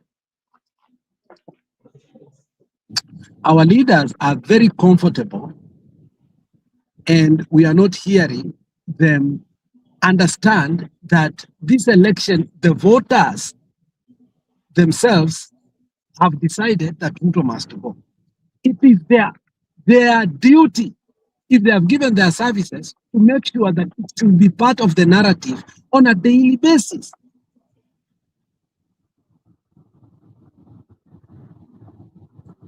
We are so silent talking about and very comfortable that it should be the referee. If we are building momentum, that Njiru said, we should at least be uncomfortable and say, look, and work with it. 1997, we came up with the IPPG. It's not because the Railas and the so on. In fact, the person who came with the IPPG was a guy that has already been forgotten. If you put Njiru, can you Google the person who came with the IPPG issue? He has been forgotten. It's a very, I don't think that guy was even a two-term, and I don't think even he won after that. But that was something that was so transformative that at least allowed a change that reflected the votes of the people. However difficult it was for Moi to still have control, we saw a negotiation towards what we call electoral justice that we saw 1992, 1993. We become complicit and comfortable and saying elections have never been stolen in Kenya. That is one of the people in United Opposition. He has not come out to denounce his statement. Who? Gachagua. Yeah. He still doesn't believe elections were stolen. He has never.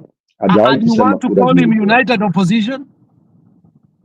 Si ako opposition sasa. He's opposing Ruto. Yeah. And you see that is now the elephant in the room because okay, if it is true, elections have never been stolen and yet kuna ile Kriegler aliongea juu yake. So how tunatrastaje watu kama hawa? That's my big problem.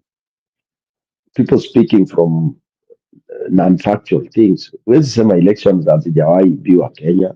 Na ukiangalia already na hiyo ripoti ya Kriegler, watu walikufa, land clashes, out of election malpractice. Na unasema hakuna elections ziliibiwa. So what are you telling us? Mtu anasema nini? I saw his deputy. I don't know kama hiyo clip nani uko nayo. His deputy Malala sema vile Waluya waliiba zile kura za 200,000 zilikuwa juu na hizo kura ni Waluya walimpea. I don't know if you know, you saw that clip. Did you guys see that clip Malala talking somewhere? Did you see that?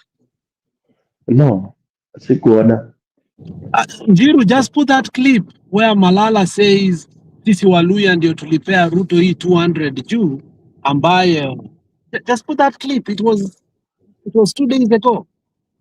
I don't know if he's finally coming out of that amnesia, political amnesia, and trying to resolve that and saying kura ziliibiwa, but it's not coming outright. I don't know. I saw Ndindi Nyoro also speak something of the sort the last week, but it was not so much overemphasized in the media.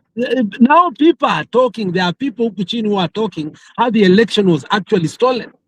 Now, Sifuna today also spoke about how people are sold out.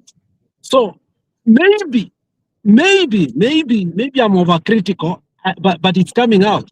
But to the credit of one or two, Bunjiru tuweke your clip ya Malala spoke about the 200, the manufactured 200 that he declared Ruto the president, so that you can see what I keep on crying about.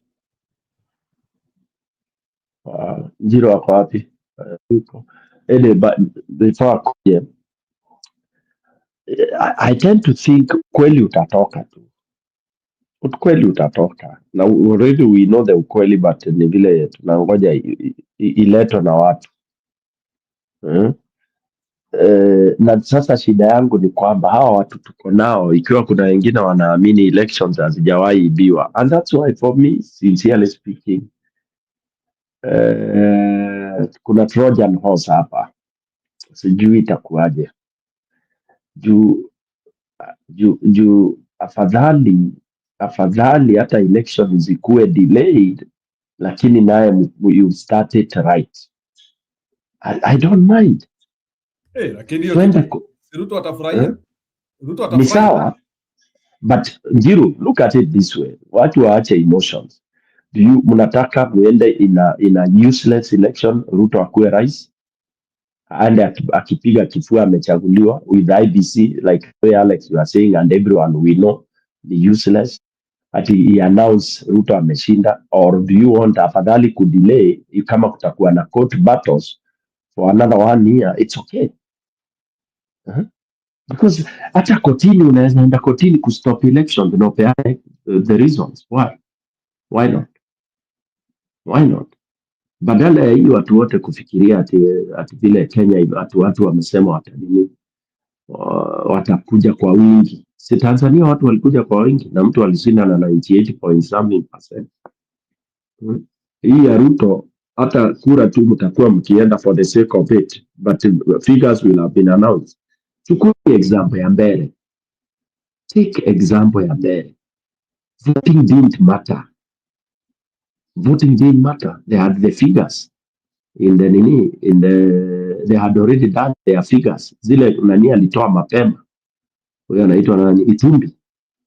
Itumbi alitoa figures mapema. Very early. And nothing went far from that. Na opposition tu alikuwa anakaa hapo akisema ati msijali hizo figures, msiangalie, mngojee figures za IBC. I found that to be very stupid. And the same mistake we are going to repeat. So Njiru weka hiyo clip yenye Malala alisema vile waliiba hizo kura. Malala spoke 2 days ago akisimama somewhere, walikuwa na nani? Sisi Waluya ndio tulipeana hiyo 200,000 ambazo Ruto alikuwa declared. Hakushinda hizo na sisi Waluya ndio tulifanya huo ukereketi. Weka hiyo clip.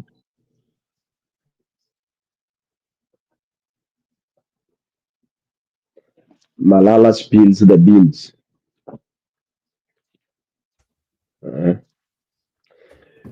Ati Bwana Mbudi unataka klipu gani? Hebu iseme tena dakika moja. Malala alikuwa anasema the 200,000 votes waliiba. Malala speaks of stolen votes. Luya stolen votes. Weke hivyo tu italeta whatever it. Ama weke Malala reveals, Malala does anything. Malala. Anyway, but hakuna vile ati nani Ruto wange na sisilibiwa pale Bungoma ama ni wapi? Unajua kuweka Malala inatoanga ile Malala Liwino anaitwa Cleophas Malala. Unajua ukiweka tu Malala inatoa yule Malala wa alishinda Nobel. Unajua kuna siku umeita Malala Morara. Unajua lakini Njiru wewe. Unajua kitu moja Alex, Njiru wamepakana na watu wa Central hapo.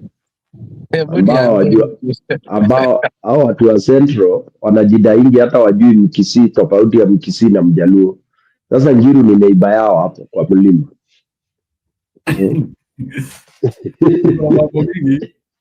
Sasa hiyo clip ya Morara sioni bwana. No, ya Malala. Si unasikia? Yangu atoka Morara. Alikwambia. No, but it is the same. Morara angalia hiyo. Nani Njiru? Umeiona? Niliona lakini sina laptop. Nipe title ni type yenyewe hapa. We have time.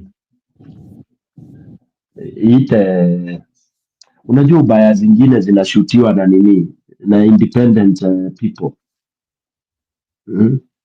Ile tu inanitolea tu ni Malala na echoes of war.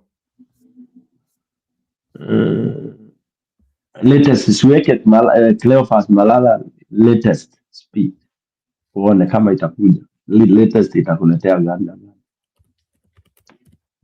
Latest news. It's female version of Mutahi Kagwe. Two months ago, Malala aliongea kitambo inanitolea 1 month. But then I said Panyako exposes Ruto deals. I do not seem to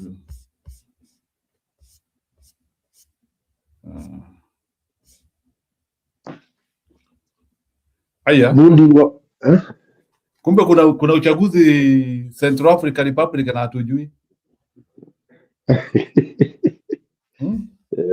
Brother nani? Wacha niwaekee hii mshtuke kidogo. Wacha niwaekee hii mshtuke kidogo. Uchaguzi ni mingi bwana.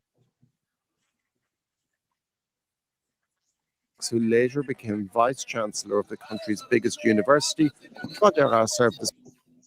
According to provisional results, Faustin Archange Touadéra has been re-elected president of the Central African Republic for a 3rd term strengthening his grip on power. A professor of mathematics who later became vice-chancellor of the country's biggest university, Touadéra served as prime minister for 5 years under President François Bozizé. He was elected to office in 2016 and won re-election 4 years later in a poll that was marred by accusations of fraud. A new constitution that passed in a referendum in 2023 opened the way to a third term. As far as I'm concerned, I think the new constitution we're going to introduce will help our country, the Central African Republic, to develop. That's why I'm asking you all, when the time is right, to do as we say. Vote so that we can move the country forward. Touadéra pointed to his achievements such as security and improved infrastructure. A peace deal signed in 2019 brought an end to 13 years of civil war, but was controversial for inviting warlords into government in exchange for disarming. Touadéra initially enjoyed the support of the international community, but his critics have called him President Wagner for his reliance on the Russian mercenary group, which provided him with bodyguards, and his alignment with Moscow following the full-scale invasion of Ukraine in 2022 led to a deterioration in relationships with France, which suspended economic cooperation. And his latest election, which he looks to have won in a landslide, has been shrouded in controversy. Touadéra's defeated rival Anissé Georges Dologuélé said the polls were fraudulent and claimed he was the winner, an accusation dismissed by the president. This is how I'd learn AI in 2020.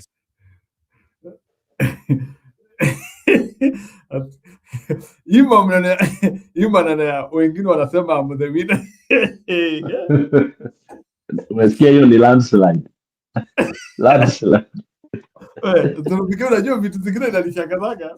Yaani jamaa mwingine ana complain akisema yeye ndiye anashinda, alafu mwingine anakuwa declared na landslide. Can you explain to me these two dichotomies? Inakuangaje hapo? Look at different angles. Hey, Kenya tusifike hiyo level bwana. Tuko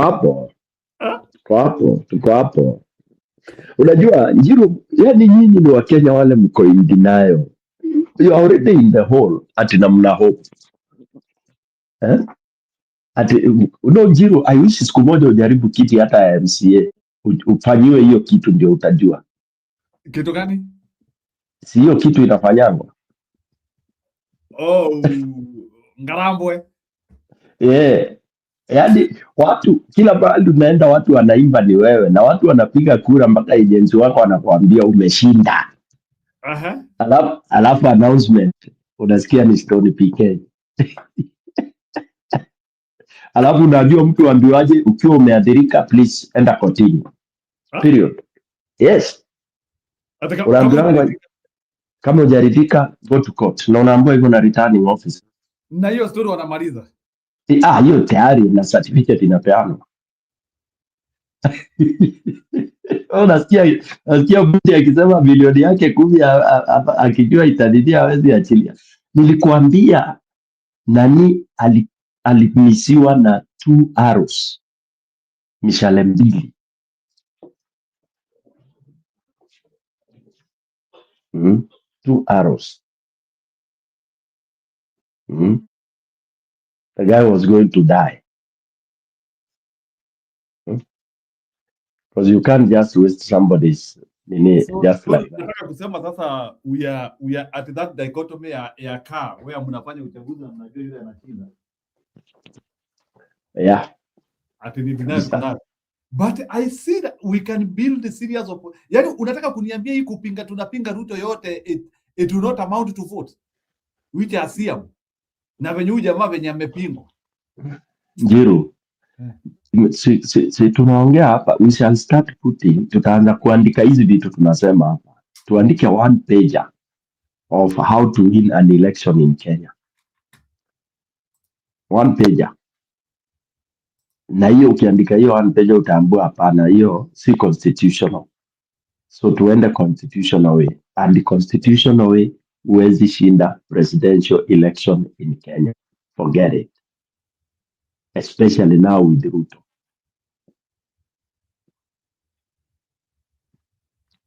Unatakiwa uende semi semi-constitutional. Semi-constitutional ni kwamba saa hii already tumekuwa tumefurika tukipiga mayowe juu ya IEBC. Okay. Haya, tunapiga mayowe juu ya IEBC tukisema hata kama isipofanyika hivi labda waende ama hata election ipostponiwe. Okay. La si hivyo Ruto aende election peke yake. When we say we postpone the election, is we are postponing the election up to when? Indefinite or?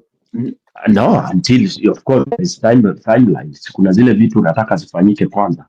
IEBC to be constituted properly.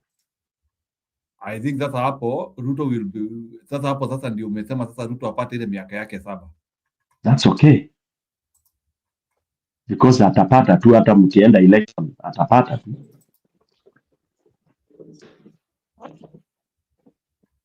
I still believe something can happen. Tupatie formula.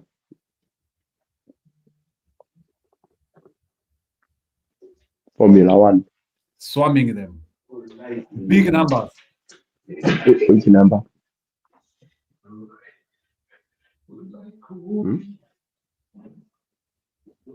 Hizo namba zitaza. Zero. Do you know 2007 we swarmed you guys with the biggest number, even we were 42 versus 1.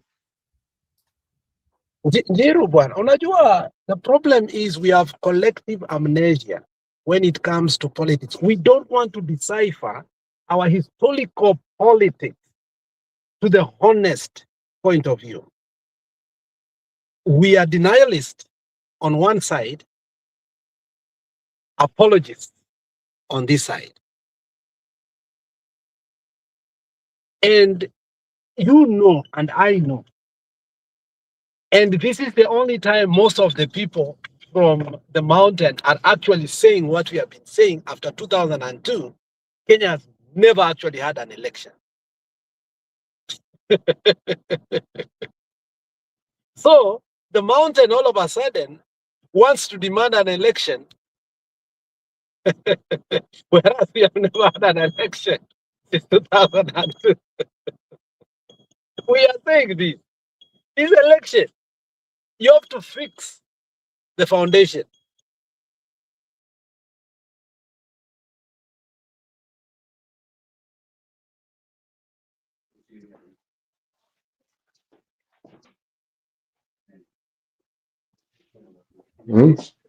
Now, what about those nations in Africa which win elections, where opposition win elections? What is the magic? Extremely Jiro, unajua you have very good questions sometimes kama hiyo ni nzuri. Unakumbuka nikiinsist to cover Botswana for a short while. Why do you think I've been asking for Botswana? Tukabe tu at random, tuchukue pre-election, during election na post-election. Kidogo tu. We should do that, then you'll get to understand. I mean, I know generation ya siku hizi that they don't read, but you, I know you read, you listen, but we are, majority of us have allergy of listening to long documentaries. And when you don't listen to long documentaries, you don't get information. Like when you are driving, if you put a documentary on Botswana, Njiru, you will learn so much about how to conduct an election and how to educate and mobilize people, sensitize people, and incite people to ask for nothing less than the value we are talking about. Yes, because it's doable. And now we have that chance. The first chance we had is when it was yote yawezekana bila Moi. This is a repeat. As much as the evil has been repeated by Ruto, then the other side of the coin is that now majority of people, I can't say all, majority of people in Kenya are so much charged. But how you use that charge, how you use that spark, Njiru, is what I'm complaining about.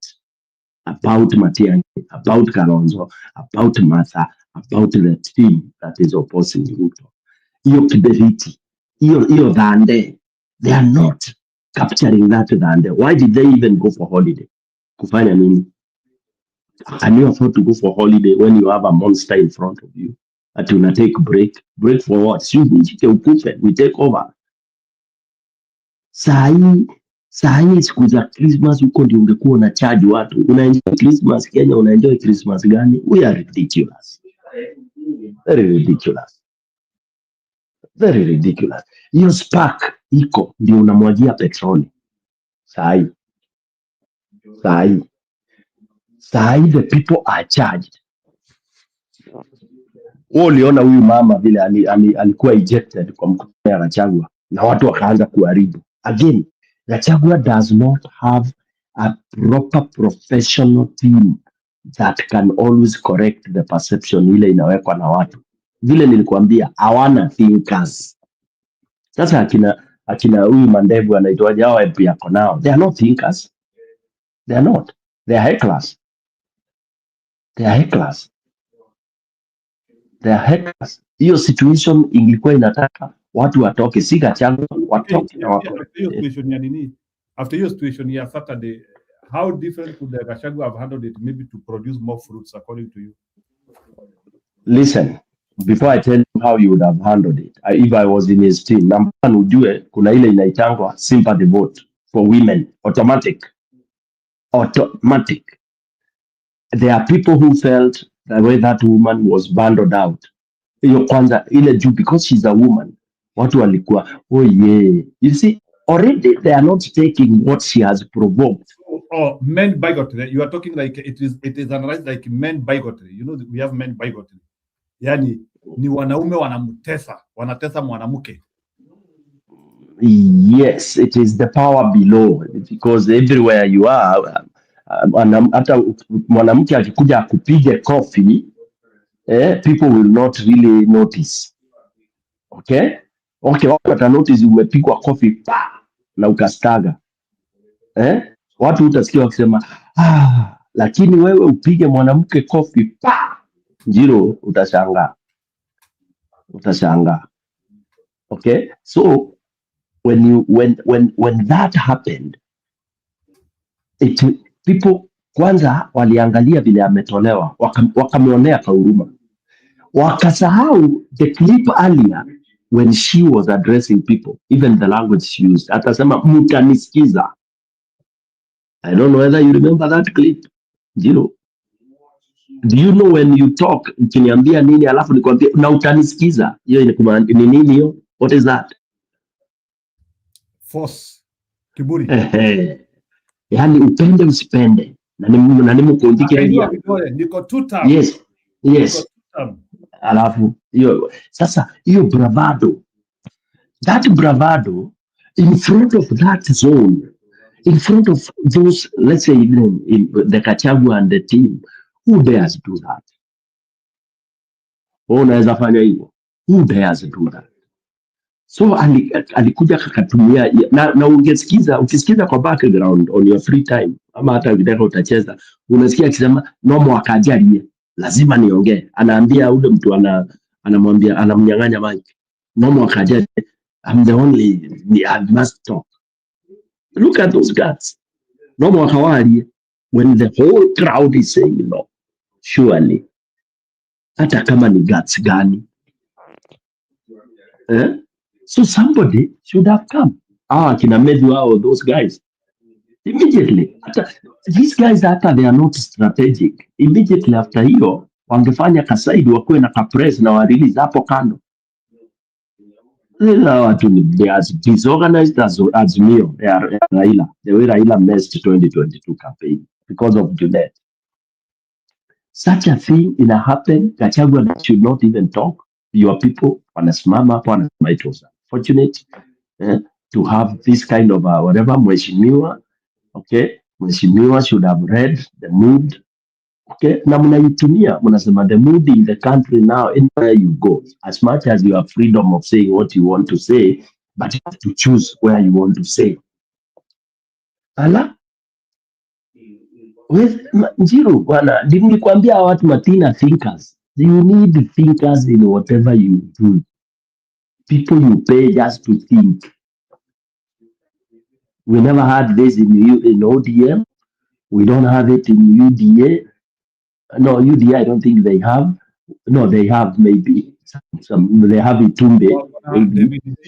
They have the David did that. David doesn't think anymore, and David was a pretense. Alikuwa anadanganyana. Remember, that's why he was fired. Anabebwa kwa Wakikuyu, lakini Wakikuyu wanabebangwa ufala. Ati Andy David D anabebwa kwa Wakikuyu kuelezea vile ati hustler narrative itawafanya matajiri. You remember those? It's overrated. David D has always been overrated. David D was fired. Ask me. Ndivyo nasikianga. You know, pia kuna hiyo element ya like also people, especially in our community, bwana Stone, you can tell people hapa, watu wakisikia sijui huyu ni professor wa nini, you can even same thing to Herman Manyora, same thing to Tai. Like, let me ask you a question, eh? Do you know like the reason why even like Dr. Wall is doing the things he's doing? Unajua sasa zingine watu unajua kuna mtu nimesikia kuna mama alinichekesha, alisema mbona msishike Dr. Wall mpeke Kenyatta National Hospital atishindwa ati ni daktari tuchape yeye makofi kama atapona. Raila nilicheka sana, lakini wa Kenya now they are inventors of comedy, but when they are unajua acha nikwambie Mr. Stone PK, whatever that happened to that woman was not arranged, it was spontaneous. And yeah, that I agree. Yes. And what happened? We can only go back. Ni kama mpira inaendelea. So you know, naona vile Ruto juzi ameenda Kakamega anaongea juu ya ya affordable housing mpaka maneno yanakataa kutoka. So at that particular time na huyo ndio mnataka kuingia msimame na chama yake. Watch excitement. Shida yako ni anything Ruto mbaya unaingia katikati kama mpira mbaya iko slimy. I hate that guy with the passion. So yeah, that's true. So you know, in as much as we may try to tell Gachagua what he should have done, let me tell you, it was so spontaneous, and at the same time, Gachagua has emotions the same me and you to Konai. Like you're seated there, you're wondering. She said, whether you like it or not, you will listen to me. You know, at that particular time, Gachagua is not thinking how to manage emotions. He's also wondering how to deal with his own emotions. So the aftermath is what we can talk about. But this woman must understand that was not meant chauvinism. Whatever anybody can say, it was spontaneous. Nobody had, you know, it's like Raila coming to Kisii. Nobody wanted Raila at okay uko podium. Raila alifanya kitu ambayo he is not supposed to do. You don't just say wakisia wajafika mahali. But then when people see him again, is coming, and then unannounced, thinking that all is going to be okay, people are sick and tired of it. People say it, you know, and it's not like there were goons arranged or anything. It's just one person who said, hey, this person ametukana, toke hapa si tumekuja kuona ball. After all, atafanya Shabana ishindwe. And that was it. Even Timbarati could not, Baba had to walk out. And nobody could come here and say, it is so and so, so and so. So it was so spontaneous. And the problem is some of these things that are spontaneous. And you know that arranged things don't succeed. Spontaneous things. And that's why sometimes we need even this revolution to be spontaneous. They are like, you may think it was organized and executed with precision. No. That woman should not blame anybody. She should blame herself. And let me tell you, people even controlled that woman should have been 6 feet under. She needs to thank God. Yeah, what I was about to finish in my statement, that's where I was headed. Nilikuwa nasema, you see, when I was saying, she said no more kajari lazima niongee. The people who quickly, and I'm telling you, this is quick thinking, and I thank whoever took that action to evacuate her. And you see the way the security acted, those are really trained people. the mob was going to descend on that woman. I'm telling you, she was going to talk again. Na mob sasa, juu ya ile mob psychology, wangemumwagitia, and it would have been uncontrollable. So it was a quick action of whoever immediately offered to get her escorted by police. One of those guys there, and whoever it is, I congratulate him. You know, one guy nilimsikia tu akisema na Kikuyu, reke tumweherie, neherio haraka haraka, and I think it was Bazenga. Bazenga alisoma hiyo crowd yake. Bazenga ni huyu nani? This guy who is going for governor. The mother was being buried, Gakuya. Yeah, Gakuya. You know, I tell you another thing. Gakuya akona crowd moja kaya Raila huko Kasarani. Inaweza kumaliza 1 second. So that guy could be competitive kwa race ya governor, because I'm hearing you want to be a governor. Is that what you mean? If yes, unajua with a royal crowd, you start navigating. Finally, the question I asked you, thank God. Now, and Stone PK has brought it in a very unconventional way. Thank God. You know, mimi niliambia watu mambo ya Nairobi, niulizeni jameni. Ukiwa umezaliwa mahali na ukakuro na ukakuwa na hizo maugondi zote. Gakuya unajua ni yule pia alikuwa na maneno ya kuuza mashamba. You guys, do you know that? He had a very big We know him very well. You know that? You know, so when you have somebody with that kind of money to dish all over, Gakuya is more or less close to, well, I don't know in terms of money, but he moves like Sonko, money-wise. Okay? Ukiona unasifiwa Nairobi, it's because of ile pesa unamwaga. Ile pesa unamwaga. Wewe ukishasikia umepewa jina ya Bazenga, Bazoo, Nairobi. What does Bazenga mean? Simdos. Lakini wewe Njiru, hiyo village yenu iko wapi? Kairore, inaitwa Kairore. Kairore is one of the urban mini villages but in I know in the politics, you begin by giving yourself a nickname. It always happens in Kenya. Waitito walianzia na kujiita baba yao. You know, in Kenyan politics, you begin by giving yourself baba yao tangu atoke jela hajaiongea. Let me correct you. Jiro, before we go to that. Listen, mtu ajipeaji, you are given the name by your followers. Kuna mtu ujipatia jina. Nobody.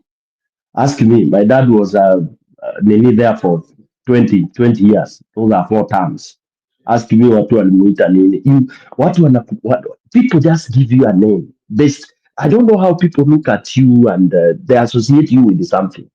So mtu ajipeagi Njiru, utakuta tu umepewa jina. Saa hii kwenda uanze ukampeni hapo Embu, useme kama hapo Embu town hapo hivyo kidogo unaongea na watu. Within one week utasikia umebandikwa jina hapo. Utasikia tu unaitwa, ukiingia hatu asemi Njiru, unaweza sikia mdosi amekaa, ama mdosi Majuu ndio huyo. Unabandikwa jina tu mara moja, depending on how they like you and how emotionally you are attached. But it's also a way of kukufanya pia utoboke vizuri. Well, hapana, ni ile tu kufanya, they can't refer to you by your name kila saa, you know, hawezi kaa na kuita Njiru ati Mwaura, hapana. Like if there, saa ingine unaweza hata unapewa initials, kama ni gari uko nao, you know, somehow. For me, it's noble. It's like age mates, the way age mates don't call you by your name. Unajua wewe hapa tu ndio uko na jina yako hapa. Wewe tu ndio uko na jina yako official. Sisi wengine tulipewanga zetu. Wewe ukiona mtu tu anaitwa Stone, Shabako nayo. Sio yeye amejiita Stone. Hii ni jina alipewa akikuwa mtoto. Na huyu jamaa akiingia siasa, ukiingiaga tu Stone. Na labda tuibadilishe ikuwe kwa Kijaluo Gidi. Tena tuiongeze mara 2 iitwe Gidi. Sasa wewe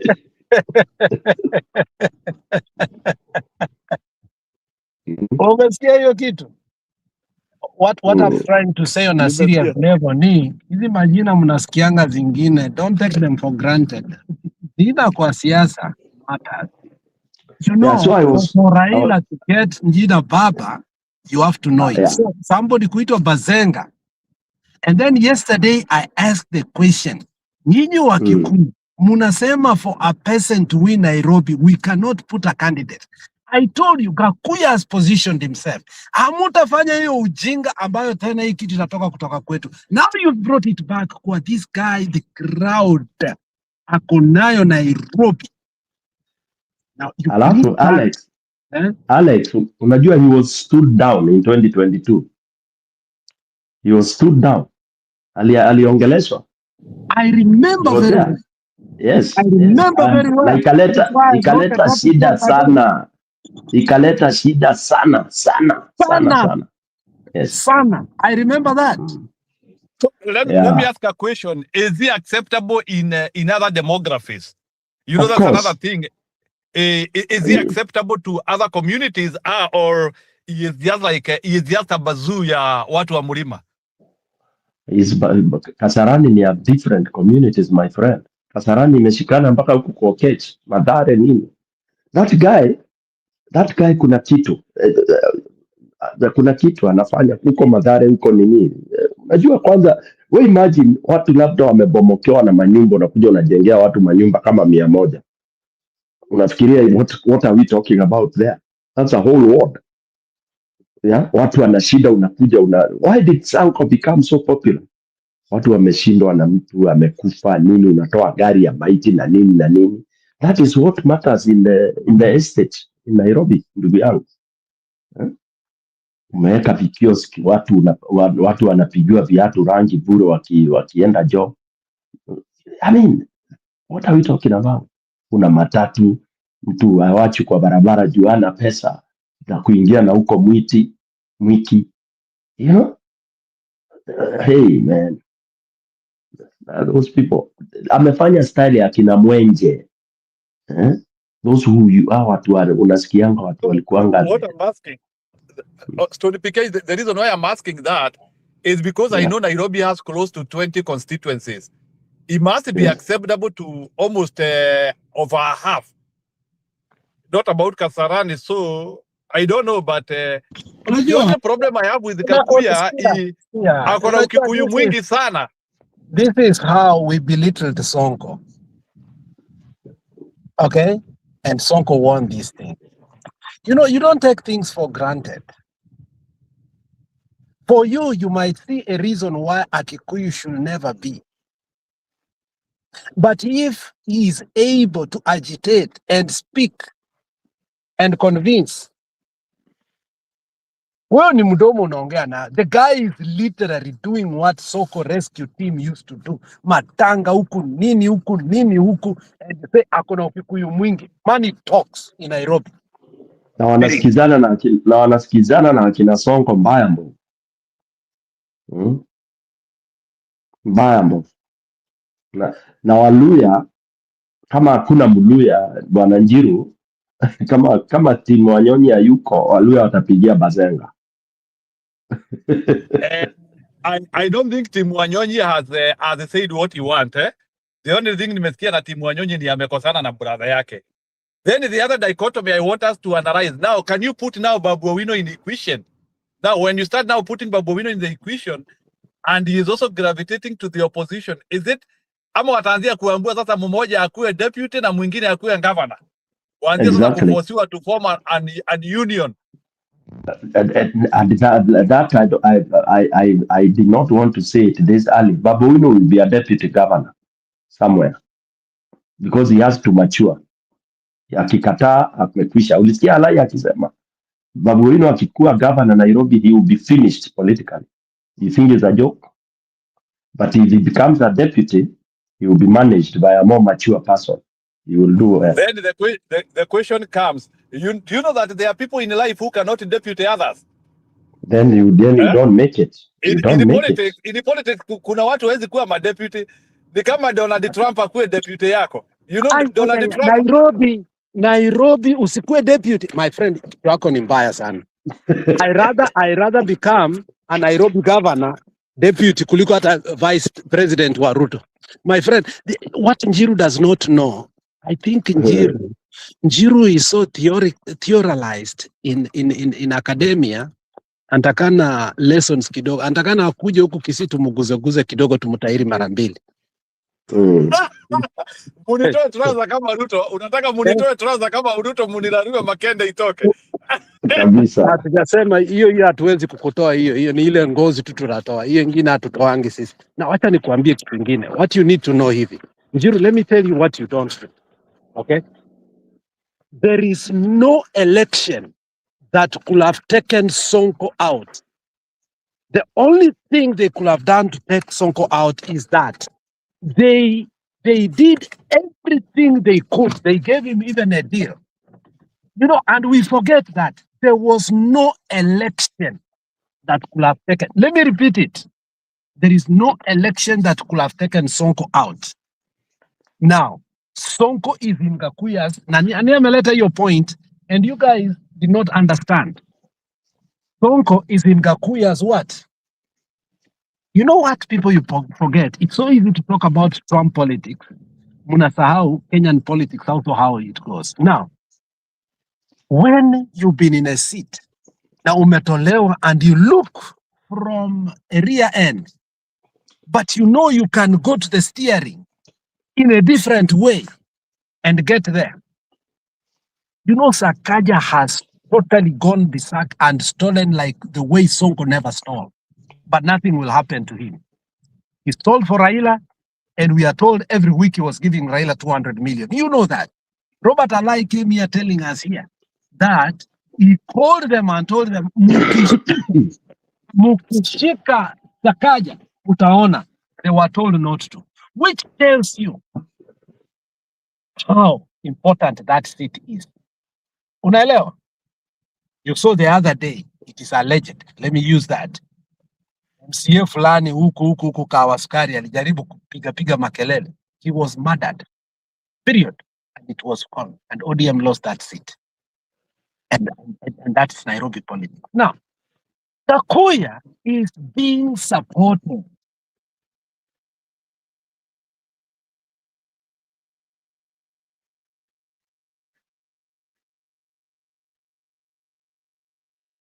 Sorry, Gakuya is being supported by the same establishment that Sonko lost.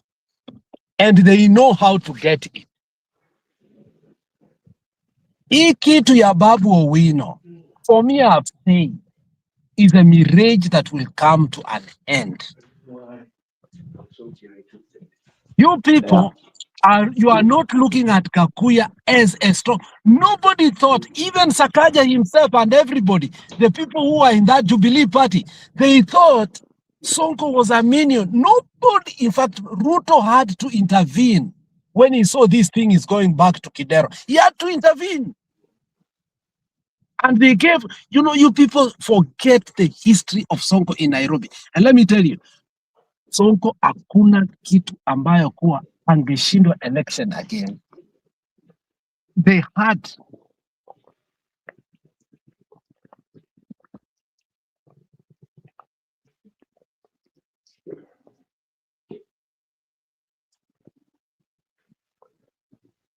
Alex amepotea. Sorry, I don't know mbona inanisumbua. We are losing you, Alex. Yeah, so what I'm saying right now is kumalizia kuwa undermine Gakuya at your own. And let me tell you why. You saw even Annie yesterday ameleta ukikuyu mwingine hapa akasema hivi, utakuja utuongeleshe. Annie is speaking for many people. Annie is speaking for many people silently. Wewe na akademia yako, you are speaking for a few. When it comes to Nairobi, mtu ambaye amekufiwa mwili yake ikatolewa Nairobi that was almost impossible ikapelekwa mpaka reserve. They don't vote with their head. Njiru unanisikia? They don't vote with their head. They don't. That's why Sonko rescue team can be more operationalized. Yani it's on operationalization more than the county government. Ambulances, firefighters, na kila kitu will work better than the whole county of Nairobi. And the person that Sonko will support will be governor of Nairobi. Hapo mkae mkijua hiyo maneno. So meaning that Sonko will be like a cartel to him. You will be like Kabangiz. And let me say what you may not like. The question that I brought earlier about, unaelewa, which way do you go in order to win by all necessary means? Gakuya will win by all necessary means, even if it's being announced. And if he gets to a point whereby Gakuya will use millions, tons of millions, okay, to get Sakaja out, because Sakaja will be so loaded. It will be a game of titans now that Baba is not there to influence people. Unakumbuka ile by-election ya Kibra whereby Uhuru came back and say, hata mama fulani alinipigia simu akasema simungesongesha hii kitu kwenda mbele because tunakula. Nairobians will be feasting. It will be a mad fest. Unataka turudi hata sisi tukule hiyo pesa. Unajua, let me ask you, how did Simba become a governor? I'll tell you. Simba alichua vile anapeana pesa yake. Morara the other day said this guy was given 18 billion for a whole year, but only 300 million zimeenda kwa wards. Now, this is how Simba won his election. Simba knew the price tag for everybody. I remember in one meeting, I even came to Tembei mpaka nikasema, this guy amesimamisha lecturers kwa matanga fulani. Akapea lecturer 10,000 ya mafuta. No lecturer amekataa hiyo pesa bana. And there were more than 40 kwa hiyo matanga because wameenda kuzika lecturer. After that, akapanga wa mama chini, akawapea 500 because alijua price tag yao. So hiyo pesa iko mpaka yako. Wewe ukienda huko unatoana CV yako. Kama CV yako ni hii democracy unatuachanga hapa, saa ingine unatokea YouTube inalia, price tag yako bado iko chini. Ongeza price tag yako kwenda juu, ndio ukienda upate vizuri.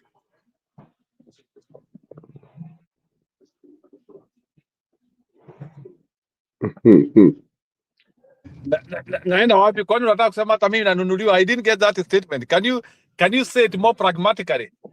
You have said it. Kama uwezi nunuliwa, umesema uende nyumbani kufanya nini? Si wewe ndio nani ameanzisha story ya kwenda nyumbani? Wewe ndio umesema kuna pesa mingi sana ya kuliwa. So nikauliza unataka twende nyumbani tukale. Ukasema uende nyumbani. Hata wewe uende nyumbani. Nani amekusemea uende nyumbani? Umesikia pesa ukasema uende.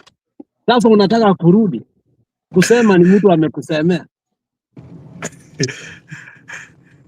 You people mumenishangaza. So and then let me ask you a question. Gakuya, do you think Gakuya can be bought by Ruto if Ruto notes that he's a very powerful man? Miswali tu nauliza. Yes. Yes. So tuseme hadi saa hii Gakuya is not committed to DCP. Can we say that? No, I'm just saying umeuliza swali moja. So acha kuleta maneno ya commitment. Nimeuliza kama he can be bought. Kwambia yes. He can be bought. Ungeniuliza why? Si ati kama ako committed. Why I think so. Why can he be bought? Hebu nionyeshe like na sasa venye tunasema Gakuya ako nini hivyo na Sakaja anaweza muibia kura yake. Even with all that popularity and all what we are saying, can Sakaja steal from him? Hapana, Nairobi unajua kwa watu wanaendanga streetwise. Nairobi ukiniibia na tunaingia street mara moja. Manguzi zitamwagika hapo. Baya mbovu. Nairobi hata kura za MCA inakuanga noma pale kwa hall. It's not easy. Nairobi it's not easy bwana. Nairobi tena watu wanachunganga kura hiyo, unasikianga kuchunga kura hivyo. So kwa hivyo tuseme Nairobi kura ibi yangu. So si basi we use Nairobi model as a national model to defend our votes then. If Nairobi votes cannot be kama eza kona hizi influence kura huko. Wacha nikuulize swali. Unajua Njiru keeps on. Unajua Njiru ikifika kwa DCP, if akisikia mtu atakuja kuuza DCP, unajua Njiru anatokanga hapa kidogo, unafikiria ni chai, anaenda na kojoa narudi. Yaani hiyo kitu inamuumanga. Njiru, wacha nikwambie hivi. Hata Nairobi Raila alipiga hesabu yake. Wakati tunafikiria ni Igathe Azimio imepea, Raila amepiga deal kule nyuma. If it takes that Ruto will win Nairobi through Gakuyu, let it be. Ruto tulisikia akisema peke yake kwa Kikalenjin. And I don't know kama unakumbuka hiyo video. We used to play it a lot in Mutembei kuwa aliambia watu wake. Nairobi GDP is 60% of Kenya. The rest is nothing. So amwezi enda Nairobi mna spend pesa yenu mnarudi. Wajaluo wako na kona yao Nairobi. Wakikuyu wako na kona zao Nairobi. Wakisii wametengeneza kakona yao Nairobi. Sisi lazima tukue na kona yetu Nairobi. Lakini sisi hatutaki kutengeneza kona kidogo. Kwa nini tutengeneze kona kidogo na kuna njia tunaweza tengeneza kona kubwa? Little did we know Kosgei will be our governor. We always take Ruto for granted. Now I'm telling you, Nairobi is no, you know, where we came to find Nairobi was tough is because after they made a mistake in 2013, kumbuka there was a rally that was supposed to be done in Nairobi and Kidero gave it to ODM because he wanted the nomination. And he embarrassed the Jubilee government at that particular time because he was the last man standing. And that is when Ruto decided enough is enough. This seat, you don't look at a person. You grab it by all necessary means. So you coming here kusema kuwa will Ruto will Gakuyu, no, if you want to become a governor of Nairobi, it is by all necessary means, my friend. Money, allegiance, goons, what? Because the politics of Nairobi is not conventional politics. Umenisikia? It is totally different. And for you to think, for me to win Nairobi with this IEBC, we were given on the throat a person who did not have, a person who went to Jalango show, akasema, alimaliza, he became a millionaire, akikuwa nini, he's an actuarial scientist, ABCD, and last minute, he did not have a certificate. Later on, he had a certificate from a university we didn't know. It was recognized, like how everything came into fruition will tell you the making of Nairobi governorship is not about qualification. That alone could have told you, and we could have learned that Nairobi governorship is something totally different. How Sakaja ended up, you know, Sakaja alikuwa depleted after he saying, oh, you know, he finished Nairobi University. The next, you know, Sakaja had to come dead drunk on a debate. Though he won that debate square and you know, we may not have liked it, but Sakaja still drunk won that debate. Do you remember that? But we need to acknowledge and understand if we want to win, if we want to win the governorship of Nairobi, we must do everything it takes. Not political elitism, the way you try to put it. This young boy from New York won the mayorship by declaring what he wanted, and he went against the Democrats. He called himself whatever he wanted to call himself. He went against the grain. He said he is a Muslim. He said he supports Palestine. He said he will not allow Netanyahu to come to New York. Everything that was unconventional in the politics, more especially of America, he went against it. And Trump threatened the boy that he is going to withdraw the funds. The boy still went, aliingisha kichwa yote, hakuingisha nini, aliingia yote, hakuingisha kichwa peke yake. And after ameshinda, alienda akaona Trump. Yesterday alituambia, I called the president to know the things about vile Maduro ameshikwa. And now he's feasting with a socialist, feasting with the president, getting even briefings from the president. My friend, power is grabbed by duplicity and by any necessary means.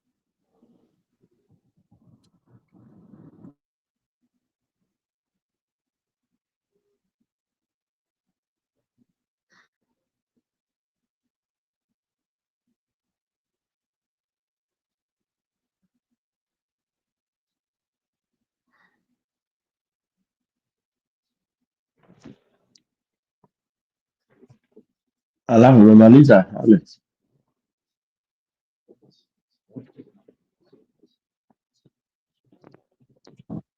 Njiru tena ameenda kujisaidia. Kuna vitu Anaenda zinamsumbanga.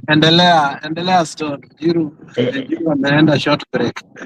Yeah. So basically for me, ndio tuweze we are supposed to rock, the opposition is supposed to rock the boat.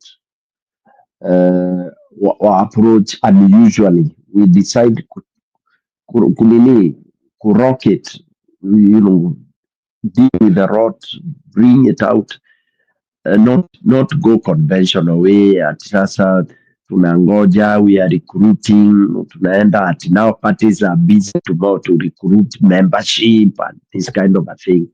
For me, I think we should be now, we poke wherever we think there is some rot, tuende tukipoke kule kuna bomoka kubomoke, so that we repair as early as possible.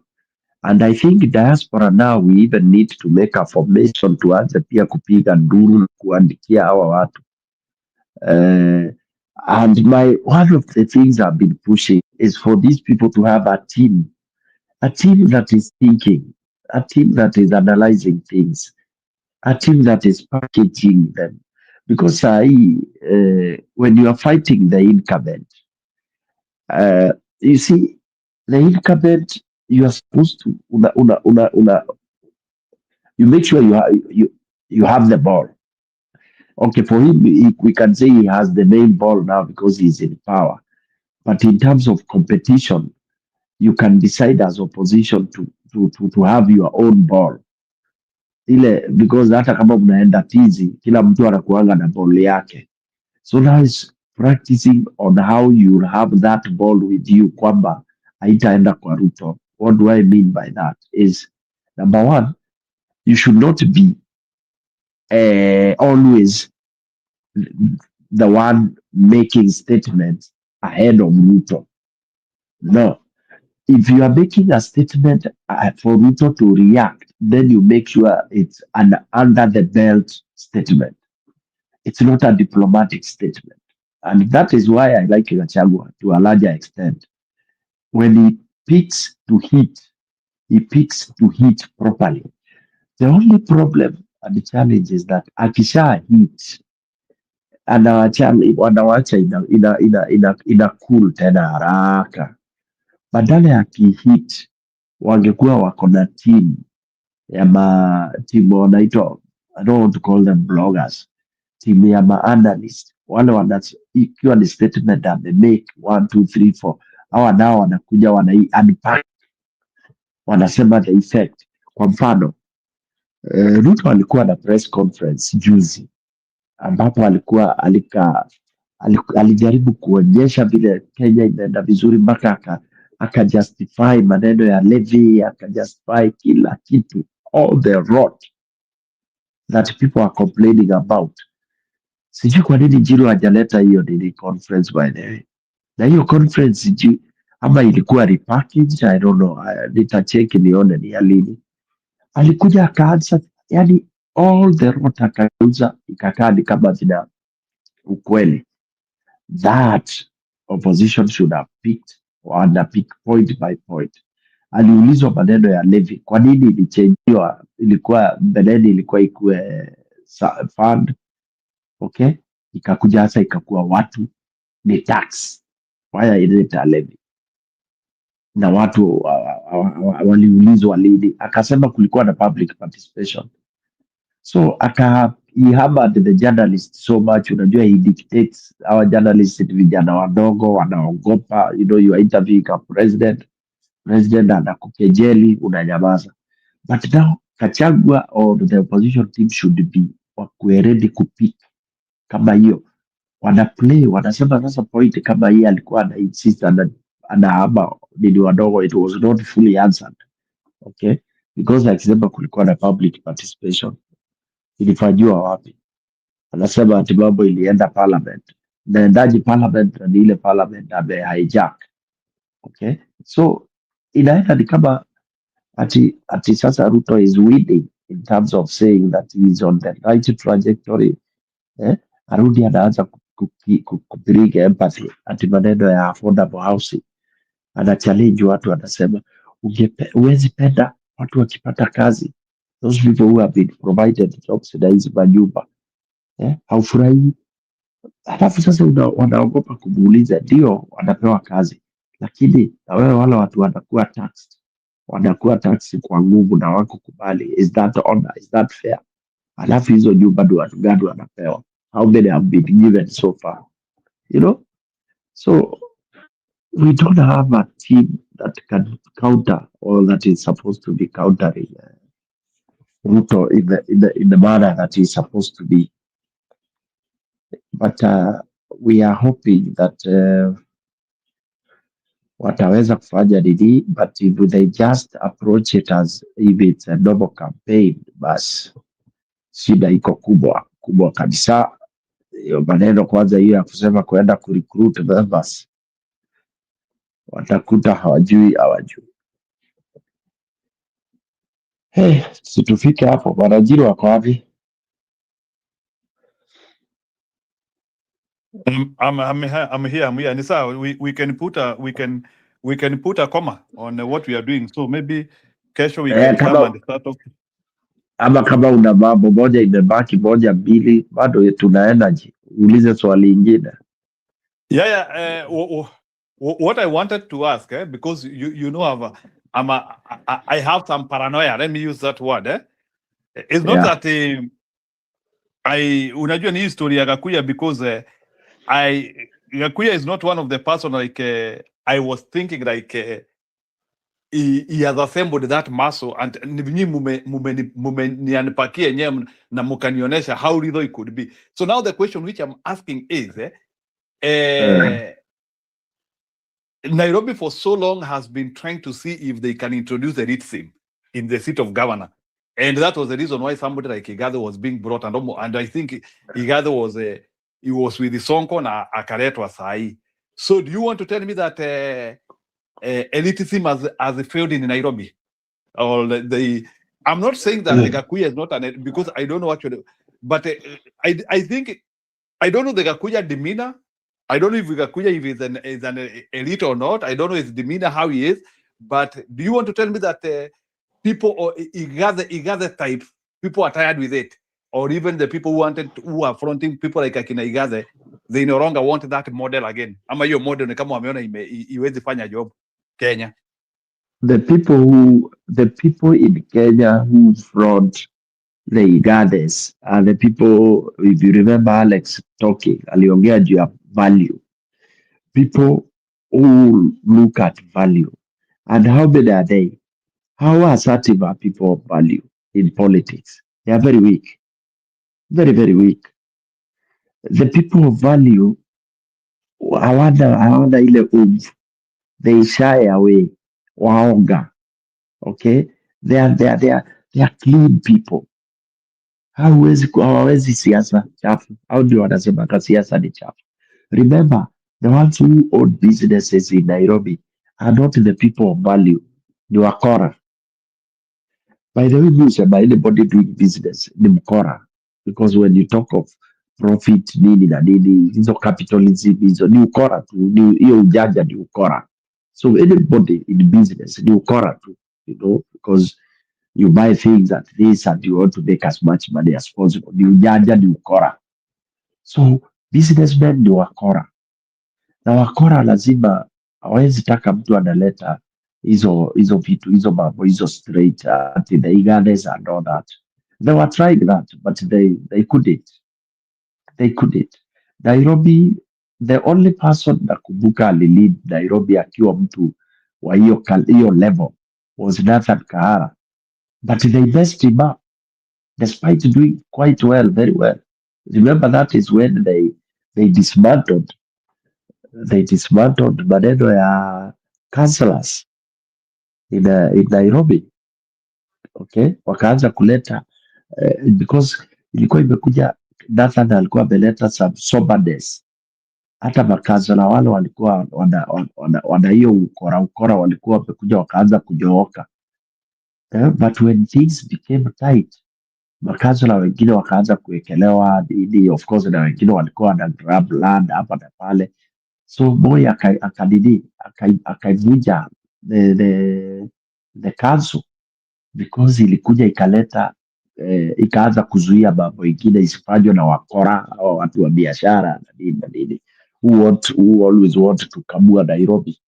So the moment you become a bit strict, unavunjwa.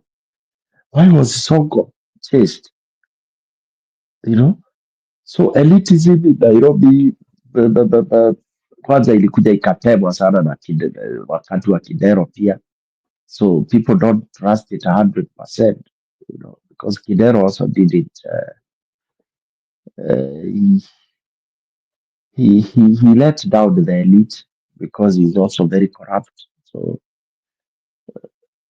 azinadi watu watakuwa interested na elite sana bwana Jiro. I remember during the debate of Sakaja and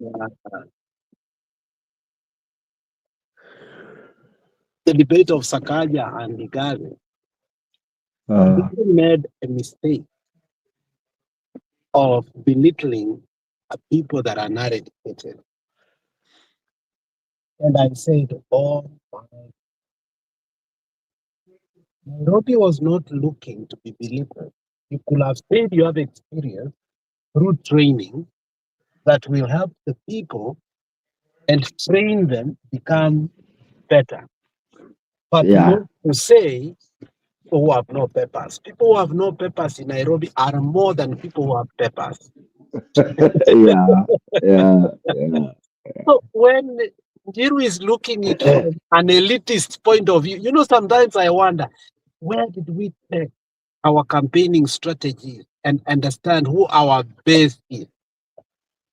So it became even a more darling when people realized we could have a governor who is not educated. It was mind-boggling to us who are educated, but it was a feast day for people who are not educated.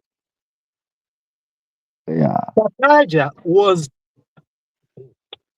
the worst thing again that happened was during the debate. Igade mocked Sakaja that he was drunk while people were watching the debate in bars while they were drinking. And I was actually drinking when I was watching the Nini too. And I was like, what's wrong with this guy?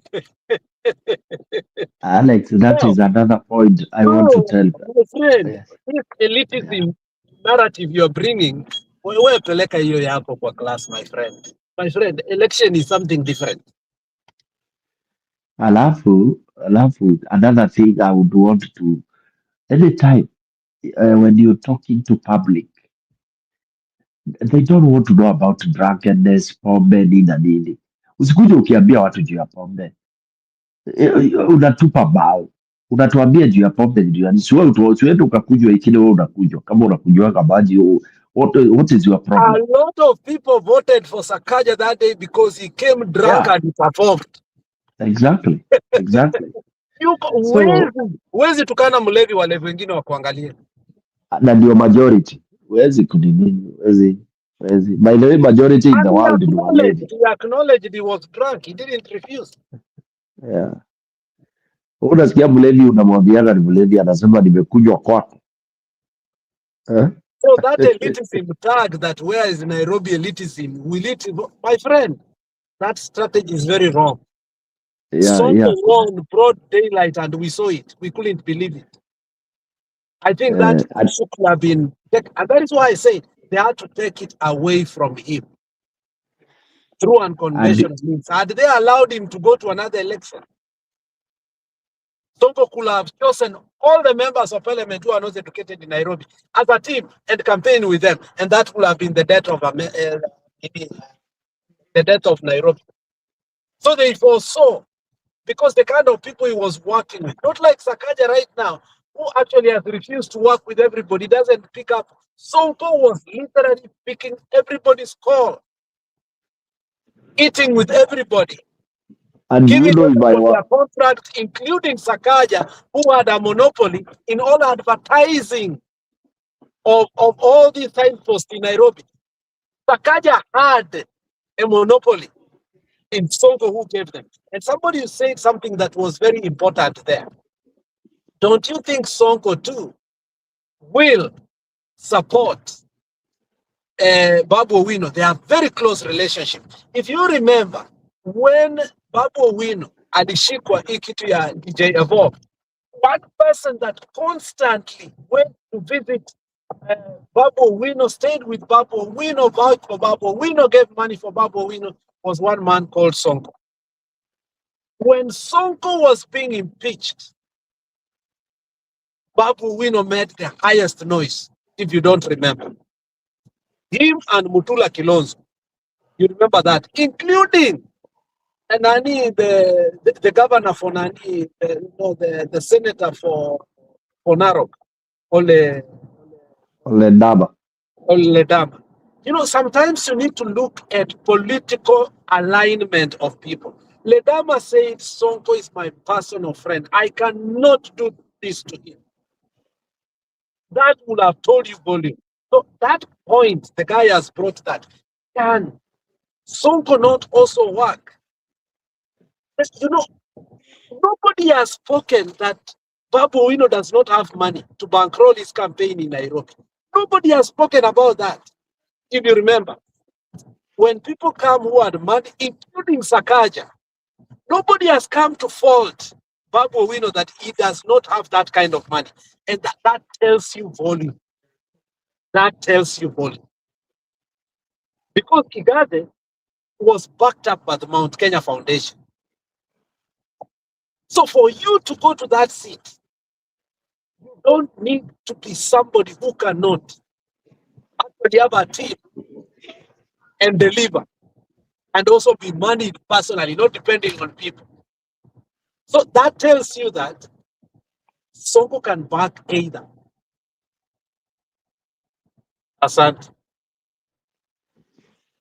Yeah, indeed. It is a bit tricky. It's tricky, and that's why unaona kama, in fact, when I look at Igathe, had he gotten, vile tunasema, somebody to advise you, do you know, like, if it was me, I would have worked with Sonko until mwisho. I would not have resigned because I know how to deal with people, you know. Sasa unajua ukiingia pale na hiyo elitism yako, unaanza kuandamine Sonko, unaona wewe ulikuwa CEO sijui wapi sijui, badala uende hiyo, akienda hivyo unaenda hivyo, and then you cope. That's when you become an adaptive, a positively adaptive leader, okay? And you know, eventually you realize unafanya whatever. Mtu akitaka kufanya hizo vitu anafanya kwa ofisi, akitaka kudansa, akitaka kunywa mawiski, usianze kusema huyu analewa kwa ofisi, inakuhusu nini? Mtu akitaka kuleta mademu kwa ofisi ni shauri yake, those are his morals. Kama kazi tunafanya because they admitted at kazi walikuwa wanafanya vizuri nini na nini, then where was the problem? Ndio ukaresign. Anyway, for me, I think sometimes it's good to have some experience, and that's why some people have very difficulty deputizing. Yeah, because unakuwa na ego yako, unasahau that you are not the boss. The boss is up, you are down. Then you don't know how to accept that and balance. But those who know, they know how to deputize. Jua vile ya kudeputize. Ukija hapa na principles zako, utaumia. Kwa sasa boss atasema una compete na yeye. And then you'll get it tough. Actually, whenever you become a deputy, you become a bootlicker. So what you do is you become an intelligent bootlicker.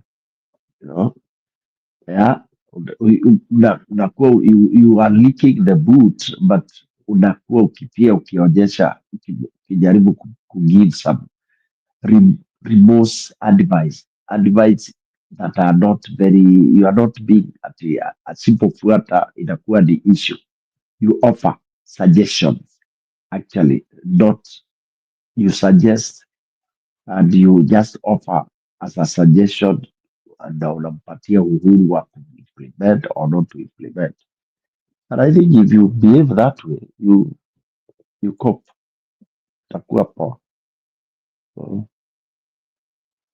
Let me try to answer that question about my brother is putting there. I mean, it cannot happen. You know what you have to understand. Babu Owino is trying to, and that is why Nani was bringing that issue the other day. Was it yesterday? Robert Alai to debunk that there is no seat called Kingpin. So if you say Babu Owino, already that he loses a volume of votes, and Babu Owino is not going to come as just an independent candidate the way people think. Babu Owino will have to merge with what is perceived to be a person wanting to take a Luo nation. Okay? Because the way the politics of Kenya is working is, and unfortunately, Nani had to bring it out, though it was bitter, it had a ripple effect, and he brought it out. He said this, you have to show us what you have, political mortgage on the table. So Babu Owino cannot come on a blank check that is riding on Sonko's party. And even Sonko himself, when he went to Mombasa, he realized, yes, he could have formed his own party, but he realized that that could not translate into the Kamba votes, unfortunately, at that particular time. Let's see if 1 year is able to change that. But Babu Owino wouldn't want to lose that which is perceived and control the Luo Nyanza and take it totally away from what we call the current crops that really want, especially Oburu Odinga. But he's going to have a hard task because the way Winnie is playing her politics, if I was Babu Owino's strategist, I will tell Babu Owino to stay away from two people currently, who will cost him eventually. And that is Maverick Aoko and Winnie Odinga. Let me say, and I think my sweetheart Annie atasikia vibaya nikisema here. When the devil is not able to go anywhere, he will send a woman. Unasikia? So when the devil is not able to go anywhere, he sends a woman to go on behalf of him.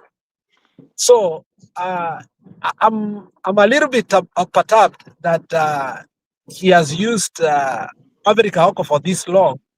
But if he wants to come out of this nooch that we call and become a Luo kingpin, as always he has perceived, which will help him claim the Nairobi governorship, then we don't know if Winnie Odinga eventually will endorse him or will undo him. But let him go full swing to Nairobi governorship with the mindset that the Luos are behind him. But otherwise, without that, again, then he will give upper hand for the Luyas and also Kikuyus. I don't know. That is my perception. People may tell me that, Nairobi may never vote for tribe. But let me tell you one thing. When it comes to dishing out jobs in the county level, again, the mathematics of tribe comes in, which is, again, very difficult, extremely difficult. For Kidero to win, he had to take a Kamba. For Sonko to win, you saw what he had to do.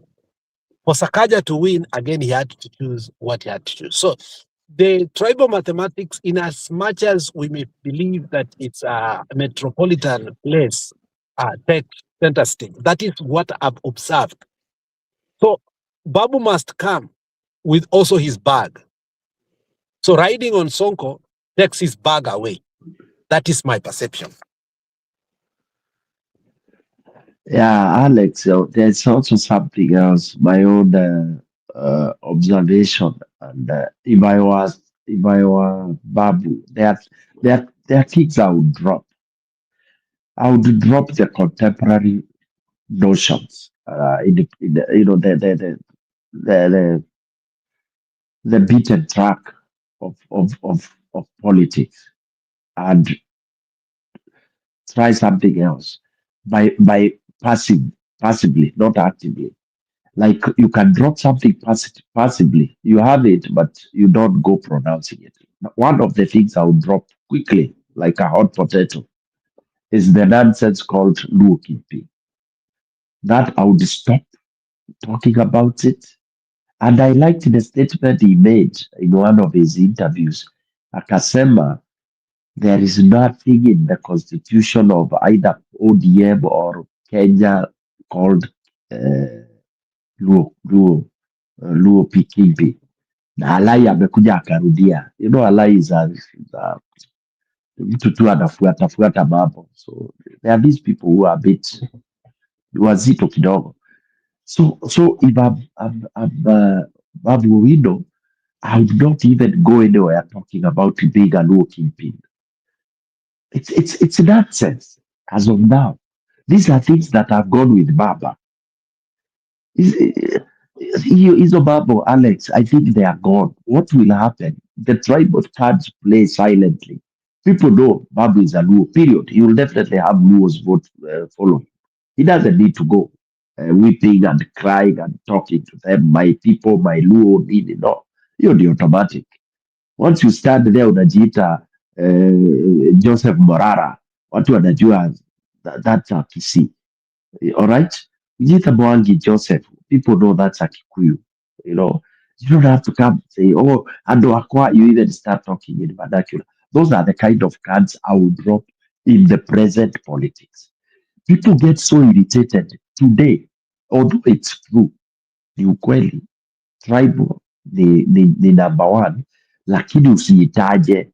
It's an evil that people don't want you to pronounce. It's a silent evil. Remember how Kibaki handled that. Okay? Can you imagine somebody who finishes his term bila kuongea na lugha yake? Can you imagine that kind of a thing? And the Kenyatta mzee, he would not talk without talking Kikuyu, and he didn't care whether those people around him are not Kikuyus or anything like that. There is that arrogance that people see whenever you mention your tribe, whenever you try to show like, this is my tribe, and that pride of your tribe, that leave it silently. So Babu should drop that one card hiyo ya kingpinship ya Uluo. Chane na hiyo hata ina faida sasa. Watu hata they don't like it, by the way. Okay. Number two, he should think twice.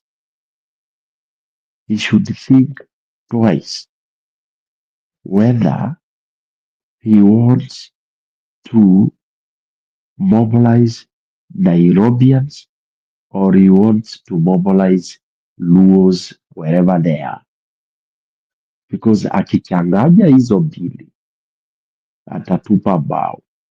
Aache maneno ya Kisumu, Nyanza, awachane na hiyo, ayuache huko, awe tu anaenda huko kusaidia matanga. Let him concentrate on Nairobi. Nairobi has 20 so also constituencies. Atoke Embakasi East, aanze sasa kuwa active. Number 3, awache kuengage people like Jalango. Those are watu wamekuwa na wivu sasa.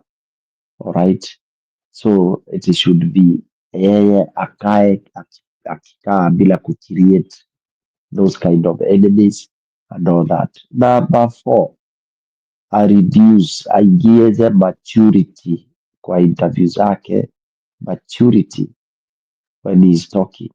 Aache hizo maneno ya na aache majokes mingi, akuwe serious. Vile alikuwa, there was a time he was so serious after I think he was shocked by the incident of Evok. It tamed him and it calmed him down, lakini sasa inaonekana ameanza excitement tena. Like for example, if he had somebody niliambiwa he doesn't listen to advice. That's the problem. That's the problem with people with the PhDs. Who doesn't listen? Babu. Because yeah, of course, watu wakisoma wakiwa na PhD, the professors, they think they know everything. Utamwambia nini? Because I understand one of his friends alikuwa anamwambia watu asiende hapo kusalimia hao. It was not a must. You can wave and go. Why do you go? Why unaenda kuwasalimia nini? Na unajua ni huyo mtu wako hapo amsikizani. What are you going to prove? Your manhood? Then you got what you got. Hata angeshutiwa auliwe. And then stupidly, he moves without his security. Babu, as of now, he has no mature head to know that he is very vulnerable. Ati alirelease security, sasa he goes around kama mtu wa mtaa. Atatandikwa hapo, atalamba labi saa hii tu huko. Na mtaanza stories zingine kama za Jirongo. So that's what I'm saying. Kuna story ilikuwa inasemekana alikuanga hospitali. Alikuwa hospitali, yes. Alifanyiwa surgery fulani alisema. But we don't know what it was. Yeah. Ana utoto mingi. That's the problem. Ana utoto. He's not mature. He has not matured. Na hiyo kuikileta Nairobi utakipatapata. Hata mtu kama Alado atamweka chini tu. Yeah, those are the kind of things I think if he's serious and he wants to lead. Na ajue the Embakasi East ilikuwa ni by default. It's not that alikuwa ilikuwa tu by default, ODM default. So he has to be careful. He has to be careful.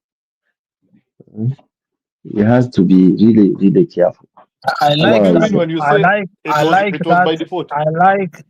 that last part, and many people do not understand it. I like that last part. This thing called zoning is the greatest evil that happened in Nairobi. Mukisi angekuwa, I've said it over and over and over. Watu wanafikiria Embakasi East ni ya Mukisi. Utawala huko kwote ni Kisii. I'm telling you. I've said this over and over. There are 3 places because of zoning we have missed. And now Elachi took over from our base huko. And we are reclaiming it. And I'm telling you, the politics of party is not going to work here anymore. Now, wachana hiyo. Babu Owino antakana kitu moja pia waache uongo nyingi. Atakuja kufikiwa na hizi uongo zake. Now, the first thing is, Babu Owino hii mtu anatanganya kuwa hakuwa na security. Aseme official security yake yenye government inajua. Hiyo naye ilipewa likizo ikaenda. Lakini goons wake alikuwa nao. Hata yeye akubali has goons. Babu Owino cannot be careless aanze kuenda anywhere the whole night after ile issue ya DJ Evolve, as if that he's so stupid. Atuanze to believe poor he had no security. My friend, beba mafala. And you are in Nairobi and you are an enemy for the, and then unasema, you know, the government has been my enemy. You want to explain how it's the government is your enemy. You want to tell us now that enemy can do nothing to you. You're walking scot-free without. Who believes that? In fact, that is where I almost wanted to go yesterday, like how watu wote wanatupanga hapa, lakini wacha tu tutetee mmoja tu for the sake of CCTV. Lakini vitu Babu Owino ameongea hapa nyingi zingine 60% ni uongo. Wacha nikwambie. Babu Owino, as you see him, is very, there are some places that Nani is saying the truth. But because he's so evil, that truth we cannot accept it. The issue of Babu Owino being taken out of governorship, if he wins within 2 years, is a true thing. I'm telling you. Why? Because at least Sakaja used to listen before he became the governor. Babu Owino does not listen even before he becomes a governor. No, because even before he shot DJ Evolve, he was asked not to do such things. He listened to nobody. That is not just a weakness, it's in his DNA. Akona hii kitu kuwa, he's so learned, he's like, I don't know, kuna kiburi Babu Owino anakuanga nayo. And anatuonyeshanga hii kiburi live, na bado hatumuambiangi ukweli. You know I'm learned. Sakaja is not learned. You know these things are done like that. You know, Babu Owino ako na utoto mwingi sana, kiburi nyingi sana, vitu zingine that we just keep enjoying. I don't know if you have seen, we keep enjoying it. And eventually when that will be brought in the office of the governorship, then we'll start complaining. And Stone PK has constantly said that thing here. And we overlook it. We overlook it. Babu Owino ni mtoto kabisa in many things. He comes out most of the time as if he's very mature, but take a keen interest. Start intentionally looking at his immaturity. Itakushangasha. He is like Shivambu of EFF, who used to posterize himself as the academia and the person that the architect of EFF. Right now, he has been given Maibuya, and within less than 1 year, he has fired almost everybody, because when you are in the shadow of something, it's easier to criticize and say how you will do it. But eventually, when you are given it, it becomes a nightmare. And sometimes I question if Babu has a capacity for governorship. But that's questionable, because that's questionable. I don't know. I questioned the ability of Simba Arati. I was almost lynched at every level. Alex, you can say that again. In my own opinion, Babu doesn't have the capacity to run Nairobi. I'm telling you.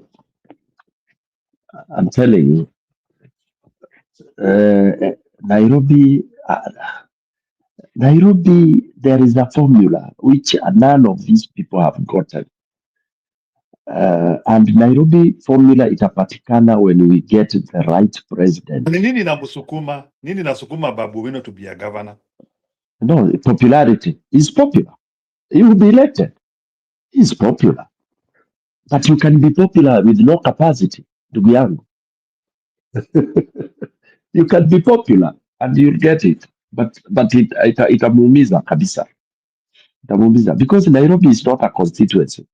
Constituency is one of the easiest to run. Constituency, excuse me, constituency does not require a lot of technical and administrative things. When you get mtu wa kukusimamia fund and then that committee that is done, that's okay. It's very easy. And then of course the magnitude, the budget is so small to run. Nairobi, 18 billion. 18 billion budget? Wow. Where does he start?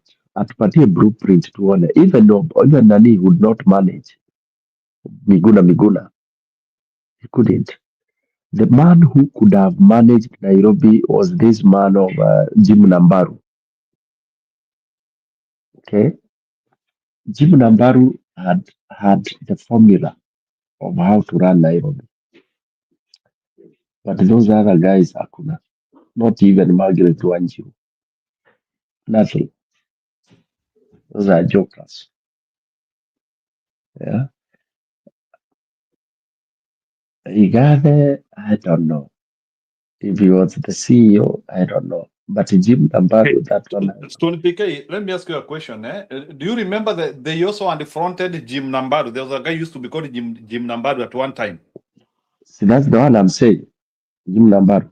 You know, this is the problem of Stone Peak, Nani Njiru. Yani Njiru, honestly.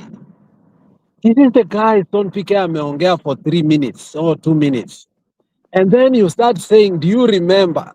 Sasa, wewe Njiru. Hata mtu mwenye anasikiza hii show. Baadaye. Relax. There's no good. So sasa ndio nauliza sasa, is it that there are some guys in the background of Nairobi who are always planning something ambayo haingiani ama ni nini? Then kuna hii some random guys who are very popular, they come and they take it. How is it? Because how come that we have these serious flops who have a lot of money na ni kama wameshindwa na kupata hii kiti ya Nairobi? No, there are people who plan. Kuna wale wana plan na wakikupatia hiyo plan unakataa kufuata, wanakuachilia uchomeke. Unaelewa? Wewe unafikiria Jironga aliuliwa bure? Alikuwa mkutano gani? Alikuwa wapi? Alikuwa anafanya nini? There are people who are seated somewhere. Wako na remote control.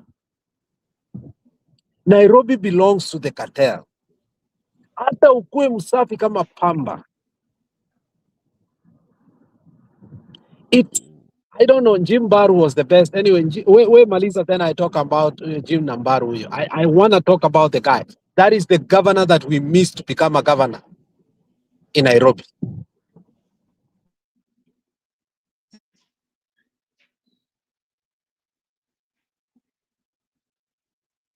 I was just saying about Joseph Karibu Sana. You know, Jim Nambaru, he retires from Nairobi Stock Exchange.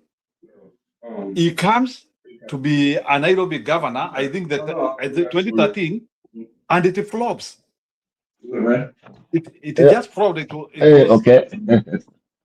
It was one of the things which I can say, it was one of the greatest political mystery I can say. Jim Nambaru, he came, I think maybe he came at a time when people did not understand governors are managers. This guy has been a manager of Nairobi Stock Exchange, and his campaign did not even pick up. Then I asked myself, who is the promoter? His campaign picked up. I think, Njiru, you don't remember what happened. Njiru, let's go back and you remember what happened. Njiru does not remember what happened. And if he remembers, he can remember there was a war. And Uhuru was pit between that war. Njiru, you remember that war? When Uhuru was trying to tell Shebesh and Sonko. You know, Sonko and Shebesh, they were in support of Jim Nambaru. And it's called who? The person who they wanted to be given the candidacy because he was bringing too much problems was like Tito. And that thing brought too much problems. I think paka kuna hiyo video ya Uhuru akiwaambia mimi sina uwezo wa kushinda wa kuweza kuchagua ni nani, lakini nataka muache ile mgogoro mko nayo ndani. And I remember, I think Sonko was running for, was it the senator? Yeah, he was running for the senator and Shebesh, the women representative. So they wanted to clinch all those seats. And the problem came because the vote was split. You know, Jim Nambaru refused to go to lay down for Waititu, as that is what was being planned.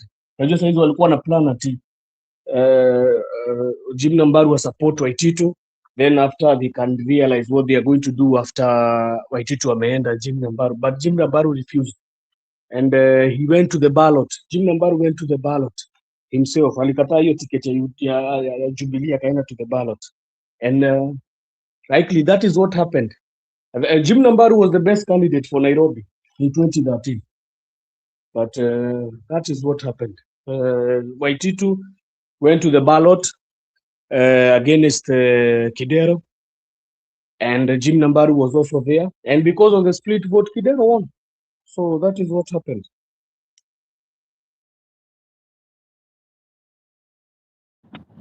What you're failing to say, he was sacrificed by the Mount Kenya themselves for political expediency. He was accepted across. He could have beaten Kidero heads down. But however, you gave us Waititu. Period. Right or wrong? And the mountain voted for Waititu. And the rest of the country ended up voting for Kidero. And the rest of the country wanted to vote still for Jimbaru. But then Waititu could have won.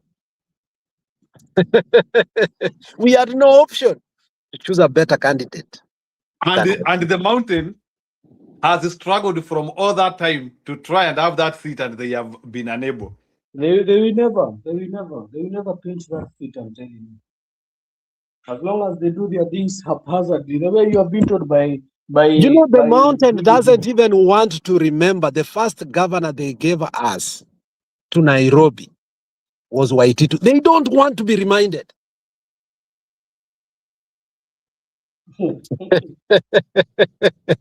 That is why Njiru wants to forget that history. Because he is in jail. How do you want to remind people of a guy who is in jail, rotting in jail? No, he was released the other day. He ate Christmas at home, my friend. Peacefully. And that is the guy Njiru they were giving us to become the governor of Nairobi. You know me, even I was supporting Jim Nambaru. I supported, even my vote was for Jim Nambaru. I refused to vote for that Waititu. I could not vote for him.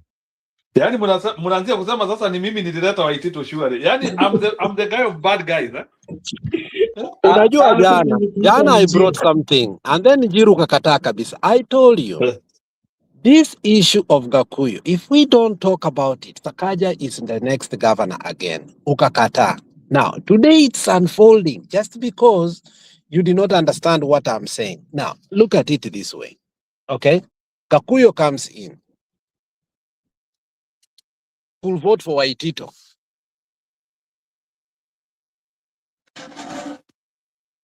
What makes you think you can't vote for Gakuyu even though you are going to lose?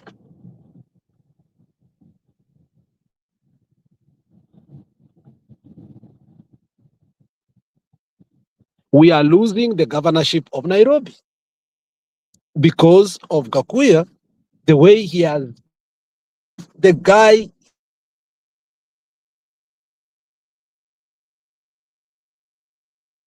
his political base. Ask nani amesema hapa. I didn't want to say that because it could have projected kuwa maybe I'm a fanatic of him. The guy has an organic base in Nairobi. He can fill a stadium. Nani Stone PK amesema hapa. But I've observed that guy. And I started asking myself, is it that people are desperate or what? No. He's still doing things on the ground too. He's giving his money, he's using his money. And that is why I told you, Njiru, let's be honest. If you see a politician right now risk with the current IEBC and decide to use 100 million to go into politics, And then he knows that he will be announced. He will win, he will have used his money, and he will not be announced. Don't blame that person if he decides to work with an alignment that will announce him. Don't blame him. Sahi kama mnakula pesa ya Gakuyu, kura kiingia, mutake kumnyima na aone kuwa the other side will announce him. The issue of money is a big, big problem. But Gakuyu will make us lose Nairobi. As of it, even if election were to be held today. Ameshaingia watu ndani na hiyo maneno imeisha. Let's go back to Jimbaru and wait. So what if as opposition we get a unified candidate? Don't you think we might get what if he is a unified candidate for us, all of us in opposition in Nairobi? Or it is not possible to unite under one person?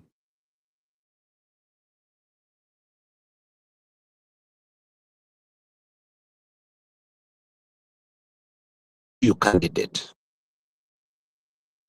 And again, you're forgetting what I told you, that Igade did not lose because he did not have a capacity. The way other tribes view Kikuyu political dominance, it can't, even me here, I cannot sit and openly speak with my heart. And hata wewe kutoka Mbeere na Stone PK, you cannot sit here and speak honestly about how you feel about the main Mount Kenya. I know that.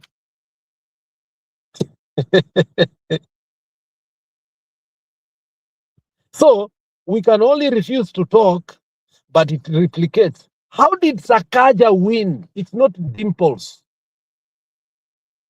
It was a rebellion against a Kikuyu candidate who was given to us openly by Mount Kenya Foundation in exchange, because what Baba wanted was different.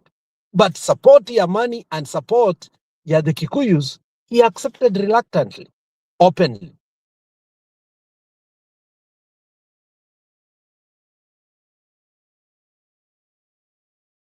Becoming the governor, even Gachagua started seeing, was the persecution of the Kikuyu businessmen in Nairobi. So what I'm saying is this, what you said yesterday, even if he's a unified candidate,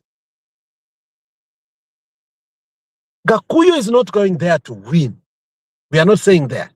The problem is that the Kikuyus will be hyped up that he's going to win. And they will vote for him. And the rest of the communities will fall and say, hata kama ni Kosgei, but still ni Sakaja.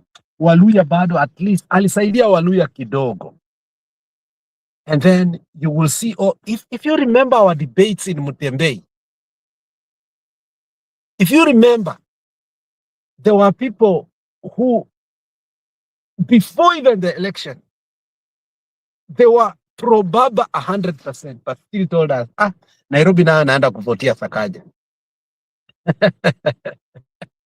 Is UDA but anaenda kuvotia Sakaja. But they wouldn't explain themselves. And you were right. A Kikuyu candidate is a governor for Nairobi. But there was something now. Having said that, in 2013, there was something about Jimbaru. It was not about Kikuyism. Jimbaru is an educated person, but again, he's also street guy. He comes out like a real Sonko and even more rugged than Sonko. He resonates better with the people, not as a person who worked. Nobody even remembers his credentials of Nairobi Stock Exchange, by the way.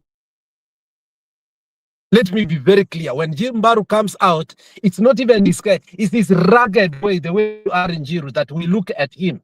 You know, the guy's face is not even, he doesn't look like an educated guy. He looks like a person who can drink Muratina with me. Easily. and still board up with a matatu with me. Okay? And like he got there again. So there was something unique about Jimbaru. Even when his campaign picked up, in fact, it picked up very well. Remember, Kidero was still struggling with the issue of Mumia Sugar Company, which was critical. Waluya was so critical. This guy killed Mumia Sugar Company. How again can we give him this one? Okay. Waluya walikuwa na shida na yeye. ODM still had a problem with Kidero, but we didn't have a candidate to face the government. Machinery wakina Kimemia, remember. The government at that time was Kimemia.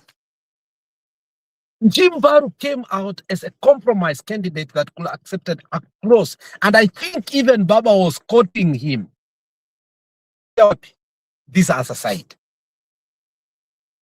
But we missed an opportunity of an individual. For me personally, I still insist. I don't know over years if we can be able to resuscitate his political career. I don't know. But there's this guy who was the governor for California in the 70s, and we ended up again voting for him about 10 years ago. What was his name? This Jerry guy. Naelewa. So I hope we can do that resurrection. Okay? He still can be an individual that I think, in terms of compromise, Kenyans can look at. But currently, if Kakuya goes and peddling what he's peddling, and the base that usually that is with him right now is the Kikuyu one that actually is quoting. And if you listen, he goes Matanganyingi in the mountain, and the thing is, he has positioned himself with a certain party. It's dangerous to allow Sakaja to continue. And this is why I ask myself, how united in the opposition, or we are so divided with lying that we are united, and already we have given tickets for Ruto to win before even the election starts. Thank you. Are you talking of Arnold Schwarzenegger, the governor of California in 2006? Never a governor in the 1970s. You don't listen. We are talking about the guy called Jerry. Okay. Sawa, ni vile umesema 2000 again in 2000. Okay, that's okay. Hey, na umekuwa mkali sana na mimi. Ati Kikuyus should stand down mpaka 100 years ziishe. Leo So there is a question which I'm asking, and I want to ask him to eleven. What are the Kikuyus missing, even with their demography in Nairobi, that devolution is almost now 20 years. Na hiyo Nairobi imewashinda. And I think wanapanga kakandi zinakuja zinararuka. So I need somebody to explain to me why is it that and it's an explanation which can, and the same thing can even happen in the national politics, whereby you could be a popular tribe like in Uganda, the Mbaganda, and you have no capacity to have a president. So what's wrong with their strategy? Bwana Joseph, unaweza niambia shida wa Kikuyu, why are Kikuyu is not able to assemble a governor in Nairobi? Ni strategy hakuna ama shida ni nini? I think Alex has explained to you what happens. A Kikuyu governor in Nairobi is well more feared than any other community. And what happens is not only Kikuyus that speak. Alex came and told you that there is a Kikuyu mafia, and they try to play their games down the card. And even right now, they are trying to do that. They are trying to play their cards by bringing Gakuya into the fold. Gakuya is being supported by those Kikuyu mafia, I can tell you for sure. And what is going to happen? They are going to make a Kikuyu not to be a governor again, just as the way they have been doing for the past how many? For the past 20. Is it 20 years? Yes, 20 years. They have been trying to run the show in Nairobi, and by running that show, they forget that Kikuyu is that Nairobi is cosmopolitan, and Kikuyu and Nairobi being cosmopolitan. You are supposed to be a candidate who is seen that has support from all across the divide. And that's why you saw even the candidacy of Igathe had an issue, because the Kikuyus never even supported that candidacy because they saw like they were being pushed down the drain by being shoved in their throats by the Kikuyu mafia. And they did not vote for Igathe, and rather they voted for Sakaja. Then also in ODM, they saw like Igathe was just given a clean slate because you remember Tim Wanyonyi was running for the governor of Nairobi. Before he wanted to run for the governor of Nairobi, but he was told to hold his horses and go back to the MP for Westlands. So Nairobi politics is cosmopolitan. The only person I think who has a stride in Nairobi right now and can be voted by quite majority of the people, it is Babu Owino. But the problem is, will Babu Owino be able to clinch a second term? I think he can be able to win the first term. This one he can win. He can win for sure because he'll be having. He's the best guy to beat Sakaja in these elections, which are coming in 2027. But the problem is, will he be able to? You know, Nairobi even becoming a governor the second time, it has shown it is a problem. You cannot become a governor 2 terms in Nairobi because there is a lot of things that happen. There is the Kikuyu mafia. There is also the cartel, which is there, which you know they are dealing with. You know, when you're the presidency, you want to hold Nairobi as a cartel yourself because there is a lot of working in the garbage sector, in the transport sector. So they want to get most of the money. That's why you hear even some claims say that this guy Sudi is managing the garbage sector in Nairobi. So Nairobi is very complicated in terms of governance. Si straight kama vile tunaweza sema ati Don't you think, Joseph Kidogo, and don't you think that is actually the shortcoming of Nairobi, that it is very difficult to offer services in Nairobi because of those competing interests, some of them which are not even favorable to mwananchi? Yeah, Meaning that's that why I'm saying Nairobi will never have hygiene, any good political hygiene, and every governor who will come to Nairobi will be a product of cartel. So the Yes, question and- which I'm trying to ask now is, we can now see like these cartels are competing with each other. We can say like the Kikuyu Sunday is like Nairobi mewashinda. Maybe they will have to focus with the other counties which are neighboring them. They have to focus with the Kiambu and the Nakuru where they can perennially get them easily because of extreme numbers of there. I don't know the percentage of Kikuyus in Nairobi to say that maybe they could be having that commanding lead. But there is a question which I'm asking now. Hypothetically, let's put that association of Gachagua and maybe Kalonzo Musyoka. Do you think with the support of Kalonzo Musyoka supporters, they can now look forward towards now having that position? Or it doesn't matter, the other communities can still outnumber them? You know, Jiru, even the Kalonzo community, I don't know which candidate they are bringing for Nairobi. You know, the way you are saying, Nairobi has so many people. They have even the Kambas, the Luyas, the Kikuyus, and the Luos. They are more so the largest dominating tribes. And now we are having even Somalis entering into the fold. And let me tell you, if they are going to be organized, within another 10 years, we are going to have a Somali governor in Nairobi if this goes as by. Because those guys, I see they are very well arranged in their politics, whatever they do. But talking about Kikuyus, I don't think they'll never clinch the governor for Nairobi. It will be very hard. And service delivery, what I could suggest is Nairobi should stop to be called a county and rather be a cosmopolitan, a metro. What do you call it? Metropolitan. It should be a metropolitan city because it is the capital city of the country. I don't think. I'd rather say isipatiwe nini. Will it be better? Kidogo, Joseph, will it be better even if it is metropolitan or it is managed by the national government and the person managing it is UDA or Ruto? Will there be a difference even if it is a metropolitan and the president is not having goodwill to do the right thing for that? Yeah, automatically, if it will be metropolitan, obviously the president of the day. We cannot say UDA because We don't know the president of 2027. Kalosongo can be out. So what I can clearly state is we saw a very good guy by the name of Buddy. Buddy did a very good job when he was the interim governor. We can say the interim governor. You know, he was not elected, but he was chosen by the government of the day to be able to run things in Nairobi. And he did quite a good job because himself, he was not afraid of the cartel because he's not answerable to any MCAs or any person of Nairobi or Senate, or maybe Senate a bit, because he could be checked on the money and the every sources he was using.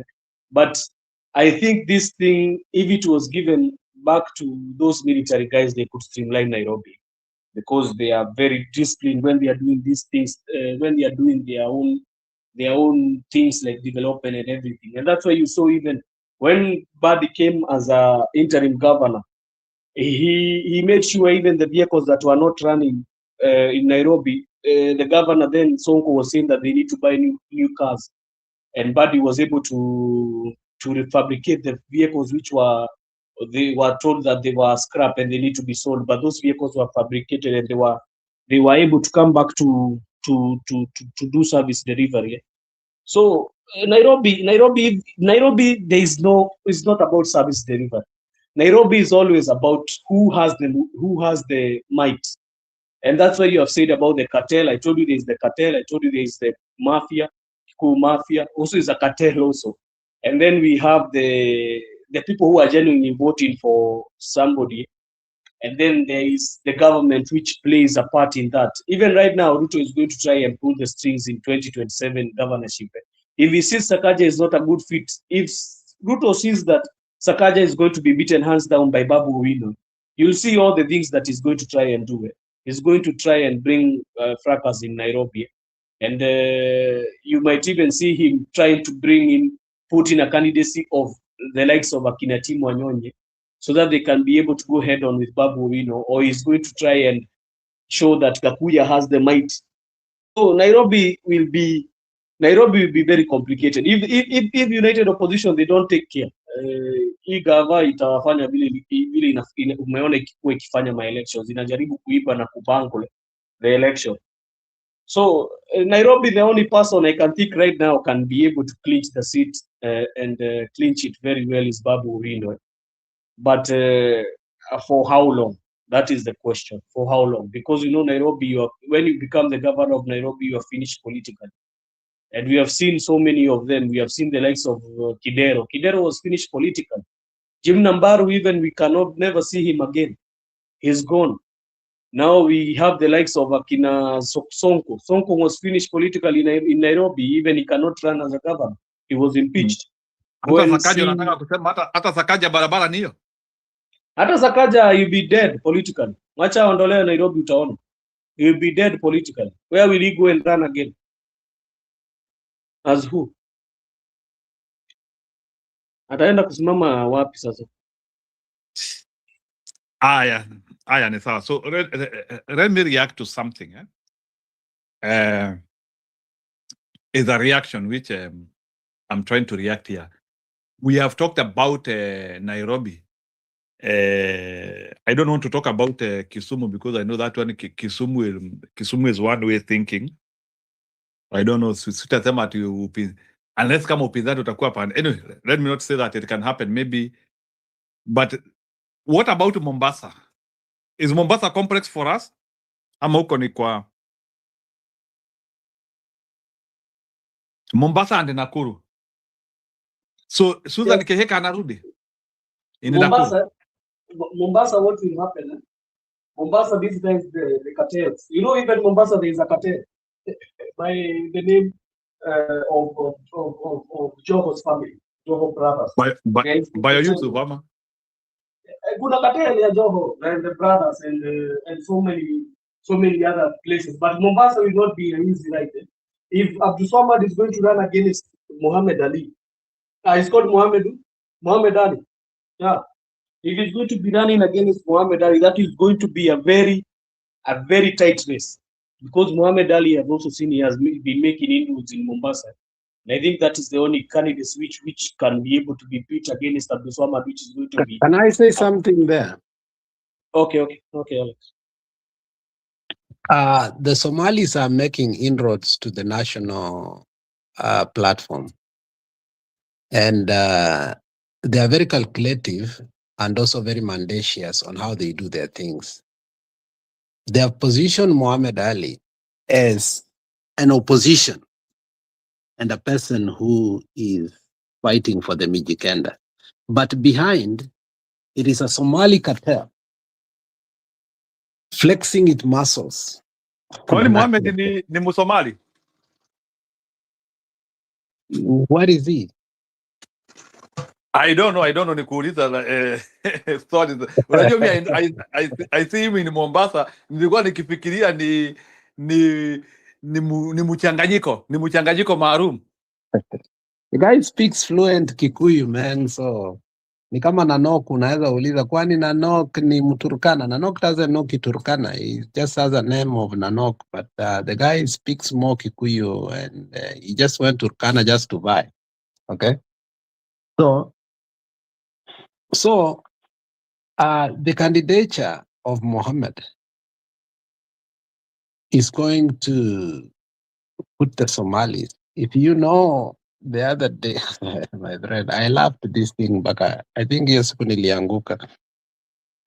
This Somali guy was telling you Kikuyus kuwa hii t-shirt Gachagua anatuambia kuwa ati sijui Somali sijui nini they are doing this. Akamwambia hizi t-shirt alikuwa anavaa za UDA, sisi ndio tulinunua 60% of the money that campaign for UDA. I don't know if you saw that clip. Was it yesterday or the day before yesterday? Joseph, did you see that clip of that Somali telling? Yeah, there was a guy. Yeah, we saw it. Yeah, there was a guy telling. Na pia we asked that the same question here, tukajiuliza ama ile pesa watu wa Minnesota it campaigned for UDA. Sasa hiyo swali tulijibiwa hapo. Yeah, so the Somalis already have taken Mombasa, if you don't know. Mombasa, the real estate used to be the Kikuyus, the Kisis, obviously the Arab were there. But in the last 10 years, I mean, it has been totally taken by the Somalis. And they are very proud of it. It's not like they're hiding it. They are speaking openly, so on and so forth. So politically, they want to control their own affairs. I remember how the Kikuyus gave to Eastlands, to Isili, to the Somalis. When Kibaki was serving as if you remember that history very well, when that by-election came there, the guy actually that was supposed to win that, New Jamaa that used to ride Ilengamia, if you remember, he was in ODM. And they postponed that election, they postponed until the current member of parliament, who actually got an accident and is not actually physically well and even mentally well. This guy that used to work for UN and he was a journalist. I don't know if you ever I think alipata accident ya bomb, right? Si ni bomb alipigwa nayo? Yeah. But that guy is not functional. Yeah, that guy is not functional. I don't think he goes even to parliament, but his seat is preserved. I don't know if you have ever known that guy does not even go to parliament. And now the Somalis have been able to negotiate that to the point whereby you have a dysfunctional person hosting because they fear to take that. Now, they are branching over to other areas to see how they can propel themselves into the national level. So the candidature of Muhammad Ali is a Somali takeover, which needs to be treated with suspicion. And I'm not saying that a Somali takeover is wrong, but the agenda of the leadership, not the Somali people, the agenda of the Somali leadership is very bad. When people like Maalim, people like Duale, the only person that sometimes speak with sobriety is Bill Okello, who actually, became a senator. He was forced to get out because of ethnic, whatever it was, clan negotiation. He came back. He used to be the shadow minister in the ODM for the shadow minister for finance. A very resonant person. But when it came again to the issue of the IBC, Ahmed Nasir, not Ahmed Nasir, Abdikir, he was a partner in business, oil with that guy, and you could see their business ventures together, which made me sometimes start wondering. But this leadership across that actually initiated Junet into it and eventually were able to succumb Junet to betray Baba is a broad, and you may not understand how it works. And it has been very successful. So I would rather have the current governor for Mombasa continue what we have witnessed here in Minnesota with the Somali takeover. Is what you cannot believe when they take over who? I wonder if people will wake up in Mombasa and understand what will happen. And I'm not saying Can I people ask you should be something, fearful. I'm Can finishing. I ask you something? We already have the Somali governors in their counties. How are they treating those governors, those counties of there? Ama huko hakuna cha kuiba. You saw Their one county. governor yesterday. Come and say that Duale wants him to worship him. Did you see that clip? Yeah, that one I saw. And they are not getting along. And he said he can only worship one person, and that is God. You remember that? Yeah, sure. Yeah. So your question comes, how are they treating each other? This perceived cartel of who control the entire political class, in which Duale actually wants to be the patron, makes decision. And if you don't toe the line, they warn you. And that's why that governor the other day was making a lot of noise. But as he was making the noise, the women rep was actually castigating. It's sad that that's the only woman rep who talks over to his governor, a man, and he was not castigated religiously that he must respect the man. So you can almost see how they run their counties too. So if you want to know what is happening, then look at their counties. One of their own governors said when the Somali border was open, he said openly that after Gachagua came out and said that, one of the schools or whatever was run by militias from Ethiopia. And he came out and said, yeah, at that time, Duale was still the Minister for Defense. And the truth is, that is allegedly, that is a Duale militia that is masquerading to be out of the country. And that is how they are takeover. They already have an internal militia to defend them politically. So, the Somalis are far ahead of us in one way or the other in terms they are doing. You remember one clip whereby Duale was saying in his own language that all the hotels, all the oil industry, and what again? You remember that clip that circulated that was, Duale bragging about the takeover. So I'm wondering if the desperation of the Mijikenda in the coastal region is pushing them. And that is why, with all the pain, and you remember when we were in Mtembe, somehow I still supported the governorship of Sonko in Mombasa, not because Sonko could have been a better person, but He could have prevented something larger than we think, that already because of political expediency and getting to leadership by all necessary means, we have allowed and we are going to cry. Remember, we have given IDs to people who are not even true Kenyans. Remember, we have given diplomatic passports to people who are not even Kenyans, actually, because they are able to vote for an individual, but also get away of being citizens of Kenya. So, and since they want to make sure that they are safe and these things can never be taken away from them, wamedecide kukuwa na kona yao Kenya, and I think the safe haven has become Mombasa, first of all, because it's easier because they are Muslims, and secondly, because the poverty level in that area, it's easy for them to buy land, develop, and be comfortable there. So I personally, I say, I don't think the candidature of Muhammad Ali, in as much as you people are so excited about it, is good for the future of that country. I'm against it. Period. Okay, Tony PK, can you react to that? During what I want to add to what Ngudi has said before Stone PK comes is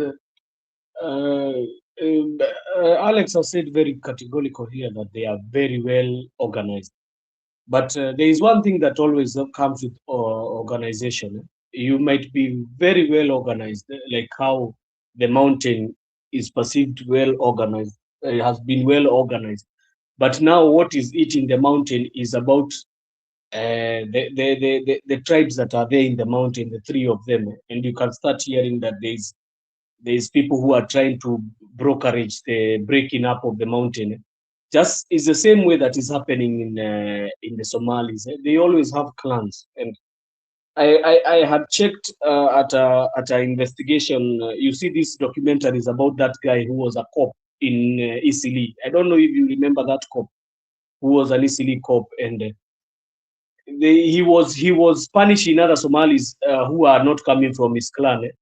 And this one was not even auguring very well with the other Somalis who are not of that clan. There is a clan, I don't remember the name, that is very, very dominant in the Somalia. And they are the ones even you're seeing, they have the likes of Akina Haji, who are in the now NIS. That time he was in the, I think, in the DPP. And that guy was not, he was not even taken any charges by the so-called then DPP, and he had brutally terrorized the people of Isili by his dominance. So I think that one is also another thing that is going to eat them up if they are not careful, because the clanism in Somali is very, very high. Hiyo clanism yao iko very, iko karibu 90%, wanaichukua kwa nguvu sana, kwa undani. And I think that one is going to also be a breakup for them if they are not careful. Because now if you hear Duale saying that he wants to be worshipped, and you know Duale is coming from that clan that I'm talking about, the same clan that is of Haji, the same clan of Duale. But I think with the Bio Kelo, it's called Kelo. I think it's called like that. Bilo Kero. B-I-L-O-W, Kero, K-E-R-R-O-W. Yeah, thank you, Mr. Alex. I think that one also is in another kind of clan, but their clan is not majority, but they are trying to get out of this, because Duale amejaribu kuwakalia sana kule Northeastern. Anajaribu kuwakalia sana, but they are saying no. And that is why you see even the times that there was, I remember when there was stepping of the flag, you remember in Nyayo, was it Nyayo or was it in Kasarani? There was so many different opinions from those sides, because some of them were saying even this pana hii clan inakuwaga hivi, inakuwaga na mambo ya madharau hivi and what have you. So if you cut those small things, you can know that Somali, they are well organized, by the way. They have funding. That is one thing I know they have. And today I've learned something from Alex. If the candidacy of Muhammad Ali is that one of those what he's saying, I believe it's better Abdul Swamad to stay in Mombasa. That one could be catastrophic if Muhammad Ali, because if Muhammad Ali enters as the Somali card, I don't think Mombasa will ever recover from that again. So it's better Abdulswamad to continue that candidacy of the governor of Nairobi. Joseph, I think that one is okay. So I want to advance that question a little bit. If we are also seeing Somalis fighting and we are also fearing them, does it also mean that even as we fear Somalis, they might also have their own infightings within themselves, and it is not, or they are just sibling rivalries, which are not very serious. At the end of the day, they are still sharing resources and other things. But can we say that there will be some Somalis who can actually come and join with us, even as we try to fight with Ruto and do other things? Like there are some Somalis who will not agree to that cartelhood, which this Duale is trying to do, and there can be Somalis who can honestly come and unite with other Kenyans. So even as they have that serious family board, there will be those Somalis who will break away. Is that one possible? Any Somali, we don't take them serious. Yes, Njiru. That is the breakaway now you are saying about the governorship. That's why you are seeing Alex's comment here told us about the governor and the women representative, how they are fighting. That one is a breakaway, which is happening. And I don't think the guy that Bilo Kelo, that has not been supporting this government from since. You have been hearing him. I like even his points. I always hear his point.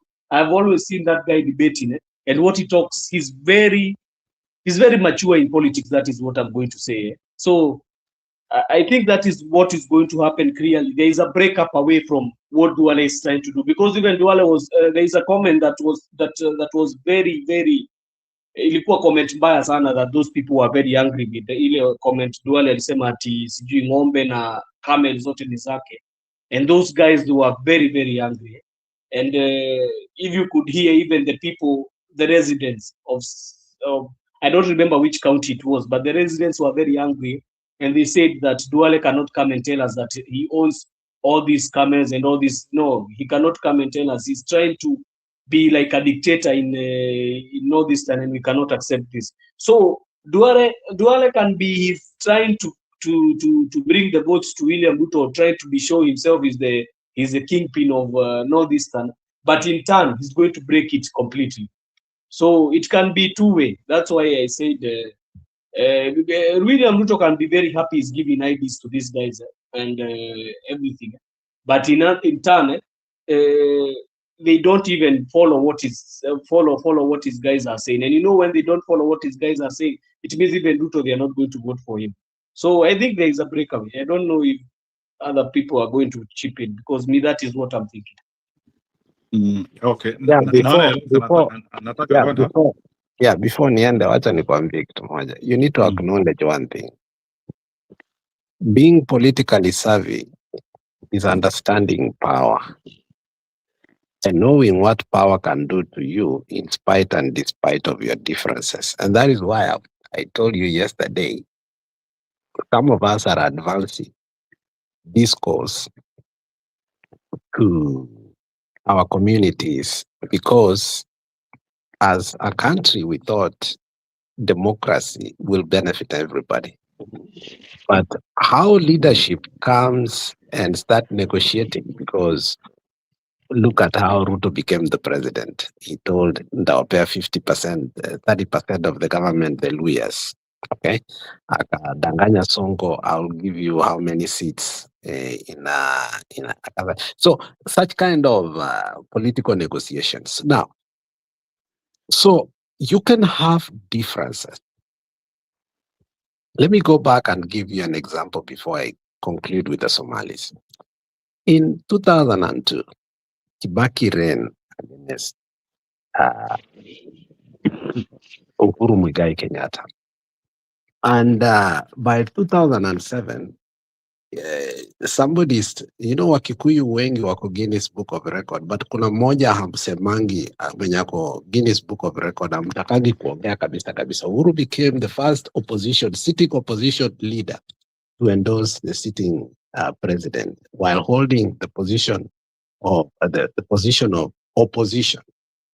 That rhymes very well, by holding the position of opposition, sitting opposition leader, endorsed the sitting president. And what had happened at that particular time is they saw what power could do, the posterity of power. And in spite and despite of all the differences that were there, the projection was power. And Michuki came out and said a statement that if you want to talk to the Kikuyus, you must come through Uhuru Muigai Kenyatta. And that was the problem that Uhuru and Karua started having, in spite and despite of all these things. So I'm projecting the differences that were there. The people had previously put Kibaki into the presidency. But how you were able to look at power and posterity, and despite of all the problems of the leadership cannot go from Chania to Ndahapa, ABCD from here to here, the people from Mbeere on kutoka kwenu, seeing that the main mountain has always dominated you, it brought you together because of what we call power. Because you were threatened as a community. When 2001, we saw what is called everybody against one tribe, it woke up the Kikuyus into the reality that in spite and despite of all our differences, democracy does not work. Our homogeneous nature of coming together to protect us by all necessary means is more important politically. And we have been having emotional politics in the mountain and even scarecrows by saying Raila ABCD, and some people have been able to use it to win, whether it's true or not, because of the preservation as a people. Now, the Somalis have come out to say, the Shagwa is saying these people are things.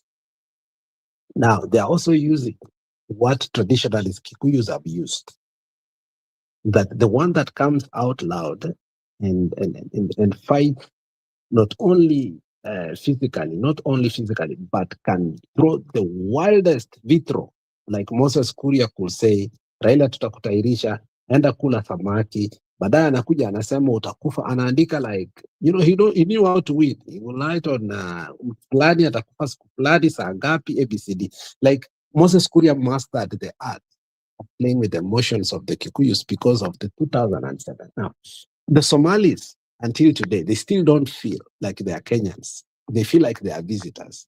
So you thinking you are going to project their differences so that they can take their eyes away from what is called power is a wet dream.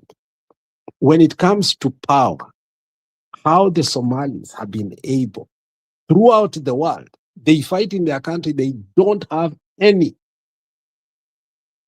government. But how they are able to come from Rochester, they come from Winona, they come from St. Cloud, they come from Mankato, but all of them are in one district, District 7. And Ian Omar, we put a Jewish who is loaded with 20 times more money, going 20 million plus a week using to take this person. But they forget clanism. And all of them line up from morning to evening, making calls, making sure Ian Omar has won. Why have I taken so long to explain that? It's because you think that Somalis are stupid. First of all, they understand they don't have a country. In spite of them being in Kenya, Somali as a country is important to them because that is what defines them, not Kenya. If you don't know. The last time we wanted to touch Somali in a bad way, Mali Mohammed, go back to the hindsight, even when he was the deputy speaker, and said, Somali must claim its land from Kenya. The other day, somebody made a very scrupulous statement and said, in 16 or 17 something, the Portuguese came to fight people in Saudi Arabia. It is the Somalis who came from here, went and saved the city. And therefore, we still have what? When it comes from outside,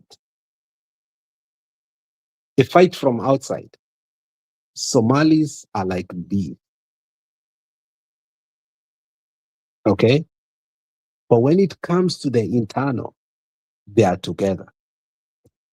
The only people who maybe will be able, and I thought they were able, but it backfired, is when Netanyahu recognized the Somaliland. And it backfired right away. You cannot break these people by thinking when it comes to looking at power and their entrenching. It's going to be easy. They always remember that it is their unity that has served them. Whenever they go to a new place, it is not the clans that served them. The reason they lost the mayorship of Minneapolis and they regret is because they allowed the clans to come in. And how was that successful? The only reason it was successful, the current mayor of Minneapolis, I don't know what he did and went and learned Somali fluently.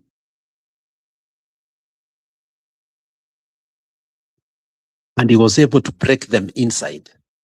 A white man going to learn Somali and speak fluently and start naming some cities in the way these people speak now in their local language without us knowing, saying another clan there, this other clan, this other clan. He was very, and whoever that taught him that must have been a masterclass in political. But from outside, my friend, if they want that governorship and you expect, ya Mombasa, that you are going to use clanism, they've dominated it in Europe. They've done it in Ohio, Columbus. They've done it in Nashville. They've done it in Washington, Seattle. They are doing it in Ontario, Canada.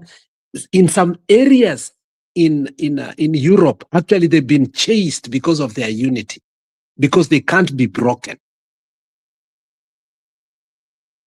So the issue of clans, watch a candle when it comes to power and Somalis. These are bees.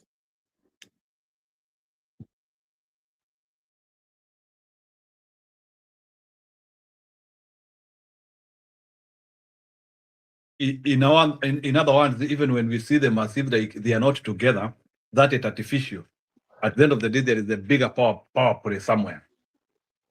How have they been able to hold easily together? And it has become their hub. You know, we've left it totally to them that people haven't recently gone to Isli per se to see it as a totally different city. The landscape, the roads, and everything. That is totally Somali. If you went to Pangani in those days,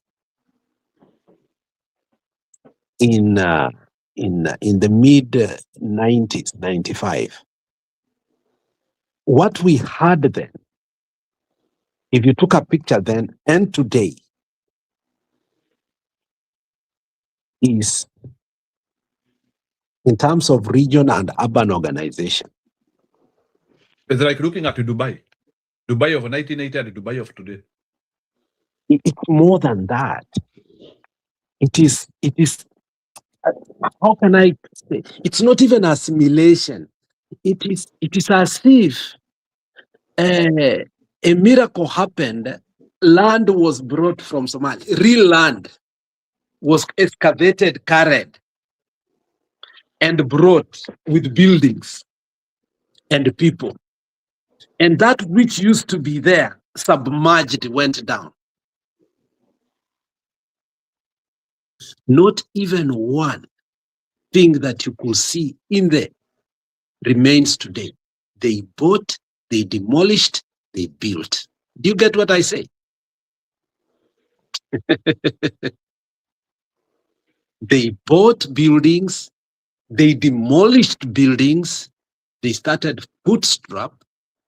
If you were to go what was there in the 90s, you come today, you wouldn't know you are in the same place. At least you can go to Jericho, you can go to Kitengela, you can go to Kayole, 1 or 2 places you can say, okay, I think even this building is here, I can remember this.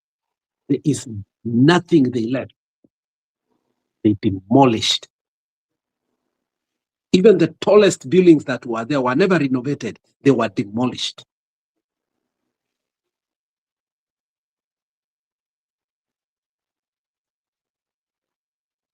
And yet, all clans stay there. It's not one clan that did that. It is the entire Somali clans. That will let you understand that when you think that is what will divide them, there is what that unites them most. What unites, it's not like Kikuyus have never been democratic the way sometimes we blame them. What happened in 2007 forced them to think homogeneously. Hata wewe Joseph, at some point, ulikuwa unajiuliza, am I safe Raila? Yes, I love his politics, but the people surround him like Alai, if he becomes, and the Alai becomes the Minister for Internal Security, will I survive as a Kikuyu? That fear was sold to you, isn't it? And somehow, even it's not 100%.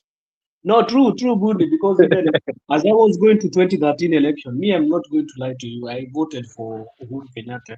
And what was in the backdrop of my mind is, how is Nairobi going? You know me, I come from Nairobi, Alex, and I stay in Dagoretti, and I stay in Dagoretti where in Dagoretti South, which is predominantly a Kikuyu zone. So I was so much afraid of what will happen if Raila wins. You know, even we had war. Even we had war, because that was the time. You know, I saw the war in 2007 firsthand, because when it started, even in Nairobi, we had violence. Let us not forget that. And the people from Kibera, they came to Kawangware, and you know, they beat up women in the Soko, and some of them did some nasty things I will not say here. And you know what happened? There was an MP called Beth Mugo.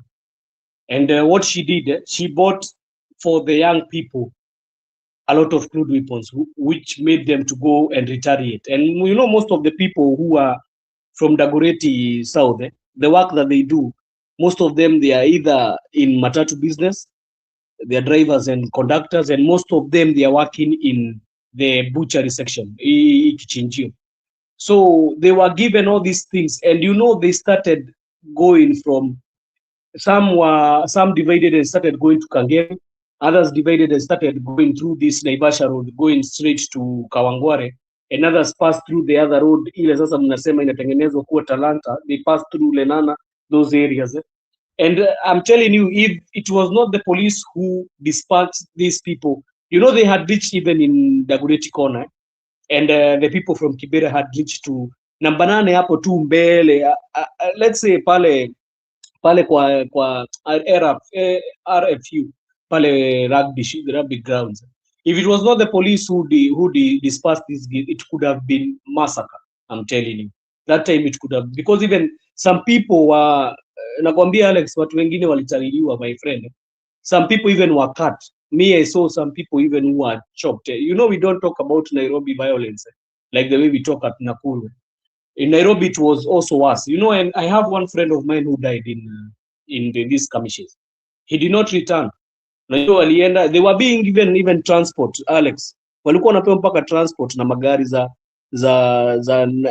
Dagoretti number 2. They were being given transport. These things were never spoken about, but it was terrible. So in 2013, I was also afraid. And that fear also carried me. In 2007, I was very much afraid And this fear carried on to 2013. I saw if what was the repeat of 2007 will happen 2013, it will be too much problem for. But the thing that helped is, in Dagoretti Moso, there is even so much in the Mungiki, and I think they try to protect the community as such, if that is what they were saying. But I'm telling you, that was a fear, Alex. You have not lied. Mimi nilikuwa ninaogopa sana. So after it was spread like Raila si mtu mzuri 2013, 2017. But when I came to know myself, I wondered what were we even engaging ourselves in, because I don't understand what were we being sold to.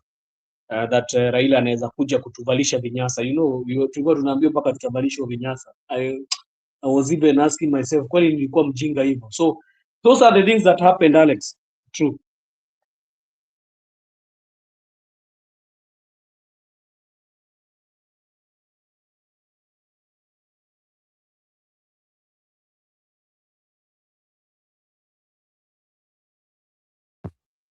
Tony PK sorry.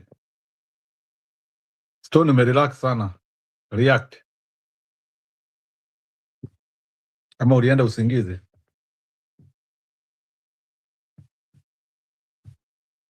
PK.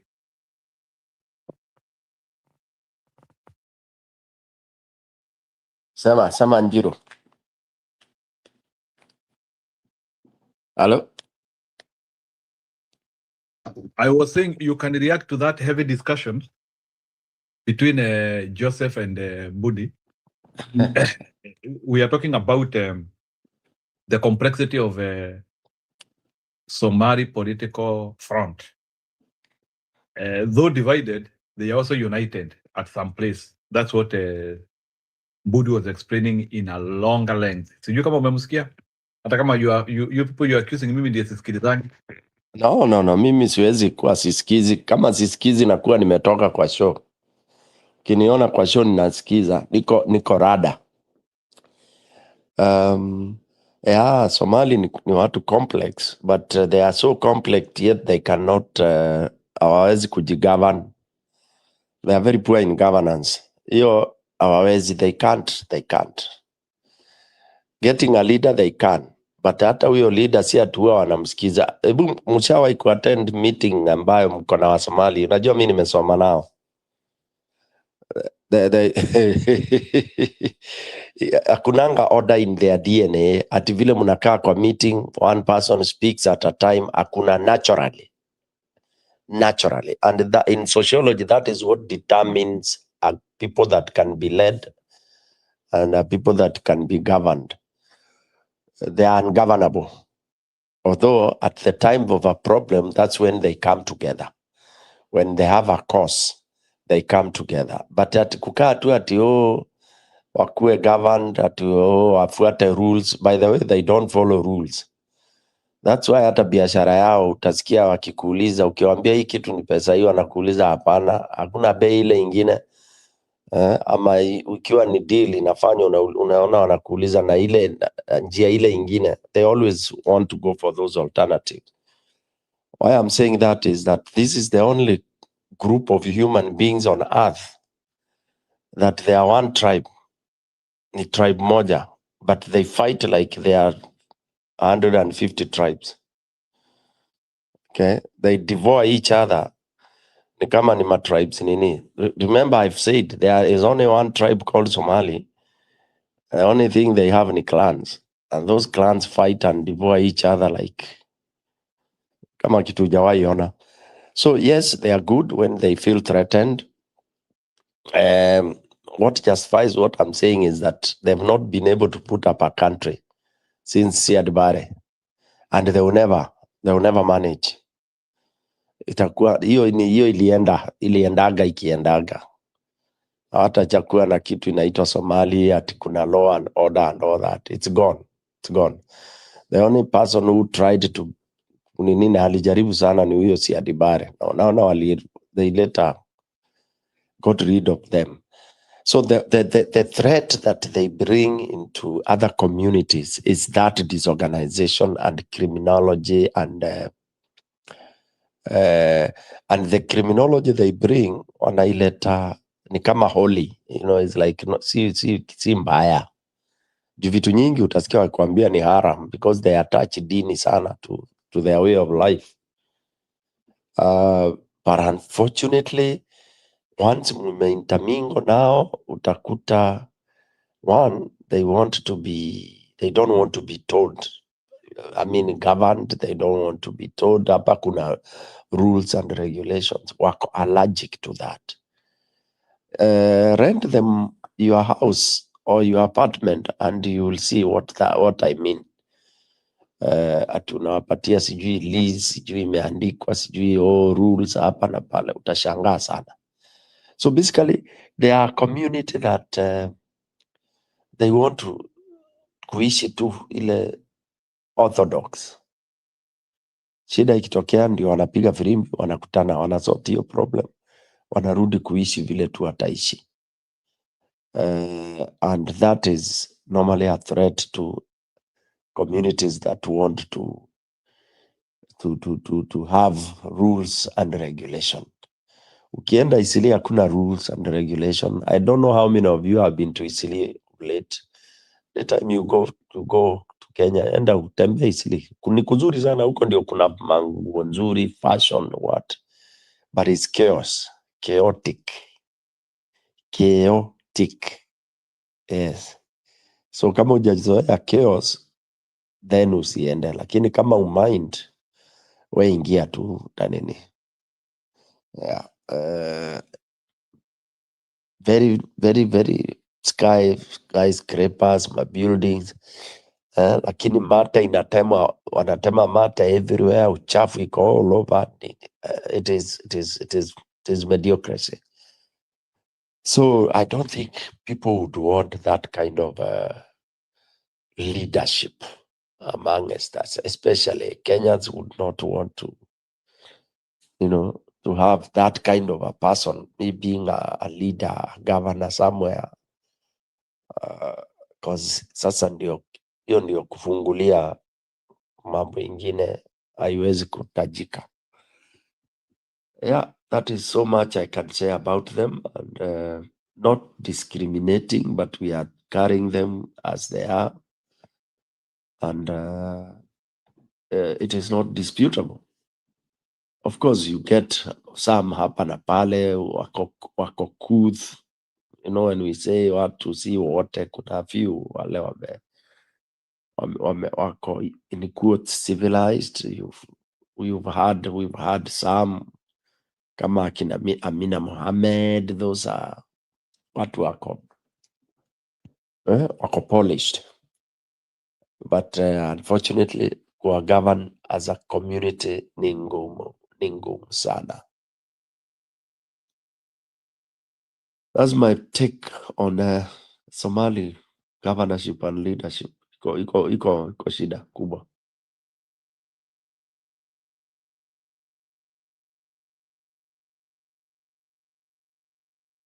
Jiro. Stone PK. Sema Joseph. Ulikuwa umepotelea wapi bwana? Sikuwa nimekuona siku kadhaa.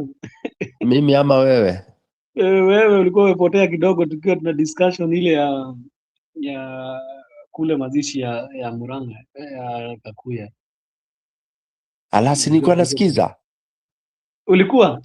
Unajua kulikuwa kumewaka moto sana huko. Mimi ndio nilianzisha hiyo maneno na huyo mrembo vile alifanya. It's very shocking that huyo mwanamke anasema ati alifanywa sijui nini. What were you expecting when you go to a crowd that is charged like that? Na hakujua, ndio nakwambia immaturity ni, sorry I keep on saying this, but immaturity haina wisdom. Ukiwa immature you have to really, unajua unaweza ingia hivi uangalie watu usome, inaitangwa ushike rada na uchange, ugeuze mbao kiplani. Hata kama ulikuwa umetumwa ukapewa do, unasoma mood, unarudi unamesea, uliona nyamu alicheza kama yeye, Ude wanaitwa Nyamo. Ilibidi acheze, hata yeye alikuwa anataka kuleta hizo vitu, lakini ilibidi acheze kama Alicheza aliambiwa kama atumie wisdom. Unajua nani aliam, talk to him very correct. alimuadvise. Huyo mwingine alikuwa ameambiwa akakataa. She's very rude. Huyo Muthoni. Muthoni alikuwa amekoshoniwa alia. Aliambiwa juu wanamjua vile ni Ndoreka. Si walikuwa kampeni huko Malamu na nini. So na anajidai vile yeye ni Sugu, yeye ni Ruto, sijui amepewa nini, labda hata yeye alionwa 350. So unaona ni kasupu. But what I think that lady alikuwa ametumwa na nani so that he can try to, najua anajaribu kuleta hii nini na imefail kabisa. Hii kitu yao ya kubrokerage the Mount Kenya imekataa kabisa. You know, Lamu has been voting together with what Mount Kenya has been voting. Even when you look at the vote stream, vile zimekuwa zikienda, Lamu has been voting predominantly with how Mount Kenya has been voting, and I think they have been used to bring all these divisions. And that's why you had even another one. She was talking about Nakuru. Ukitaka kujua plan zao ni very easy, Stone PK. Si aliongea mpaka Nakuru. Akasema Nakuru sijui wamekuwa ati wakiachwa nyuma. Sijui hata sisi tumekuwa tukiachwa nyuma. So you know the problem is hakutumia akili before she talked, because amekuwa akisema ati wana support tuta, lakini anaongea kuhusu yeye serikali yenye ana support imjengei barabara. So unaona alionekana kama stupid fool. Alionekana tu kama mjinga, kwa sababu huwezi kuwa unasema ati wewe una support tuta na barabara ikuji kwenyu. So who are you blaming at? Ni wisdom alikosa, alishindwa vile atapeana hiyo. I understand what she wanted to the house, at vile alikuwa anataka kutoa hiyo message, lakini hakujua kuiplace. Alikuwa anataka kusema kwa sasa hatuna maendeleo, lakini tuko kwa serikali tutapewa. Exactly. That was the statement. Hatuna barabara, lakini serikali inajenga. Lakini si yako ndani hiyo serikali, hakuna barabara inajengwa huko. So I think she was also very stupid. No, barabara itajengwa. Sasa hii barabara ndio kuna hiyo 50 billion trillion ya infrastructure, so zitaenda kwa watu watuta. Unajua shida ni Son PK, kuna hizo pesa lakini zinaweka go into use. Watu wanakujaga wanasomewa 50 billion sijui nini. Ni vitu ngapi zimepeanwa Stone PK? Tunajua zimepeanwa na hazija, na hakuna kitu imefanyika. Hata si pesa, anapeana tu vitu kwa mdomo. Si hata nisikia Kakamega utakuwa na airport. Imeanza hata kujengwa. Atafanya ground breaking.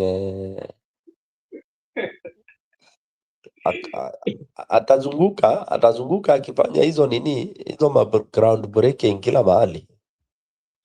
So hii kitu hata ni rahisi. Hii kitu hata kupiga Ruto itakuwa rahisi sana kwa political field, kwa sababu mpaka vitu kama hizi Mumias alikuwa anajaribu kufufua, ilikufa. Chapatiana pesa zilienda wapi? It is still dead. So politics 2027, I think also United Opposition should put their act together. Wanafaa waweke act yao together. And I think also as Matiang'i was addressing yesterday, nilipenda sana kidogo vile alisema hizi zingine tutajaribu kuona Jubilee kama ita, lakini presidency pale tutadecide na United Opposition. I think now this is the year they need now to know how they are going to run their whole campaigns. Stone PK, sijui kama unaona hivi, they need to know how they are going to run their campaigns. Mi naona wamechelewa sana, ingawa walisema ati wakisema ule flag bearer atalimwa na Ruto mapema. Sasa nikashindwaje? Hiyo ni reason ya zamani. Ukisema wakimtoa next year ndiye atalimwa na Ruto, what reasoning is that? What kind of reasoning is that? Hata nyimu nisaidia. Njiru alikuwa na support, anasema ati wasiseme mapema. Sasa difference ni gani? Wakisema towards the mwisho ndio hatalimwa na Ruto. Na hiyo ndio shida ilitukujia kama Azimio. Stone PK unakumbuka? Raila wakazozana, tulikuja kuambiwa mambo ya Raila wakati gani? 3 months, was it 6 months before? But this guy had made inroads everywhere. So tunafaa kuwa na candidate already ameanza ku make inroads everywhere. This year chape kuchapa inroads kila pahali as one team. Si umtoe mapema ndiye alimwe, ndiye ajidefend enough. Ndio hata wakienda kitu kama debate already wamejidefend, si ndio? It's already done. I think also, okay, naweza respond kwa hiyo. I think it will be the first in Kenya. Kenyan opposition has no experience of doing a wrong range campaign. It can be the right thing, but do we have resources? Do we have what it takes to sustain that? Unajua, after mumejua candidate, huyo candidate lazima mumussustain in the wave na kumpeleka kwa watu, yani lazima mumaintain hiyo momentum, because huyo candidate wenye msimu maintain kwa hiyo momentum atakuja ishe.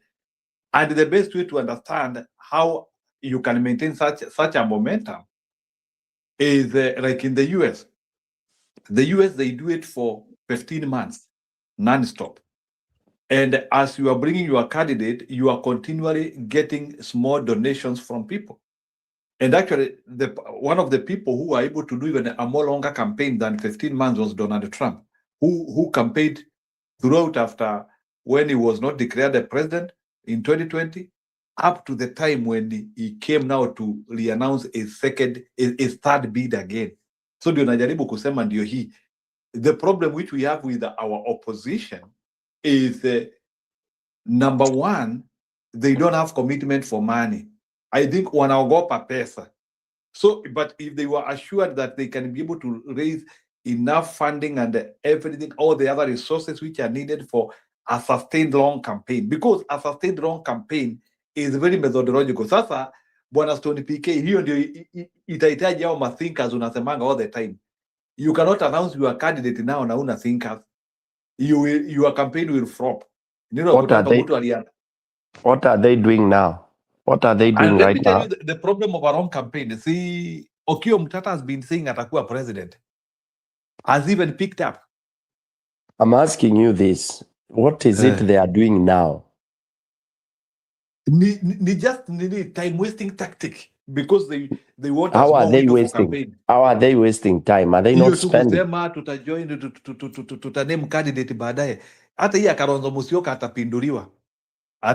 Wataipindua, ataanzia kusema we need another 3 months. They cannot do it in the next 3 months, because I can tell you from based on what I've seen na wale watu nafuatilia sana, including even some Kikuyu mafia guys, they are talking of 2027. So you can be, and I know very well watabadilisha Kalonzo Musyoka. So from what I'm seeing, I'm not seeing us having a candidate before 2027. So watakuwa nacheza tu hii story yao tu ya United Opposition press conferences na nini, because Bwana Stone PK, the problem is this: there is no commitment of a well-oiled campaign. Unless it will never be there. Campaign, where will they get it from if they don't have it? Where will they get it from? From who? No, but at least for 3 months, hata kama ni 1 billion uko nayo, unaweza sema hiyo ndio tutatumia. Lakini sasa Jiru, the problem is the people who are supposed to fund these people, Stone PK, wale watu wanafaa kufund hii vitu, they are being bashed off. I saw the MP ule anaitwa Jane Maua akibash off Uhuru. Uhuru should be big and be wanafaa kuwa kileta Uhuru close, so that he can be able to give. Uhuru is the only person I think right now who can be able to fund them well in terms of anything, in terms of infrastructure, when they need to do these campaigns. Ana pesa, let me tell you. Unajua hamjui sources of funding. These people wako na funding. There are people who have pledged. Amtaambiwa, but people have committed. All right? And your people commit and tell you, they look at your program and how you are planning. Yeah. So even if you announce it now, you just draw a plan. You don't have to start flying all over. The fact that you have said so and so is you are running it. We have to change the way we do things. Hii ujinga ya kungojea is garbage. At the last minute, at 2 months, that's when we will have all the kind of nonsense, and the Ruto will just take over. Yeah. Okay. But Stone PK, yeah? Stone PK, kidogo, even without copying, the US does elections in November. and their conventions are in August. Their conventions are in August, in July. Can you look at that model? I don't want to, and I hate US model. I don't like it. Hii si model ninaweza fuata. One, inafandiwa na madrugs na nini na nini. Njiru usije ukachukua US model in anything. It's one of the very, very cheating module. Kila kitu inafanywa hapa US ni uongo tu. They dupe the world. It's fake. Tuseme yetu, wananchi unaogopa Ruto ati ni mapema, na yet unaenda Ukambani, you go pole pole. You don't have to go choppering nini na nini. You go unatembea kama una pesa ya kwenda, kama hivyo walikuja kanisani hapo. What's wrong with coming to that church and you have your deputy and your presidential candidate? Then kidogo mnakaa, after 1 week, 2 weeks, mnaenda mahali pengine. Then if you can't finance that, achieni Ruto atawale, mwache ujinga. Simple as that. If you can't afford as a presidential candidate to go to church in Embu, and when you go to Embu, unaenda hapo, unakuwa hosted, mnalala hapo, mnamaliza wiki moja, unarudi. You don't have to have a motorcade of vehicles. We should change so that even somebody without billions of money can campaign. We have to begin somewhere. I said this should have been the time to start. You don't have to start comparing yourself with the millions and billions of money stolen by Ruto. Do your campaign in a simple manner and explain yourself to the people. Si unaanza kujidai ati utafikia Ruto. It's not possible. It's not. But you can't say you will not do it because Ruto ana pesa mingi. I mean, a presidential candidate who cannot... There's no assurance that having a lot of money, you will win a campaign. Even in the, Exactly.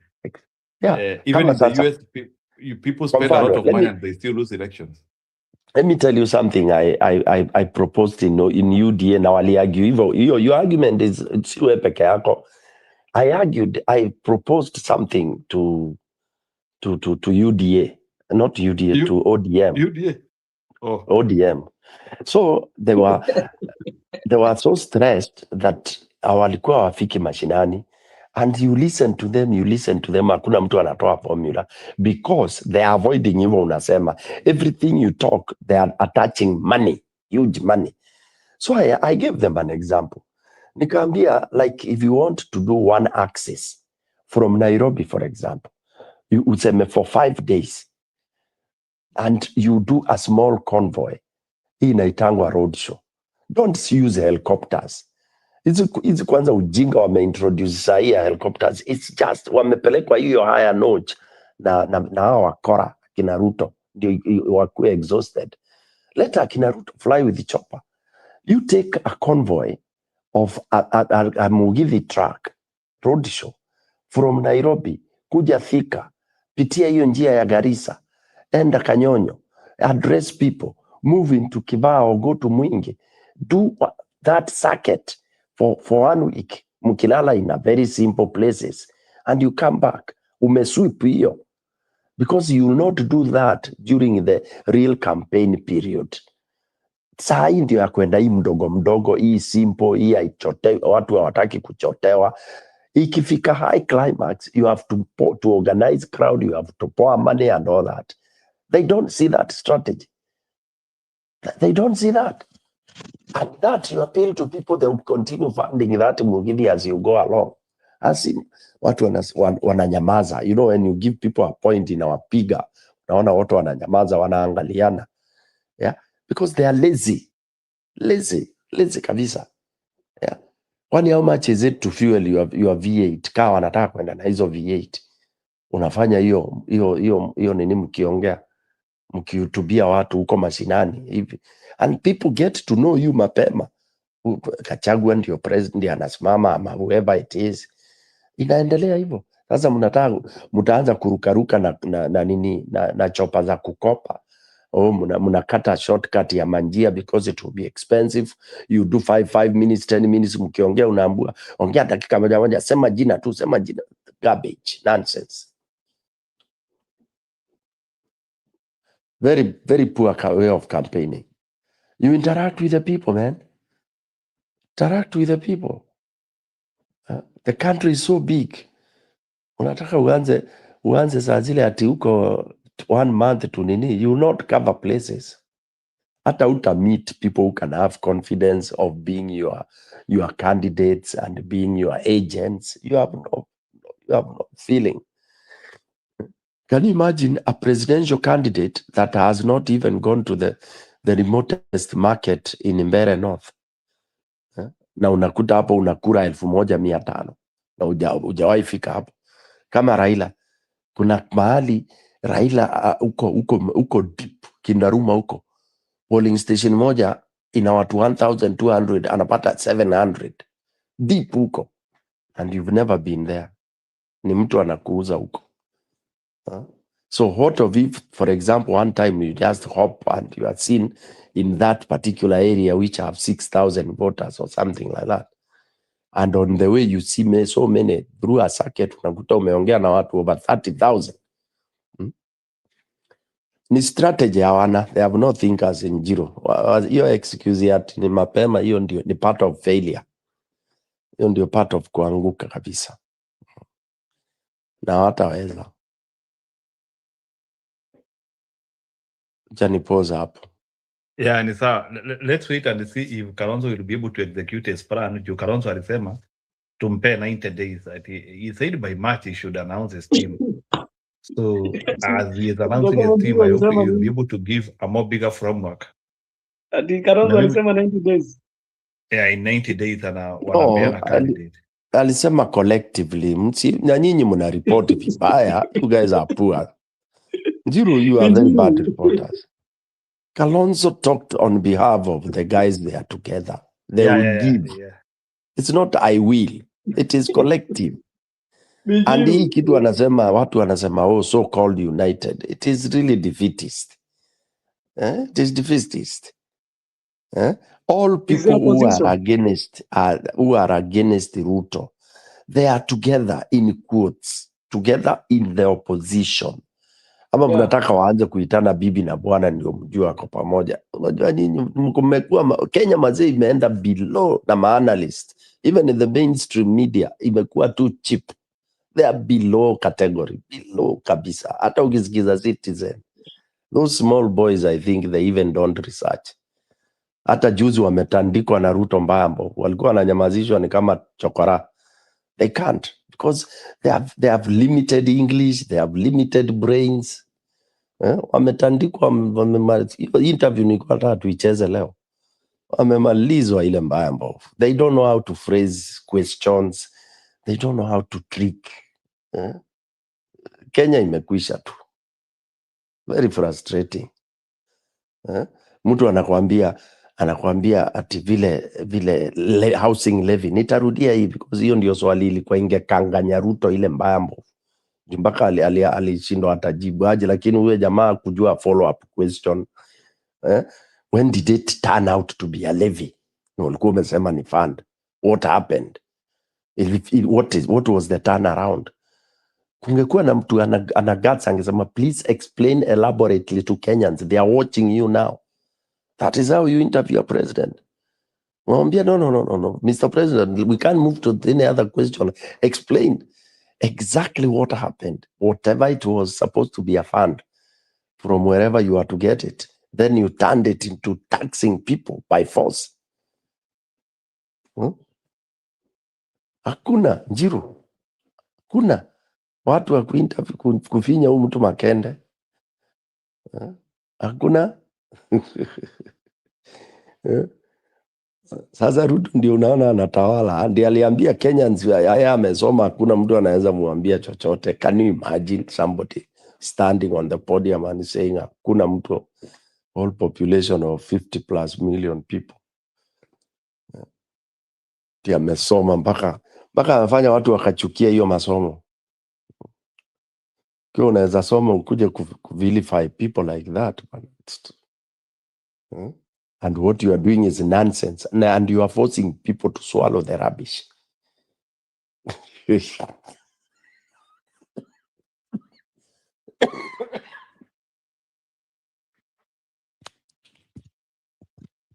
That is deadly.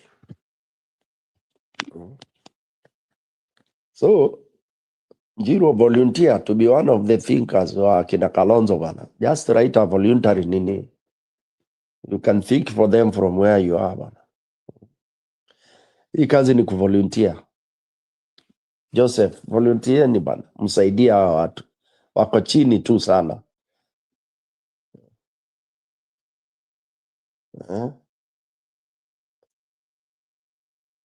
Umeenda wapi watu wangu?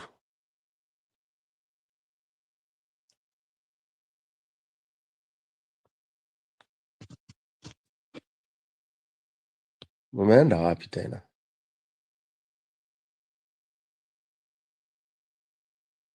You don't know mamire.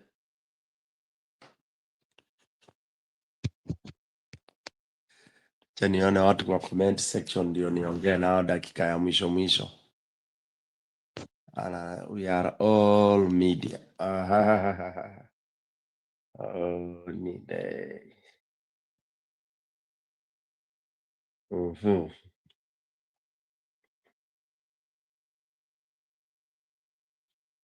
So me just imagine. Word for word. Ayaga anaweza valisha watu vinyasa. Don't play. By the way, why did it backfire? What backfire?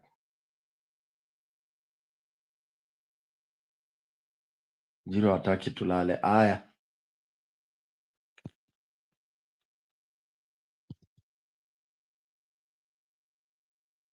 Where is Njiru? Ani Njiru ako wapi na simuoni? Ako, ameacha on lakini Njiru, amka utufunge station bana.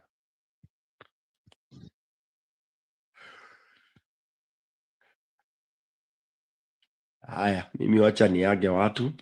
Niwaambie kwa Irini, thank you so much for being there. Tumefanya 7 hours. And out of here, I'm appealing. We have volunteer thinkers. People to think for our candidates. And from this platform, we want you guys to keep suggesting a combination. Proposed combination. President, deputy. President, deputy. Can you pair them up? Then we tunaangalia tukisambaza. Thank you very much, guys. We'll see you tomorrow.